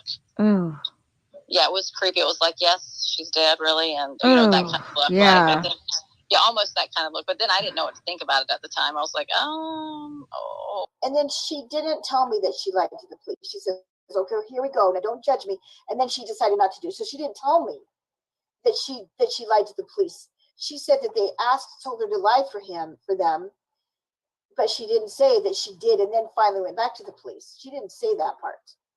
So then this is where it all changes for me. This was hard. You're gonna just try not to react. Okay. Okay, no, it's okay. Put your seatbelt on. Okay. And so then I get a call from Chad 2 days before Thanksgiving. Hey, Melanie, Rexburg Police is gonna call you. Don't answer. And I went, what? And my stomach just dropped, you know. Oh man. And I said, what happened? Well, the police are over at Lori's house, and they're looking for JJ. And she told them that JJ was with you. And I went, what? Oh no. And I'm like, well, I thought JJ was at Grandma's house. He's not there, is he? And he's like, no, he's not. I'm like, what? And I don't know. Honestly, I did not know what to think at this time. I was so shocked. and then I find it out when she's testifying in court that she did lie, that she did say he had him to the police. You know, she Had JJ, that she did Yes. have. Yeah, okay. and then she went back and said she didn't. But but the shocker was about, and then she told me they said that Lori had said that he was a zombie then. JJ's there, and she tells me he's a zombie now. Oh my goodness. And so was Tylee. Oh no. And so people that are zombies, they don't end up staying alive. You should probably see the pattern here. Right. And so, anyway. So I mean, You hear that? She says people that are zombies don't end up staying alive. And she says it's so callous. If you ask me, it's very callous the way she says this.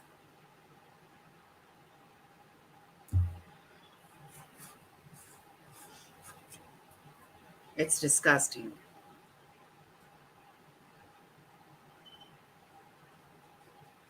And, you know, her and her husband still, you know, they're married now. Yes, very cool. Exactly. Yep. That's the way I see it. She still lives in Gilbert. He still lives in Utah. David Warwick. Yep. Yep. so much shock. And then she also talked about Tammy. She talked about Tammy. She said she was supposed to die in a car accident, but she didn't die in a car accident. And so she said, oh, we just had to do whatever we had to do to pray to get her spirit. Lori said to her, we had to do whatever we had to do to get her spirit to get her out of her spirit, which she probably meant get her spirit out of her body. And so, and I said, well, how did she die? She goes, well, we just had to do what we could to take her out of her spirit. Something like that. Uh-huh. She said that Tammy had gotten right before they killed her, a couple weeks before they killed her, that she was starting to question and thought that there's something going on between her and Chad Daybell. That's what Melanie Gibbs says on this conversation. But she claims that she didn't know she was dead, and then Lori called her and told her that she had died or whatever, and she didn't hear about it because she doesn't watch TV or something. And then I call her in Hawaii and I said, hey, guess what? Do you know Tammy just died? Do you know this? And she goes, no, I haven't heard it yet. And Oh my and I goodness. said, well, what happened? What happened to Tammy? And she goes, well, she was a zombie 2 weeks before she died. And I was like, really? She goes, yeah, she was starting to question our relationship. She was wondering if he was having an affair. I said, oh. Well, I'm thinking she said a prayer and her spirit went home. That's what I'm thinking, right? And so, like, maybe she did some kind of, like, blessing or something, you know, like people can do that, I guess. I don't know. Oh. And so anyway. But for me, it was Okay. So we don't get this impression from Melanie Gibb in her testimony, in any of her testimony. Not what she's saying here. She's very clear that these people are going to die. She knows they're dead.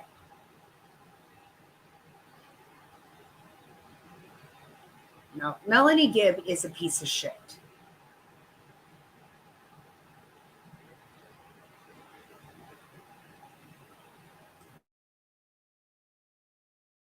it was so shocking to me to hear about Tammy's death, Charles' death, and the kids. And she didn't say, No, not I know that he killed them, other than that they're dead, that they killed them, other than she said they're zombies. So she, even in her interviews and even on the stand, she actually tries to, act like they weren't that close. Like she wasn't all that involved with them. This is what I was telling you guys, how in 1 year all this happened. She met these people. Lori moved to, she went and spent months in Hawaii. Then she moved to Houston, moved back to Arizona. She moved to Idaho, went to Hawaii again. All this within 1 fucking year. She only knew these people for a year. And actually, less than a year from when Charles died. She met these people in the fall of 2018. In July 2019 is when Charles was killed. She barely fucking knew these people. And Melanie went to visit her in Houston, Hawaii, and Idaho.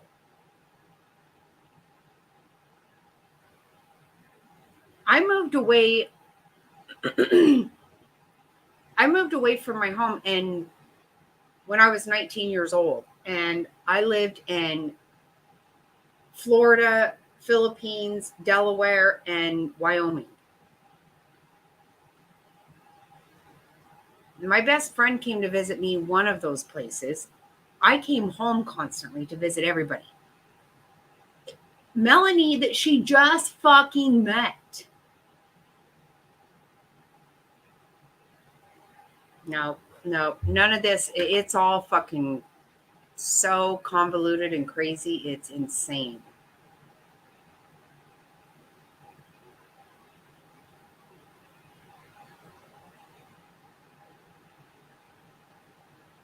Yep. She'll even say in this interview, Joey, she will say that her and Lori were like Velcro. What? Seriously.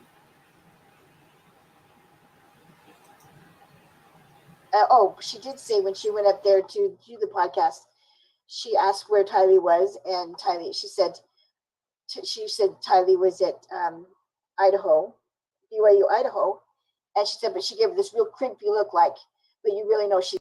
Yeah. So I'm listening to all this stuff. I'm just, and the kids really know she's dead. This look on her face was this real creepy look. I mentioned again, like Tylee went to BYU, and she goes, yeah, but she gave me this really creepy look. Oh. Yeah, it was creepy. It was like, yes, she's dead, really, and that kind of look. Yeah. Like, so I'm listening to all this stuff. I'm just like, I can't believe it. I just was in shock. And when she talked about Charles being dead, I said she told him to kill.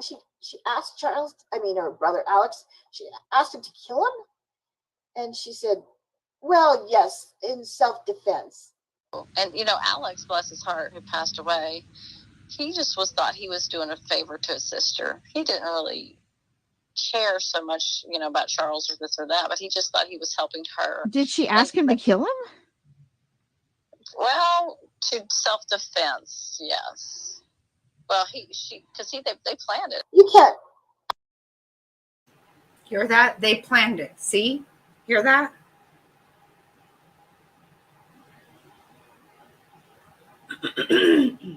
She says, yes. Well, yeah, in self-defense. Well, yeah, they planned it. And she fucking knew. I know. It's so horrible.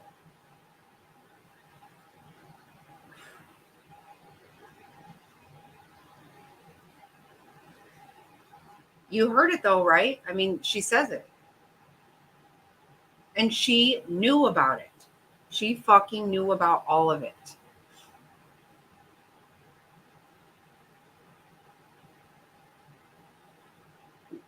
This is not what she has. This is the thing, you guys. In her interviews with the police, in her testimony, this is not the way she speaks. Thing is, she didn't know she was being recorded here. And it's a two-party state, so this was not a legal recording.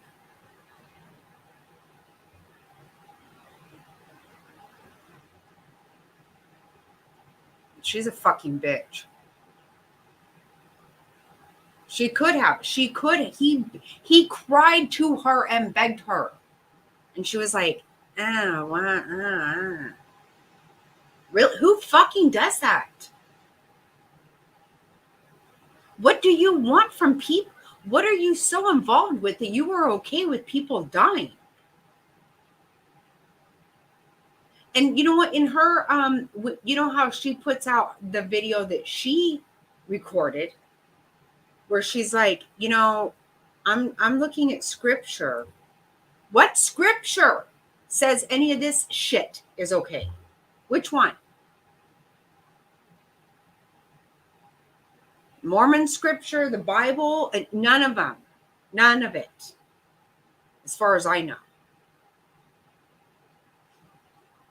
She fucking said right there. She said it. Their own fucking mouth. She don't need to talk scripture. She best be praying.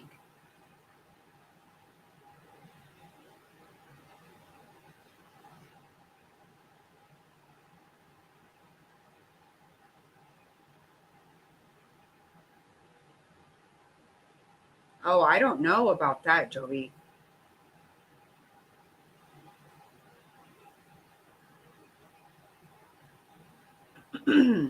I think some people have been thankful for her to have that she recorded that and stuff because that did help. But I think everybody knows who she is. I don't know. This was a big eye opener for me. I already didn't care for her, but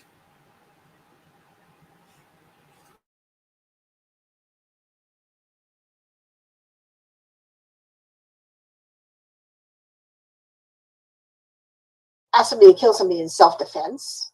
But anyway, I was just in so much shock about all of it, and I thought, this is just crazy. And I thought, you know what? And I asked her, I said, Millie, aren't you afraid that what if they figure you're a zombie next? Aren't you afraid something's gonna happen to you? And she's like, oh no, because I'm not in the way of their wanting to be together. She just thought that they just got rid of people that were in the way of their doing their mission or whatever. And she wasn't in the way. Can I ask you, are you ever been afraid for your safety since you were so close to, what if they decide you're a zombie? Yeah, well, I'm not detracting from their mission being together. Their whole thing is they want to be together. Oh, okay, good. So I'm not stopping them from being together, so they don't have any reason of popping me off. So she said she wasn't afraid. you hear that?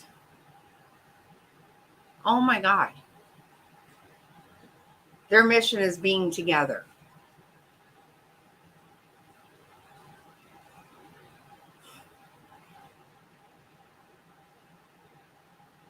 Unfucking real. Yep. Unbelievable. She knew what they were doing. She knew what they were doing.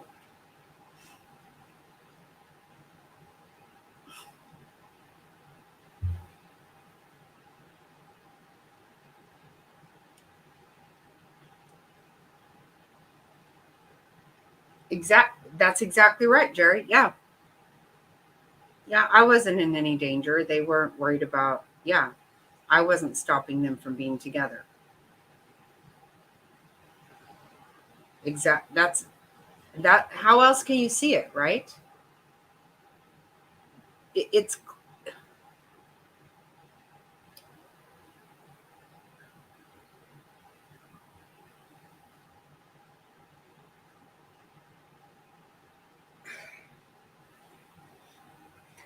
she decided to tape that when she knew shit was fucking coming down and she wanted to get herself out of it. It's unbelievable to me. Like, it is sick. It is so sick. Barbie, you're right. It is so.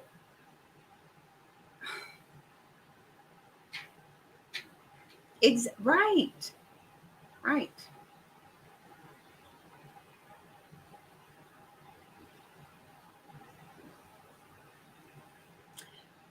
This woman sent this to Gilbert Police. But I don't know that anything will become of it because it's not legal, like I said,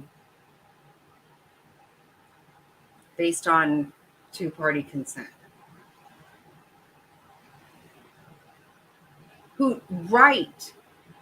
She knew, she says right there that yes, it would, not kill him in self-defense, but yes, they planned it.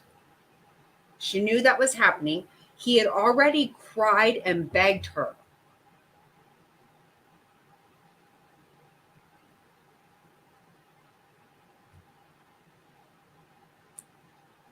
Yes, she knew. She says right here, she says, that woman said, she asked him to kill him, and she said, well, in self-defense, yeah, they planned it. It's exactly what she says. And prior to that, he had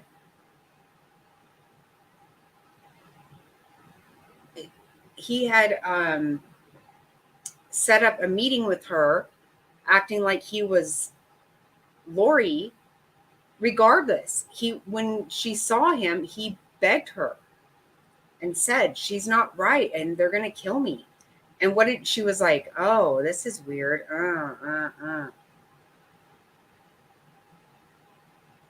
What the fuck? She even says in here, like, I didn't get, Chad seems like a really nice guy. Chad was a really nice guy. No, really nice guys. Yeah, he seems like a fucking pussy is what he seems like to me, with his soft skin and his ukulele, getting married on the beach, and Charles paid for every fucking bit of it, from his clothes, his ukulele, his ring, every fucking bit of it. But he kills people, okay? Not sweet. Oh my God. Right, Jerry? It just makes you want to vomit. Yep. Hello, sweet Melanie. Ugh.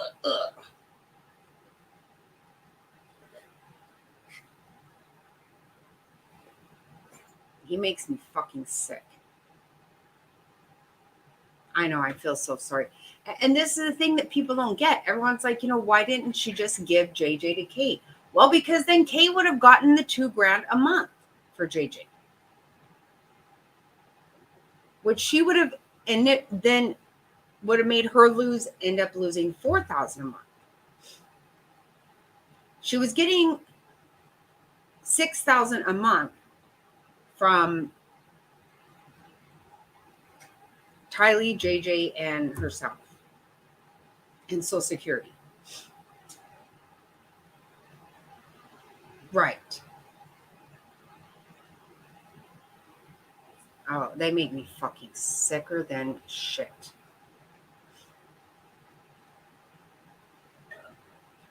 Right. He paid for everybody in her entire family's cell phone. Paid for their cars. And she stole his vehicle from the fucking airport parking lot. She canceled his last flight when he was coming in, took his vehicle, got rid of all of his shit while he's paying for a whole fucking family and crying and begging the police, her friends, her family that she was going to kill him. And he still fucking loved her. It's beyond ill.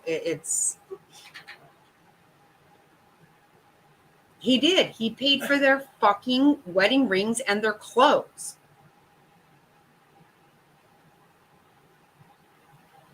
Can you even imagine that soft-skinned, soft-lipped fucking douchebag there playing a ukulele? What a fucking sick fucker. You let another man pay for this after you had somebody else kill him? Yeah, that's so fucking attractive.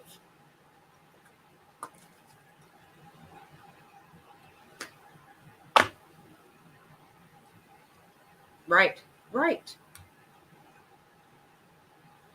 It makes me so fucking sick. And to listen to Colby say, you killed my whole family. I have nobody.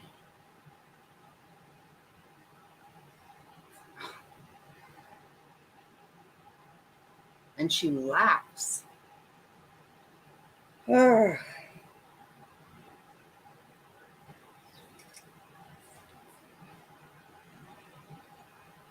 And I sit here and go, I can't believe people lie. Well, I guess that's the fucking least I need to worry about is people lying. But I was afraid, and I thought, oh, if she's telling me this, am I going to end up dead? I mean, I was afraid. So I thought, that's why I thought, man, no wonder I tape recorded this, because what if I end up dead? Just knowing her telling me this stuff. I had so much guilt. Me too, Toby. Me too. I just knew the kids were dead and that was January. They didn't find the bodies till June. Maybe they knew or suspected maybe the ground was frozen and they couldn't even get there till summer, maybe, because Idaho is frozen in snow. So they might have known it anyway. But I just felt like I knew something that nobody even knew. And it was just eating me alive. It's sad. I don't think the kids are alive. It's sad. And I'm on the East Coast. I don't really know anything. I don't know how to contact the police, but I thought I've got to send this to the police. So I tried to send it to Idaho, and they gave me a name, and forgive me, but I deleted everything, so I don't even know who it was. But they said send it to somebody in Arizona, so I sent it to them, and they said, and he said, I've gotten it, and I've listened to it, and can I call you? So this detective guy called me after he heard it, and he wanted to know how I got the recording and why I recorded it. And he said that they were going to hold it for evidence, but he didn't say like if it was going to be against her or if it was going to be for her, Just And- that they were going to hold it and value Yeah. that you sent it to them. Yeah, he said that it's kind of what she said, but there's more emotion to it on the recording. It's more in depth or something on the recording, the phone call, than what she kind of. On your phone call. Yes. And so they were going to keep it for evidence. And that was it. I mean, they never said anything else. And so I felt more at ease because I felt like it had so much effect on me. I felt like I killed those kids because I knew they were dead. And I just thought somebody's got to hear this. Somebody's got to see this and know what's going on. And I sent like just a. No, what I'm really hoping, Joby, is now we know they can't use this because of the two-party consent, but she has not been given immunity. And obviously they're not charging her. Well, it doesn't appear anyway that they're charging her in Idaho. That doesn't mean they're not. but maybe she'll be charged in Arizona. I don't know. It makes me fucking angry. She is such a, oh my God.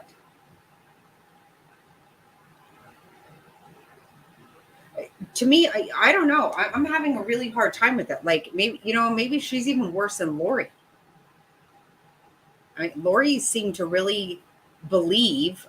No, she didn't really believe it. No, because no, no, Lori didn't believe it. She was doing it, but neither Melanie didn't believe it either. They just went along. I don't know if they were having great big fucking orgies. I don't know what she was going to get out of it. I don't fucking know. But when she says right there, no, I'm not worried because I'm not stopping them from being together.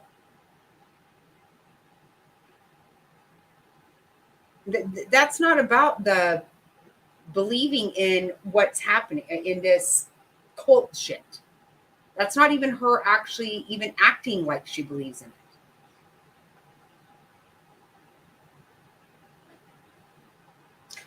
I don't know.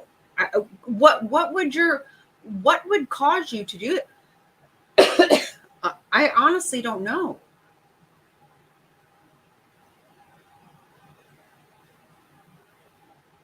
Who would play this game? Who would go along with this?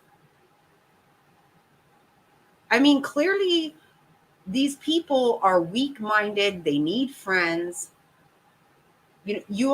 This shit started after she knew this woman for like a month.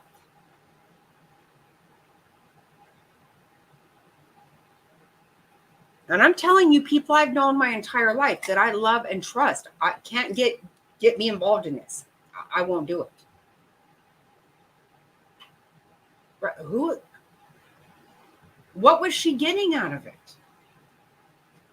A friendship? Do you fucking need a friend that bad?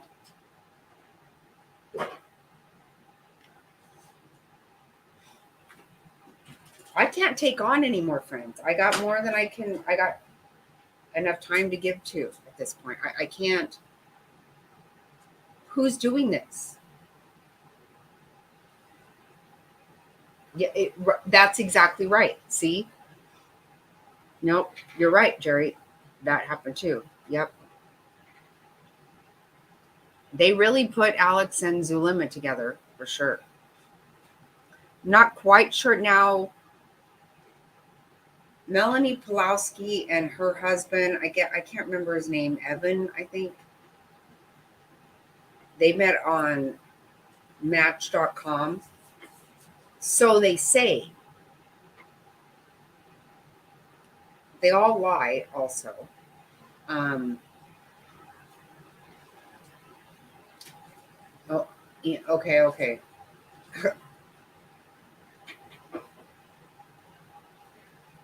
Yep.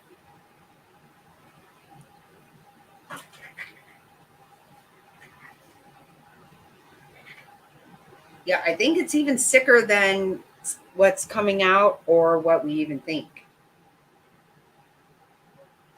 Yep.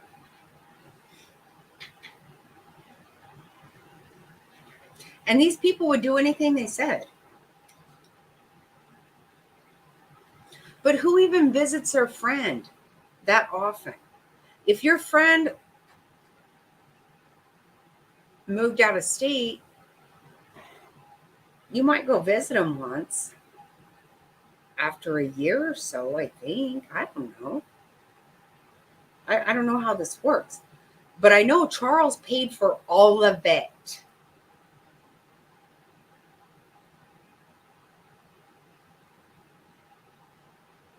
Well, yeah, I think he does. I've seen interviews where he's listening to it.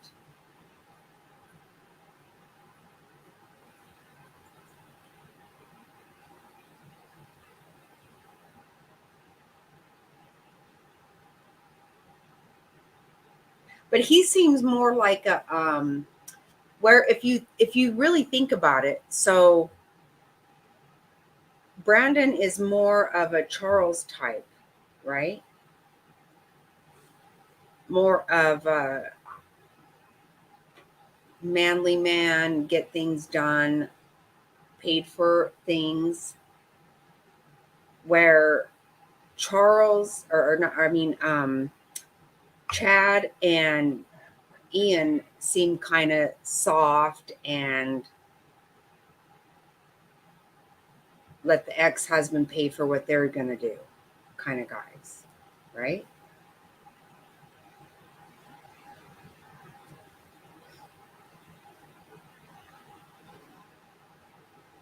I mean, where Charles and Brandon are nice looking men, they made money.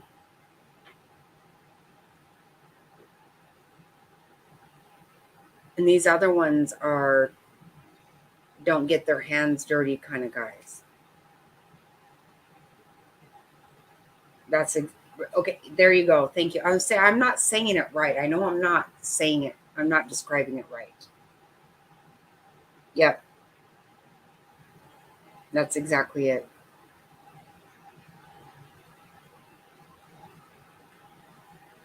But yet every bit of this was at the direction of Chad.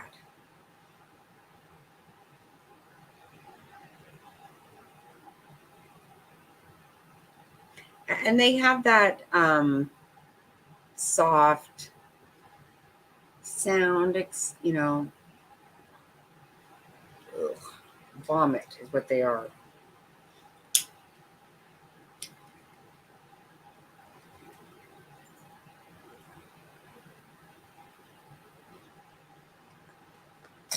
Okay, yeah, I'm going to end this as soon as I finish this up. Yep.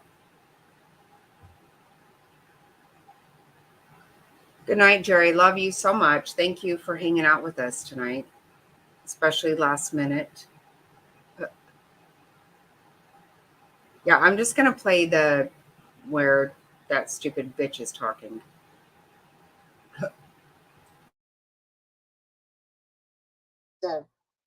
A quick message to, along with the recording, what I had said was, let me see, I said, with the recording, I said, I feel you should look closely at Love you, Melanie Gibb Jerry. and the murder of Charles Vallow.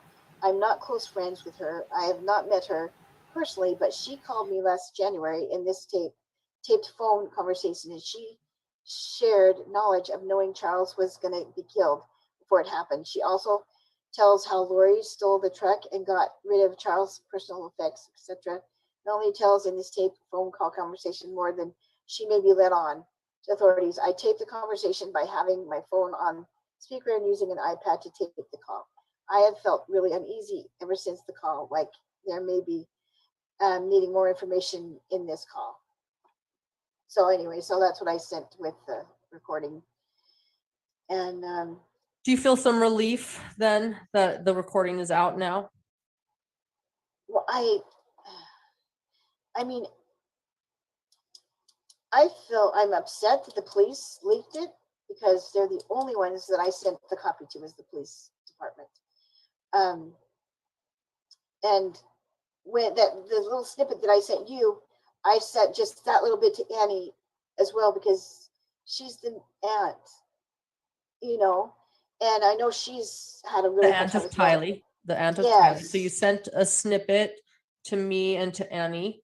Okay. Yep. To Annie first, and then she's the one that helped me to say that, found out where I lived, and she said, "Oh, you're not supposed to record in Massachusetts. You have to have both people know it's okay, or it can be a felony." Uh-huh. And so I was like, oh my gosh. And so she said, so she would not publish it because she didn't want me to get in trouble. So she didn't, but she did talk about it to her honor group. She talked about it, but she didn't ever release any of it. And she didn't have the whole thing either. And so I deleted all of it immediately, and then found out that Annie had gotten the full copy from Alwyn, and Alwyn, I don't know it, but I assume she got it from the police department because she's working for Mark. That they did everything together. That Lori was so close to her, they were Velcro. And I'm just gullible as gullible gets. And she stuck on me like Velcro. She was such a good friend to me. You know what I mean? Like, she was close to me. So then she played it down in court and testified that they really weren't that close and blah, blah, blah.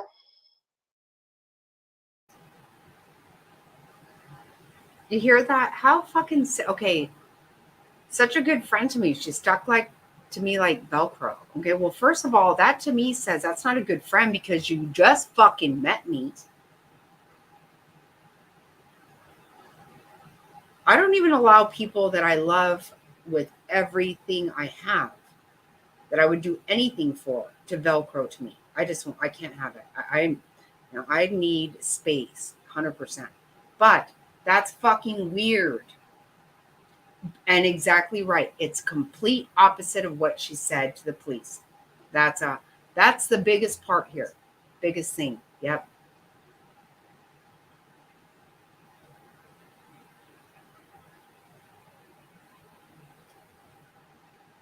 Oh, yes, Jovi. They went with Alex and Zulema to Vegas and they got married one day apart.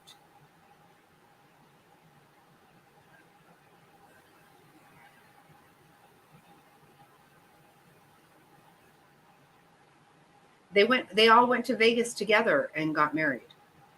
Right after that. Yep, right after that Thanksgiving that they all ended up spending together. Because Melanie and Alex were living in Rexburg, and they came to Arizona for, yep. Yeah.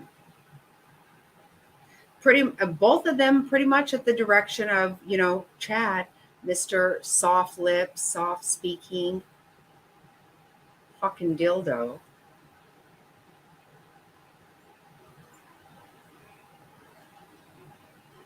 Yeah, because that's right around the time he got that blessing from, I think right after they got married, he got that blessing from Chad, that gross, weird blessing. And he was dead within 2 weeks.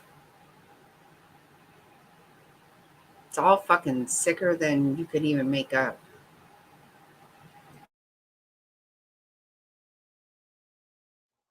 And then when you listen to the conversation that she recorded on Chad and Lori, if you really read between the lines, if you can really hear what's going on, and people have speculated about all that, and some people have said that they knew they were being recorded, and they kind of planned it out before they recorded it, what they were going to say and stuff.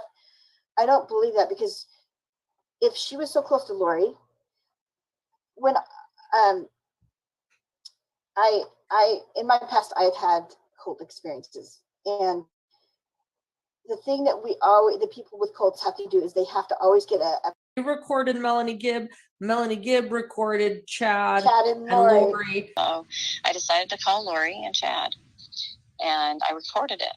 And so you're talking about when Melanie Gibb recorded their call, Lori's saying you've changed, and she's calling Melanie out, and that was a sign to you. Never had any idea that you would be the person of all people to turn me. I cannot believe. I am asking questions, and I am concerned for you. That is what somebody does when they care. You don't sound like you're concerned. You sound like you're accusatory. You do not sound concerned. You sound pissed off. Exactly, because if they're Velcro, then Melanie's going to know everything. She'll know she knew everything. She was right there. She was a part of all of it. This is my opinion, because I've been in those situations before.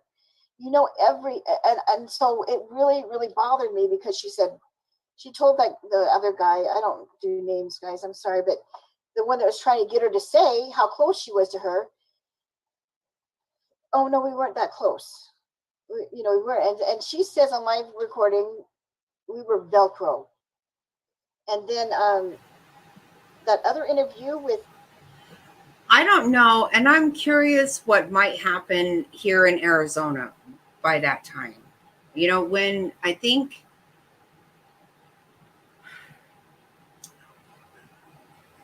I'm not sure. You know, I just don't know. Clearly, I don't know. But they had to have done, you know, toxicology and things like that.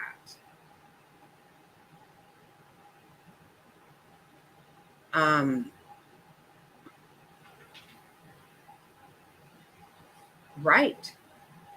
She absolutely was trying to jump the sinking ship. And although all of this just proves what I actually was sure that she had to have been the case, it actually does prove it. Yeah, I think this woman's a fucking weirdo. Of course she is. What I haven't let play out here, and I'm not going to because it's just not pertinent to this situation. This woman here was raised in a cult. She was raised really fucking weird.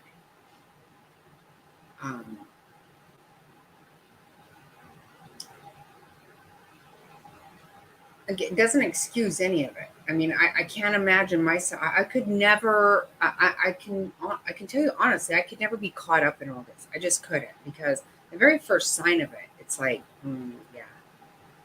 Like I said, people I love with all my heart and trust with my whole being, I couldn't be taken in by.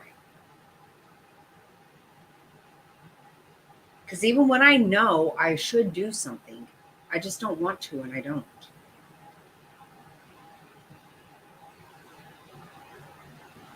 Right. Yeah, she's a little bit weird. There's no question about that. That's why what I've been trying to play specifically are words straight out of Melanie Gibbs' mouth, because they are different from her testimony, from her interviews with the police.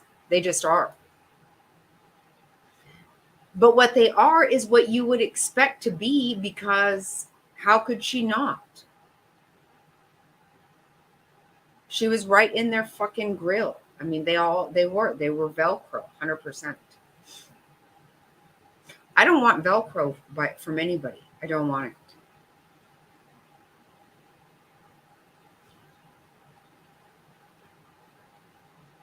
And she liked it. She liked being right up Lori's ass.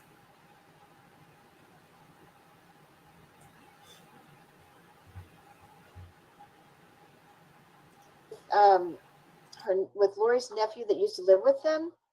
Zach Cox, that's the son of Adam Cox, Lori's brother, Exactly. and Nicole, Lori's sister-in-law. Mm-hmm. Yes, he said that Melanie Gibb was. Zach breaks my heart. Also, obviously, Colby does. Colby has a piece of my heart that I can't even describe necessarily.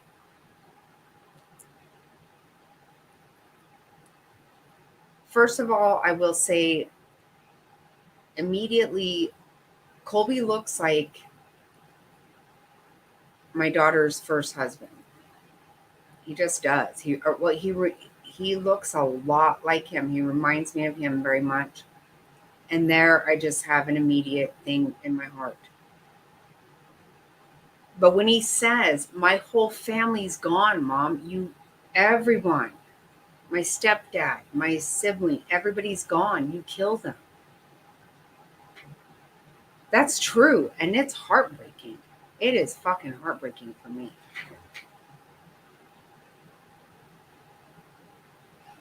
But Zach, yes, Zach makes my heart hurt also.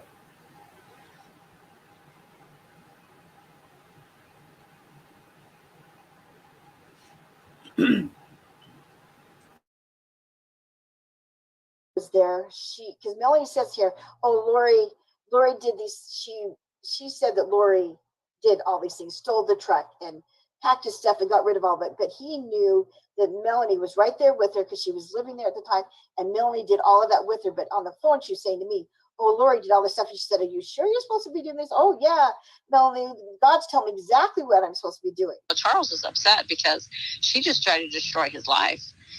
She told him he was out of town when she found out, and he was in another state. And when she flew back home, she took his truck and hid it, took all the keys and took them from him, emptied all his clothes in the house. I mean, tried to destroy his work, his life, everything. Goodness. And I was like, "Hey, do you think that's a bit extreme? Like, are you sure you're supposed to do that?" She goes, "Melanie, the Spirit's telling me exactly what I'm supposed to do."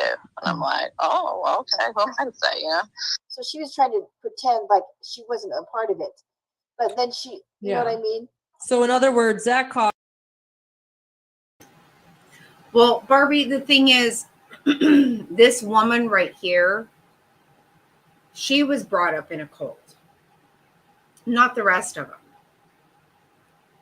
And this woman didn't know any of them personally. She just happened to have a conversation with Melanie Gibb, which was Lori's friend, that was right up in the middle of all this. But she wasn't brought up in a cult. Well, I mean, I get, they were brought up Mormon, and some people believe that is a cult. But what they did was not actually,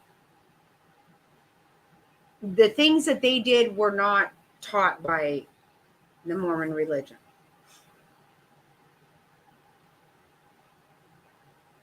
So,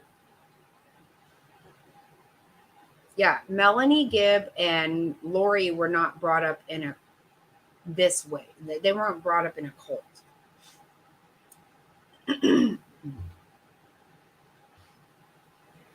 Fox, you're hearing Zach say Melanie helped Lori move all of Charles's stuff, where on the recording, the way Melanie's describing it to you is Lori did all the stuff and she left out that she was part of that. All a part of it. Zach Cox. Okay. Exactly. So, so I just, I just felt like I called her out on it. I wrote her something on Facebook, one last message, and I just told her, I said I just knew that none of it, I don't know. That she could have saved 4 people's lives and stuff. And it was just very, very upsetting. And then I deleted everything. I saved some of it. I copied it and put it in my notes on my phone. And then I just deleted it and I blocked her because I thought I don't want anything more to do with it because it just wasn't true. None of it was, And thanks for explaining that too. So I have some screenshots and copies and pastes from your notes, but I don't have screenshots. And so what you're saying is you copied and pasted some of them, but deleted everything because of your emotions and feeling fearful. Yes, I did. I felt afraid because I've been in experiences where you do not talk about these things or you will end up dead in certain cult things. Mm-hmm. You don't do it. You can't tell about it. So. Okay. You're helping bring a lot of clarity. I can't imagine what it would felt like talking to someone for the first time and them bringing books, but. Mm-hmm. Yeah. Julie Rowe got really out of control. She's now put a podcast out about him and Lori. She's like, "No, Chad and me are friends. We've been friends for a long time, and I know that Hey, Faith.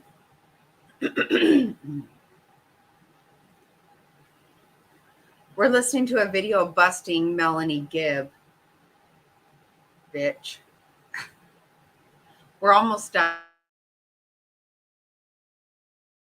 My angels have told me that the kids are safe and they're playing on the beach and everything's fine." Oh my gosh. She's not going to look good when they show up dead. You know what I'm saying? Oh my goodness. Yeah, exactly. She's out of control. What else would you want people to know today? You have been fairly silent, minus a few comments on social media here and there, a lot of speculating from people and strangers about you? What else do you want people to know today? Well, this is one of the things I like to say is I am still a member of the Church of Jesus Christ of Latter-day Saints. That the nickname of Mormon came a long time ago. Like when the church first started, they just, because of the Book of Mormon, they call it people Mormons that were members, Mhm. and that made it like people thinking that we worshipped other things and that we didn't believe in Christ.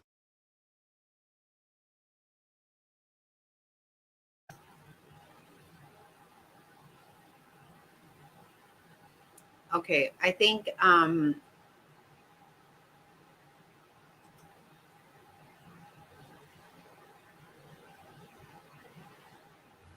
no, I didn't even plan on coming on tonight. I just kind of thought I might.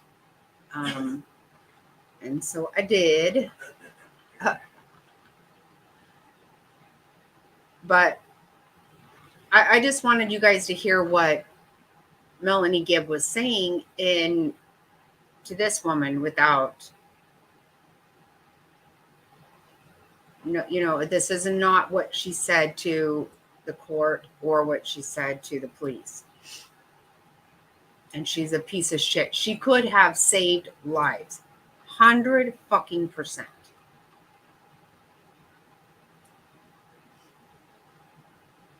And it's really sad.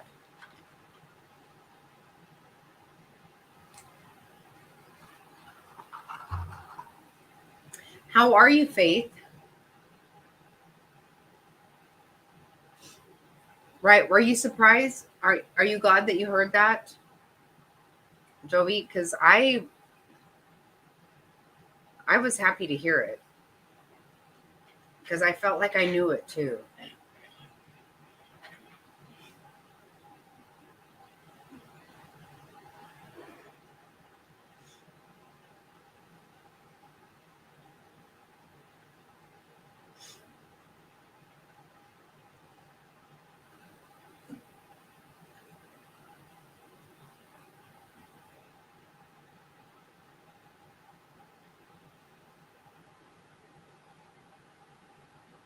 Right.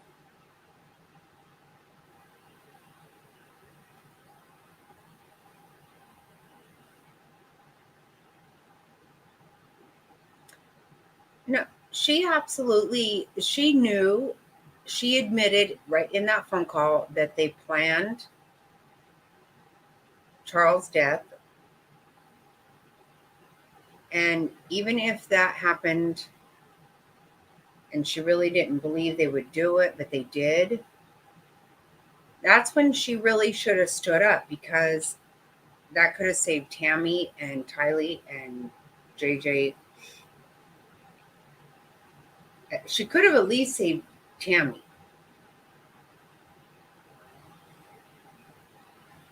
Oh, it's so crazy. It is. It's real, and it's so sad and sick.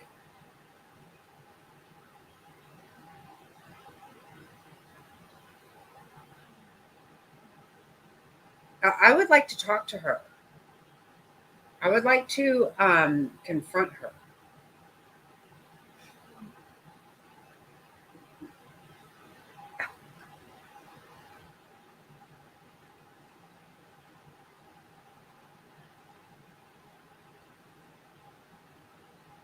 My Louise is over here snoring.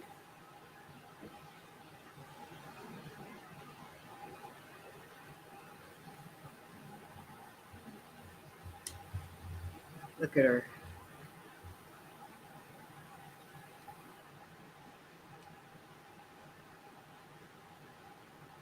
Right there.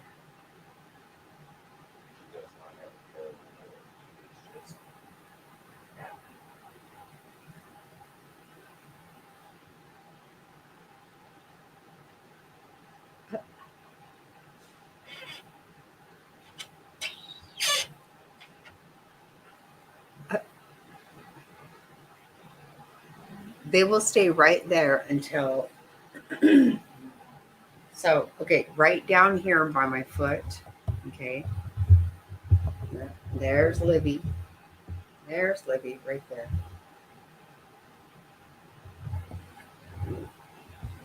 Well, Libby will go to bed with her daddy. Those two will stay there until I go to bed.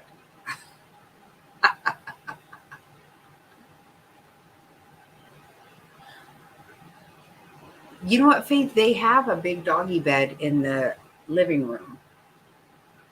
They're only out here because I'm out here.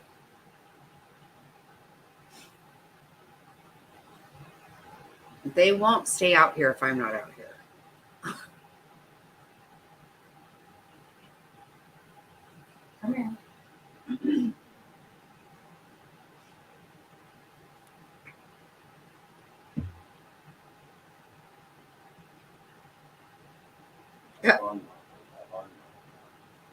This is Daddy's girl, though. She will go to bed with Daddy. These other two will not go to bed until they'll stay out here until I go.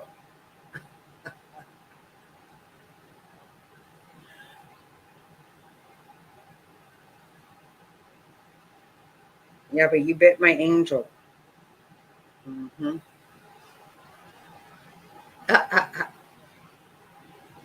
I know you do, but you have a lot of them, Faith.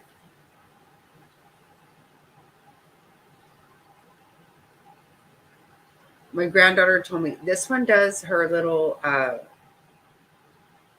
we call her meerkat when she does this. She stands up on her hind legs and does this thing every morning. She does a morning meerkat. And my granddaughter said last week, she's standing up.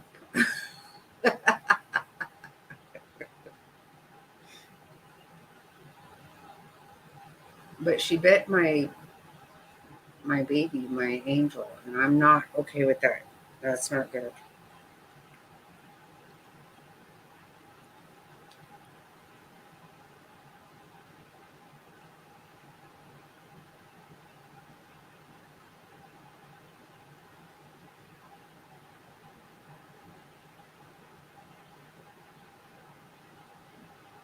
Yeah, you should watch it, Faith. Seriously, it is so.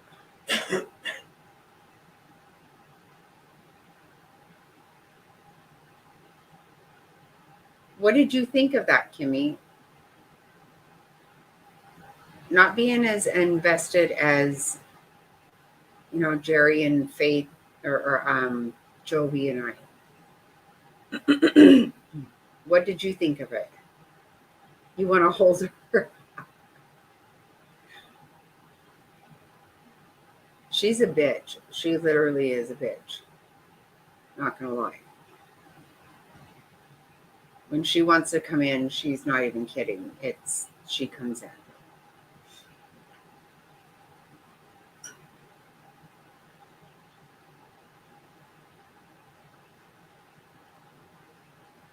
She is Daddy's baby girl, and she's a spoiled, rotten.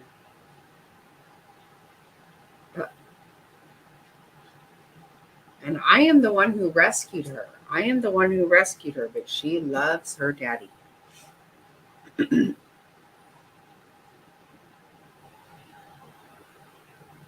Right? Okay. And you know what, Kimmy? No, I'm glad you said that, because you know what? This is a thing. Even if you believe in this, you cannot believe that, killing somebody is okay. You can't. And especially when that man came to you. Oh. The same color as your baby, huh? Oh.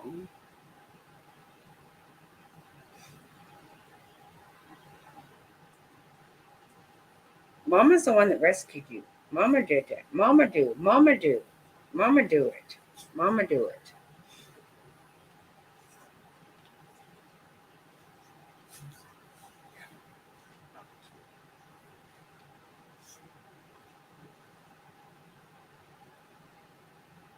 I know.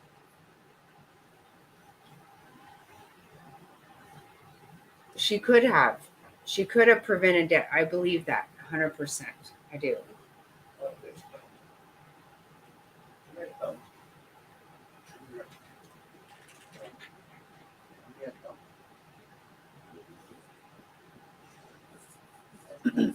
Somebody somebody could have helped. When you see all of the people that Charles begged to help him, it breaks my heart.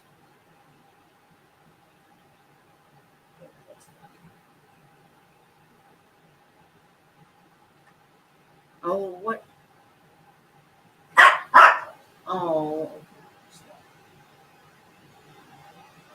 oh, I'm sorry, Barbie. I'm so sorry. I didn't know.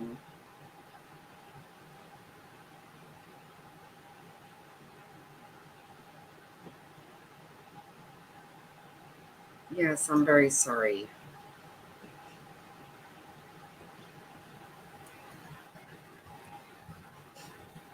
Well, I will show you.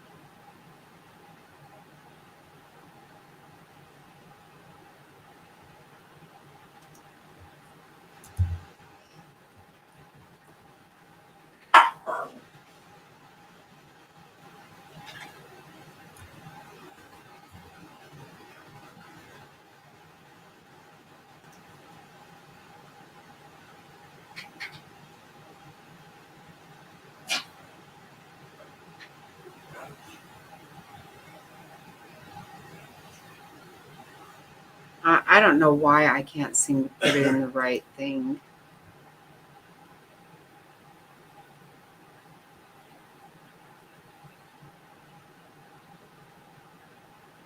Oh, Jesus.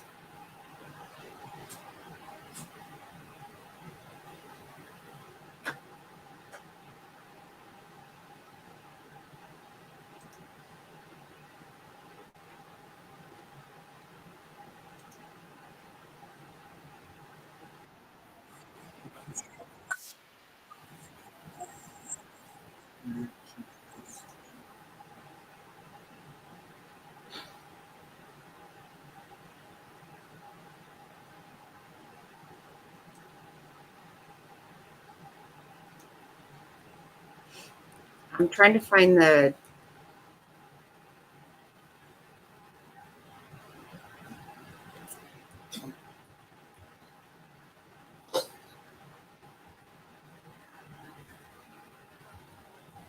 body cam of Charles Vallow telling the police that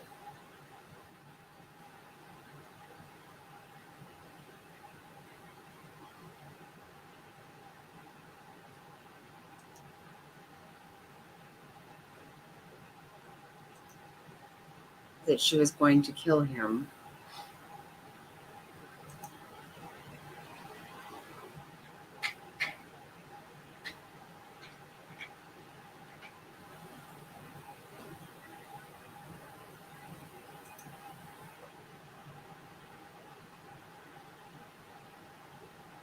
So fucking annoying that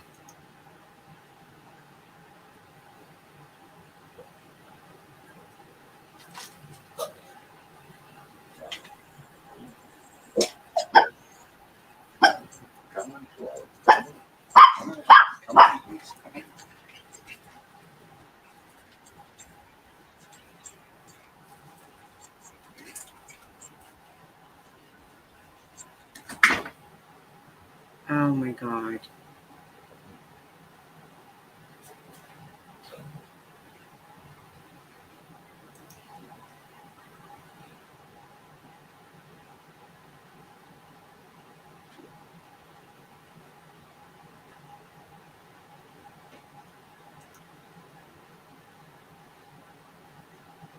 Oh my God. Babe, can you try to look it up? Lori Vallow. Charles Vallow, police cam. Yep. I've seen it fucking a million times, and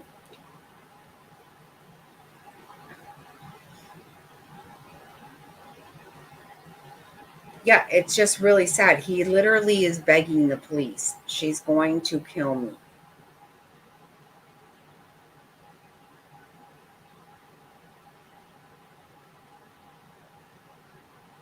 Mm-hmm.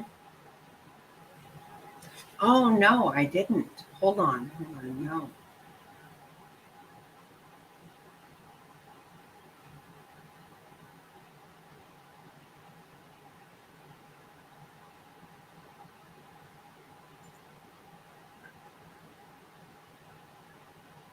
Oh no, I did not see that.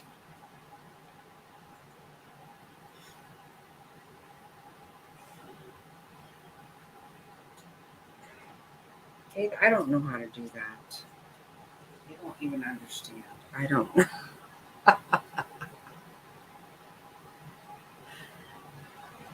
Did you guys see my short that I actually made a clip. Now, Fig had to fix it. Not gonna lie.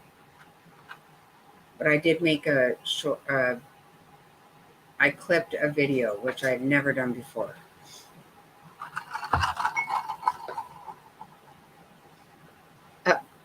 Oh my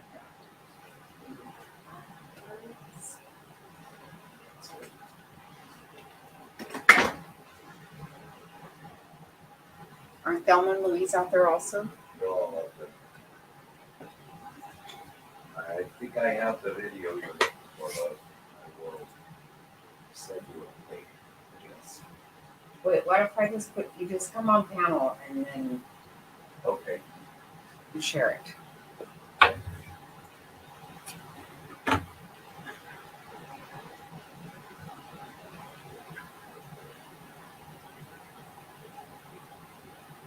Really? Oh, well, I did believe him. Okay, Mr. Snotty's going to share it. I'm going to share something. I think I saw what you have, and that's it. Mr. Snotty's going to come on panel and share it. Rather than send it to me and me do it and all that.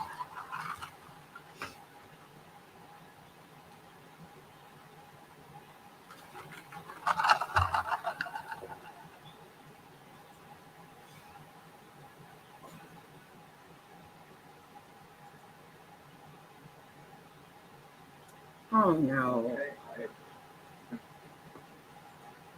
No, but you're not, you didn't come on panel. I didn't come on panel. Sorry. Sorry.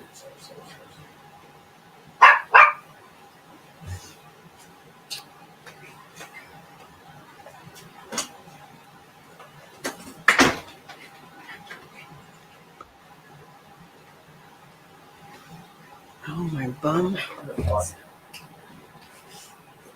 Oh, I gotta let you on. Sorry.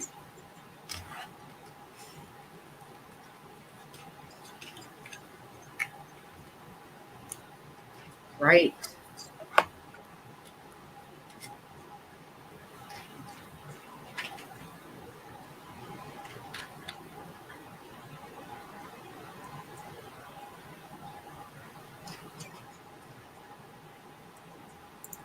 Okay. So I don't know if you can see this or not. Wait, you have to unmute.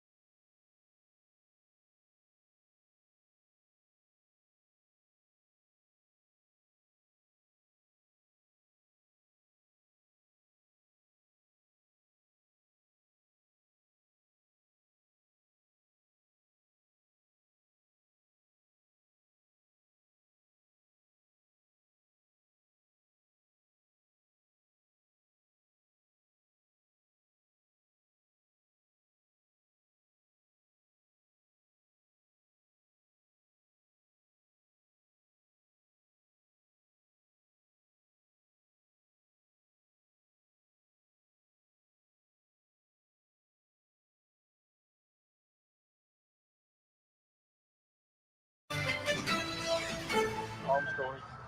She's had kind of a break from reality. She thinks you're LDS?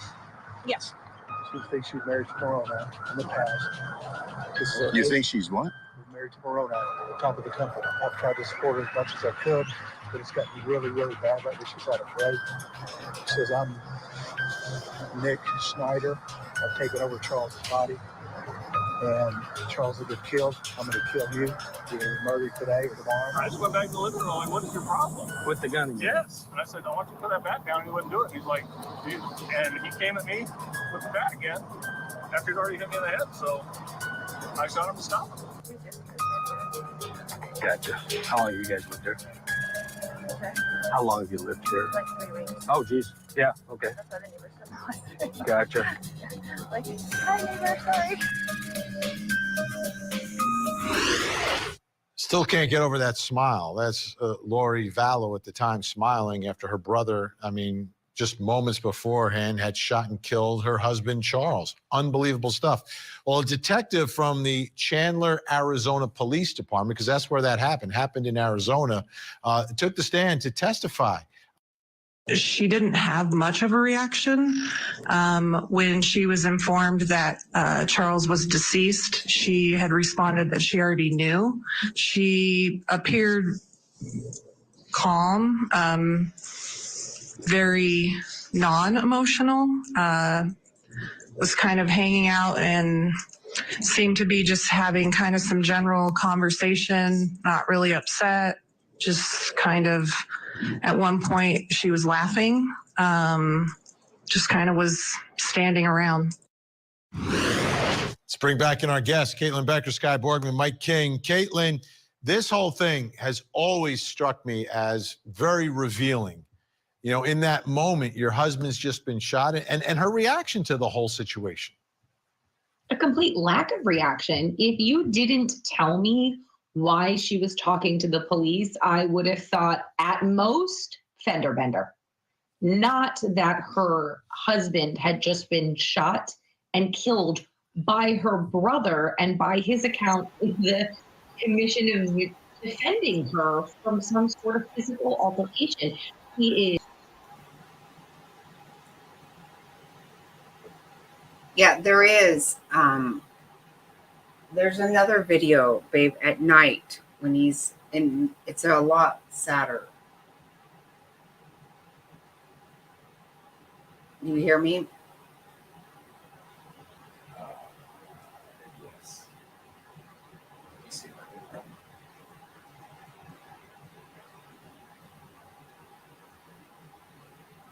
Yeah, I know what you're talking about. That's the one that is really sad.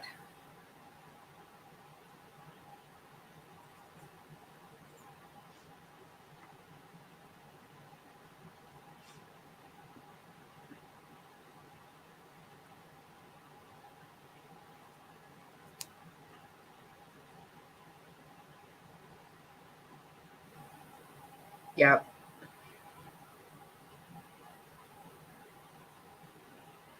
Yeah, when his flight was canceled and his truck was not at the airport, and yeah.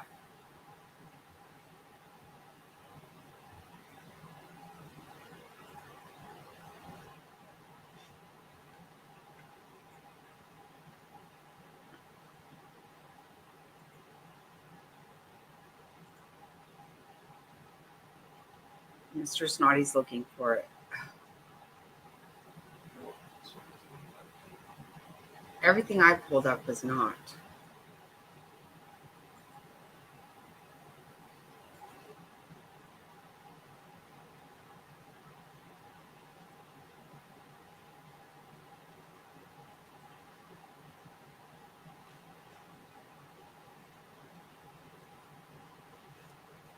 He definitely was begging everybody to help him.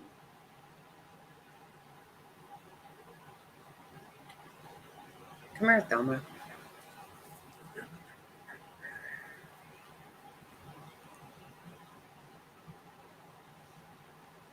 Right. You know I love cows. Come here, Thelma. Come here.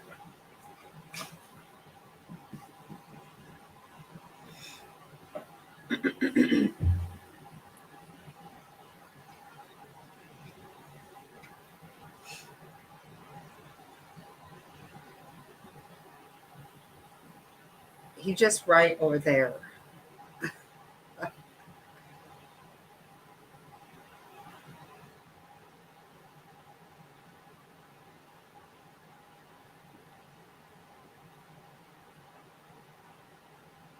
Yep. And his attorney also.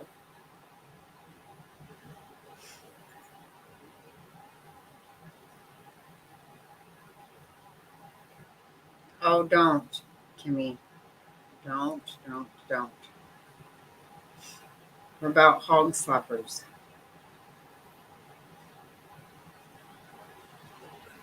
All I'm seeing is the same stuff. Bro.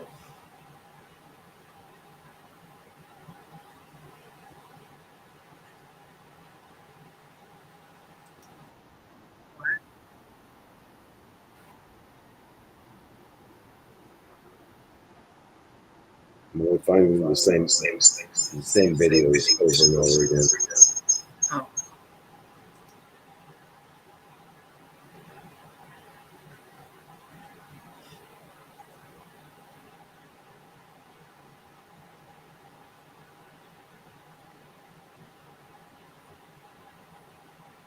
This is Libby. Thelma won't come up on my lap.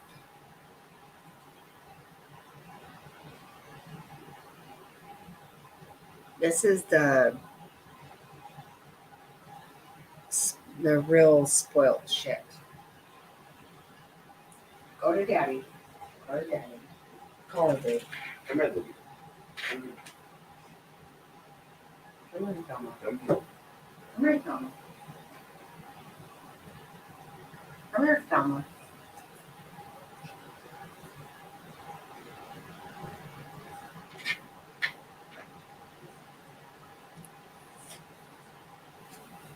This is Thelma.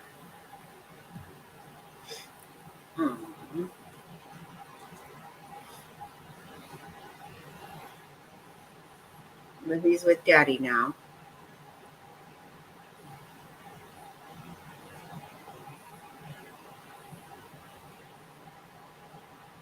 Thelma, it's okay.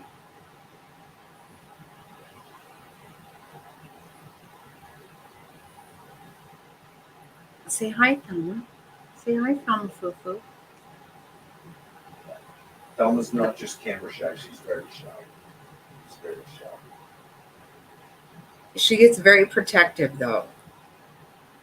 She's very protective of all the dogs. This one doesn't sleep. Oh, she sleeps with one eye open, huh, baby? Huh, baby? My mama tries to get her to get some good sleep, but she don't want to. She don't.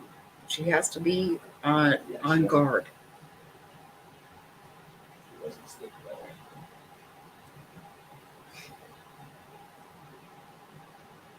She can relax. Huh? She likes belly rubs. This one,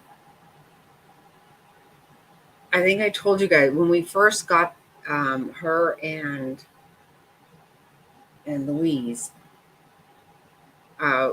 When we stopped at this one place halfway between our property, and I had him on a leash, and I took him out to go potty. It's a truck stop, so there's trucks coming through. Well, she got out of the leash, she got her head out, and she just ran. And I was so freaking scared because, like, oh my God, she's going to get run over. And there's like, or I can't catch her with there's like all these tumbleweeds and all this crap. And I'm running after her. And I finally said,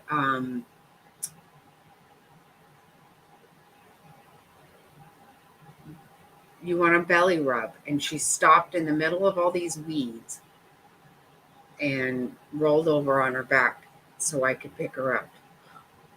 Thank God, because I was like, I don't know how I'm going to get her back. We only had him like a month at that time. And we're barely much further. And it's been 4 years.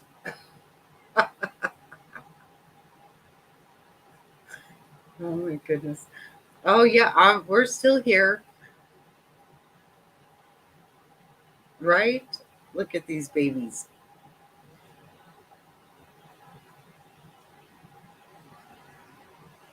And this one is the one that has to take care of everybody.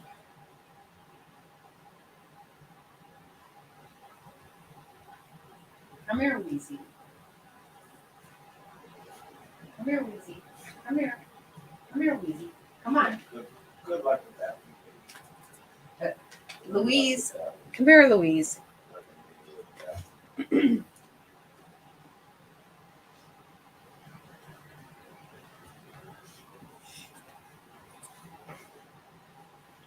See, here's Louise. Now look at Thelma's having a fit. She has to really, she really is very protective of Louise.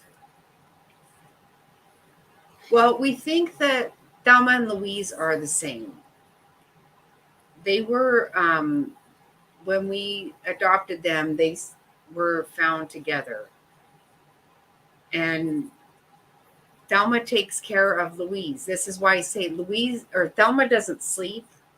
This one snores. She just racks out. She doesn't really have a care in the world. Huh. Her's Mama pretty poser. Her's a pretty poser. Her my pretty poser. Yes. That's her. Thelma's very protective. Very protective. And they told us when we took them that Thelma would probably was a hunter and she took care of it. That's why that one tries to bring me lizards and whatnot, which I don't want. Birds, I don't want. Mama don't want. Mama don't want it. Mama don't want it. This one snores. She doesn't have a care in the world. But Thelma worries about everybody.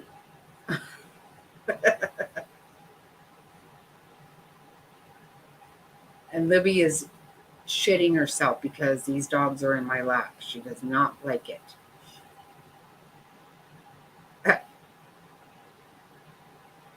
Look at her. What a damn menagerie we have over here of dogs.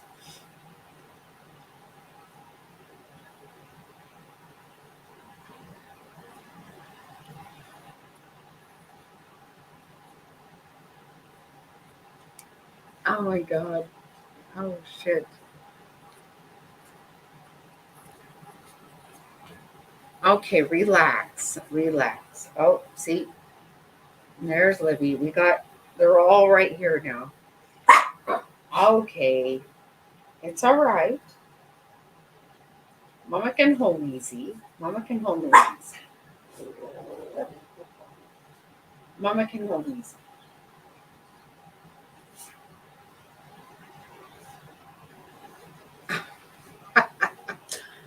Oh, what a damn mess.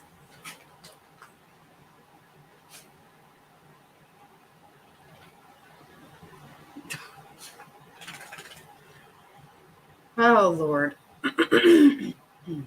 Well, it's 10:30. I should get to bed. You have two Pomeranians from the same litter and one a year older than the twins. You can definitely tell the two sisters, they have different anxiety. Right? Yeah, see, that's right. Right. That's exactly what Mr. Snotty and I were talking about, how Thelma reacts a certain way. She's definitely the protector. She's the leader of the pack. But Libby doesn't like it. Libby doesn't want to be run. And Louise is totally good with her running her. She don't care. It's so weird how they act though, right? It's so weird.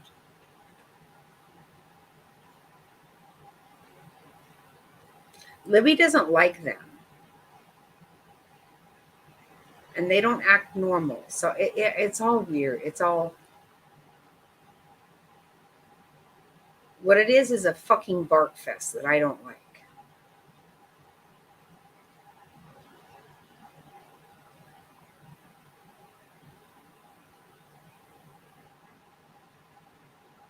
Yep. Exactly, Joey, exactly.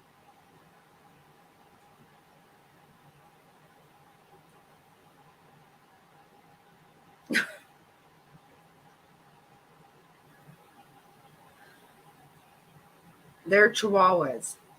And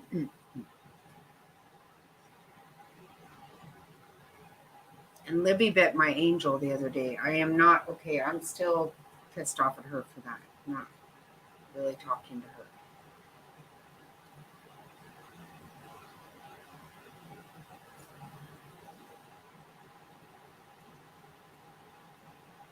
Oh my God.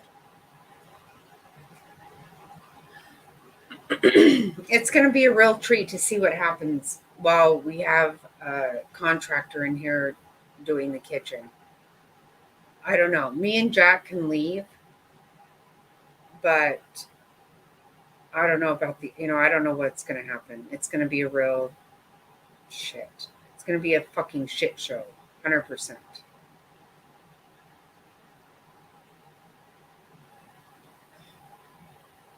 I know when we had the roofer doing the roof over our Arizona room, this room we're in right now,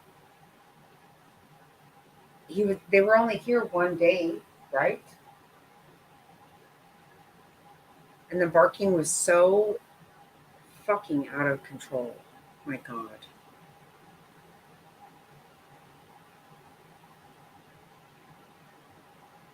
Oh my God. Yeah, I don't know. Like I said, Mr. Snotty tells me all the time that they're going to outlive us. And I'm like, well, you're giving me no reason to live. Seriously? God. I love them to death, but they irritate me bad. Mm. Until I don't, Kimmy. Until I don't. I threaten them every single day. And actually, right when I sit here, they won't get in my lap they don't want to sit in my lap when I'm here at the desk. Nowhere else can I sit that they're not all three in my fucking face. So I really won't even sit down ever. I just won't. Because it's not even worth it. I can't, they're in my, I can't handle it. I can't.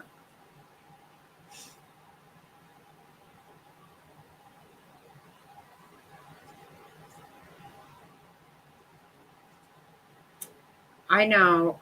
And I know, like, and this is what I've explained to my daughter. I'm like, you don't understand. Like, everybody is so much bigger than them. All they have is their voice. That's all they have. But, oh my God.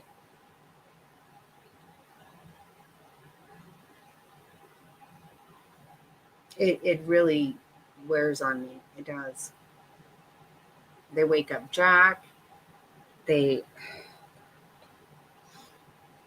Every time we have company, we can't even talk to them. We can't even have a conversation because they won't let us. They just fucking won't.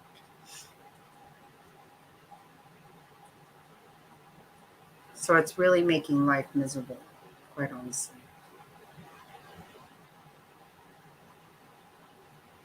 Yeah, they're not that cute. They're actually not that cute.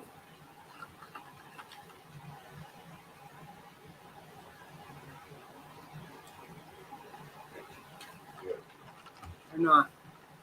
No, they're not.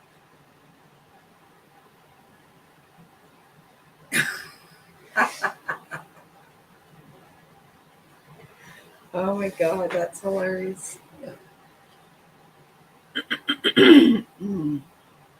No, that's funny.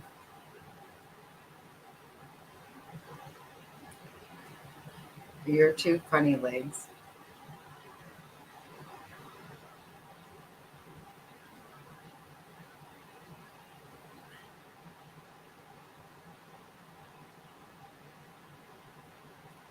Yep, they do.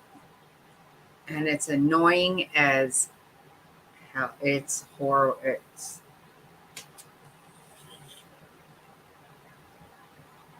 I wish I could say it's good, but it's not. It's not good. I seriously hate it really bad.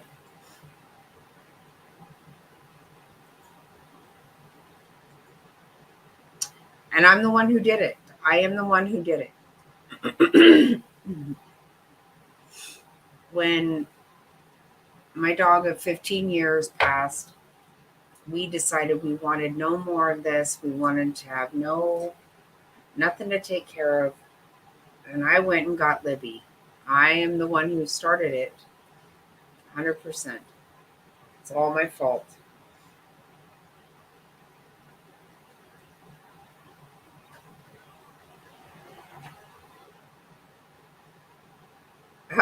You get to watch them all night. Oh my God, that's hilarious.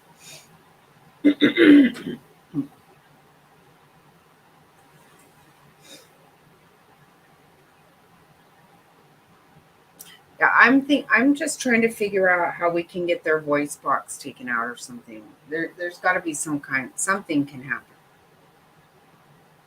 Because I literally can't stand them. That's not even a lie. I really can't stand them. They make everything fucking miserable.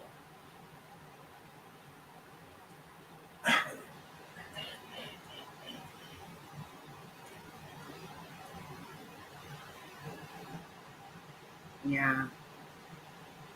No, Libby's not wonderful. She's the worst barker, and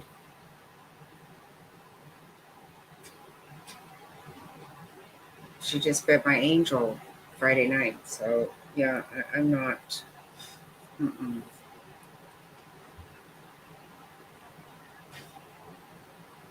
And Libby does not allow us to have a bath mat.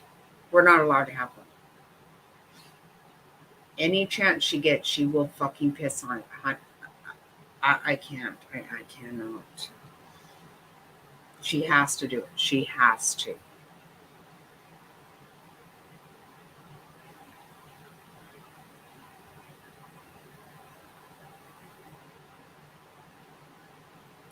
She's not wonderful. She's a fucking pain in the ass.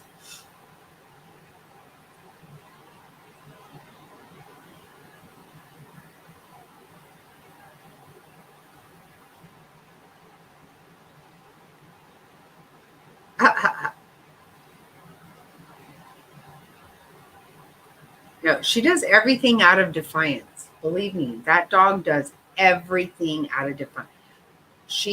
Seriously, my sister is even like, well, look at her. She even acts like a bitch. Like, no, she is a bitch. She 100% is. She's an asshole.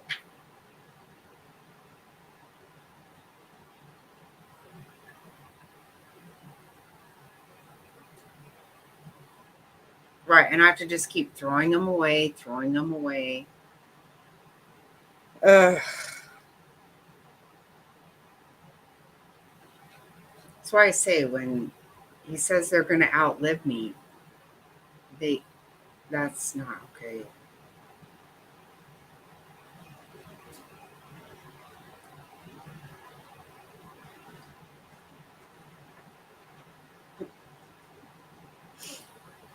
Okay, I'm going to say goodnight, guys. Thank you so much for hanging out tonight. Wow, 5 hours. Holy hell. It always goes so fast because we have such a good time together.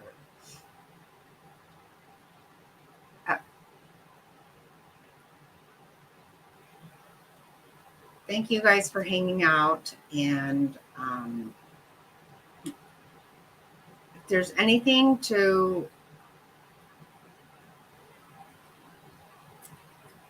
do with the Vallow case that I feel like it's worth it, then I'll come on tomorrow night. Probably not, though, because they didn't have court on Friday. And I am still working on I'll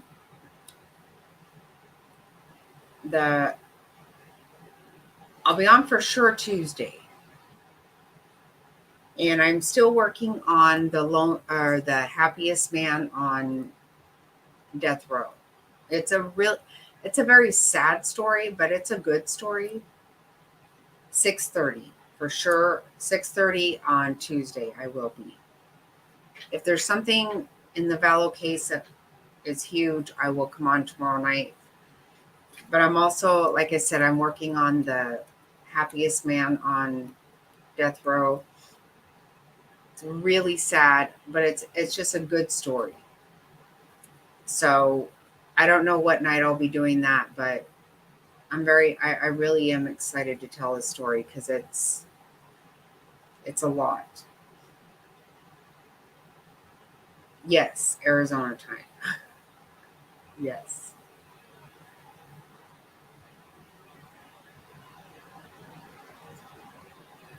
Perfect. Thank you, Kimmy. Thank you.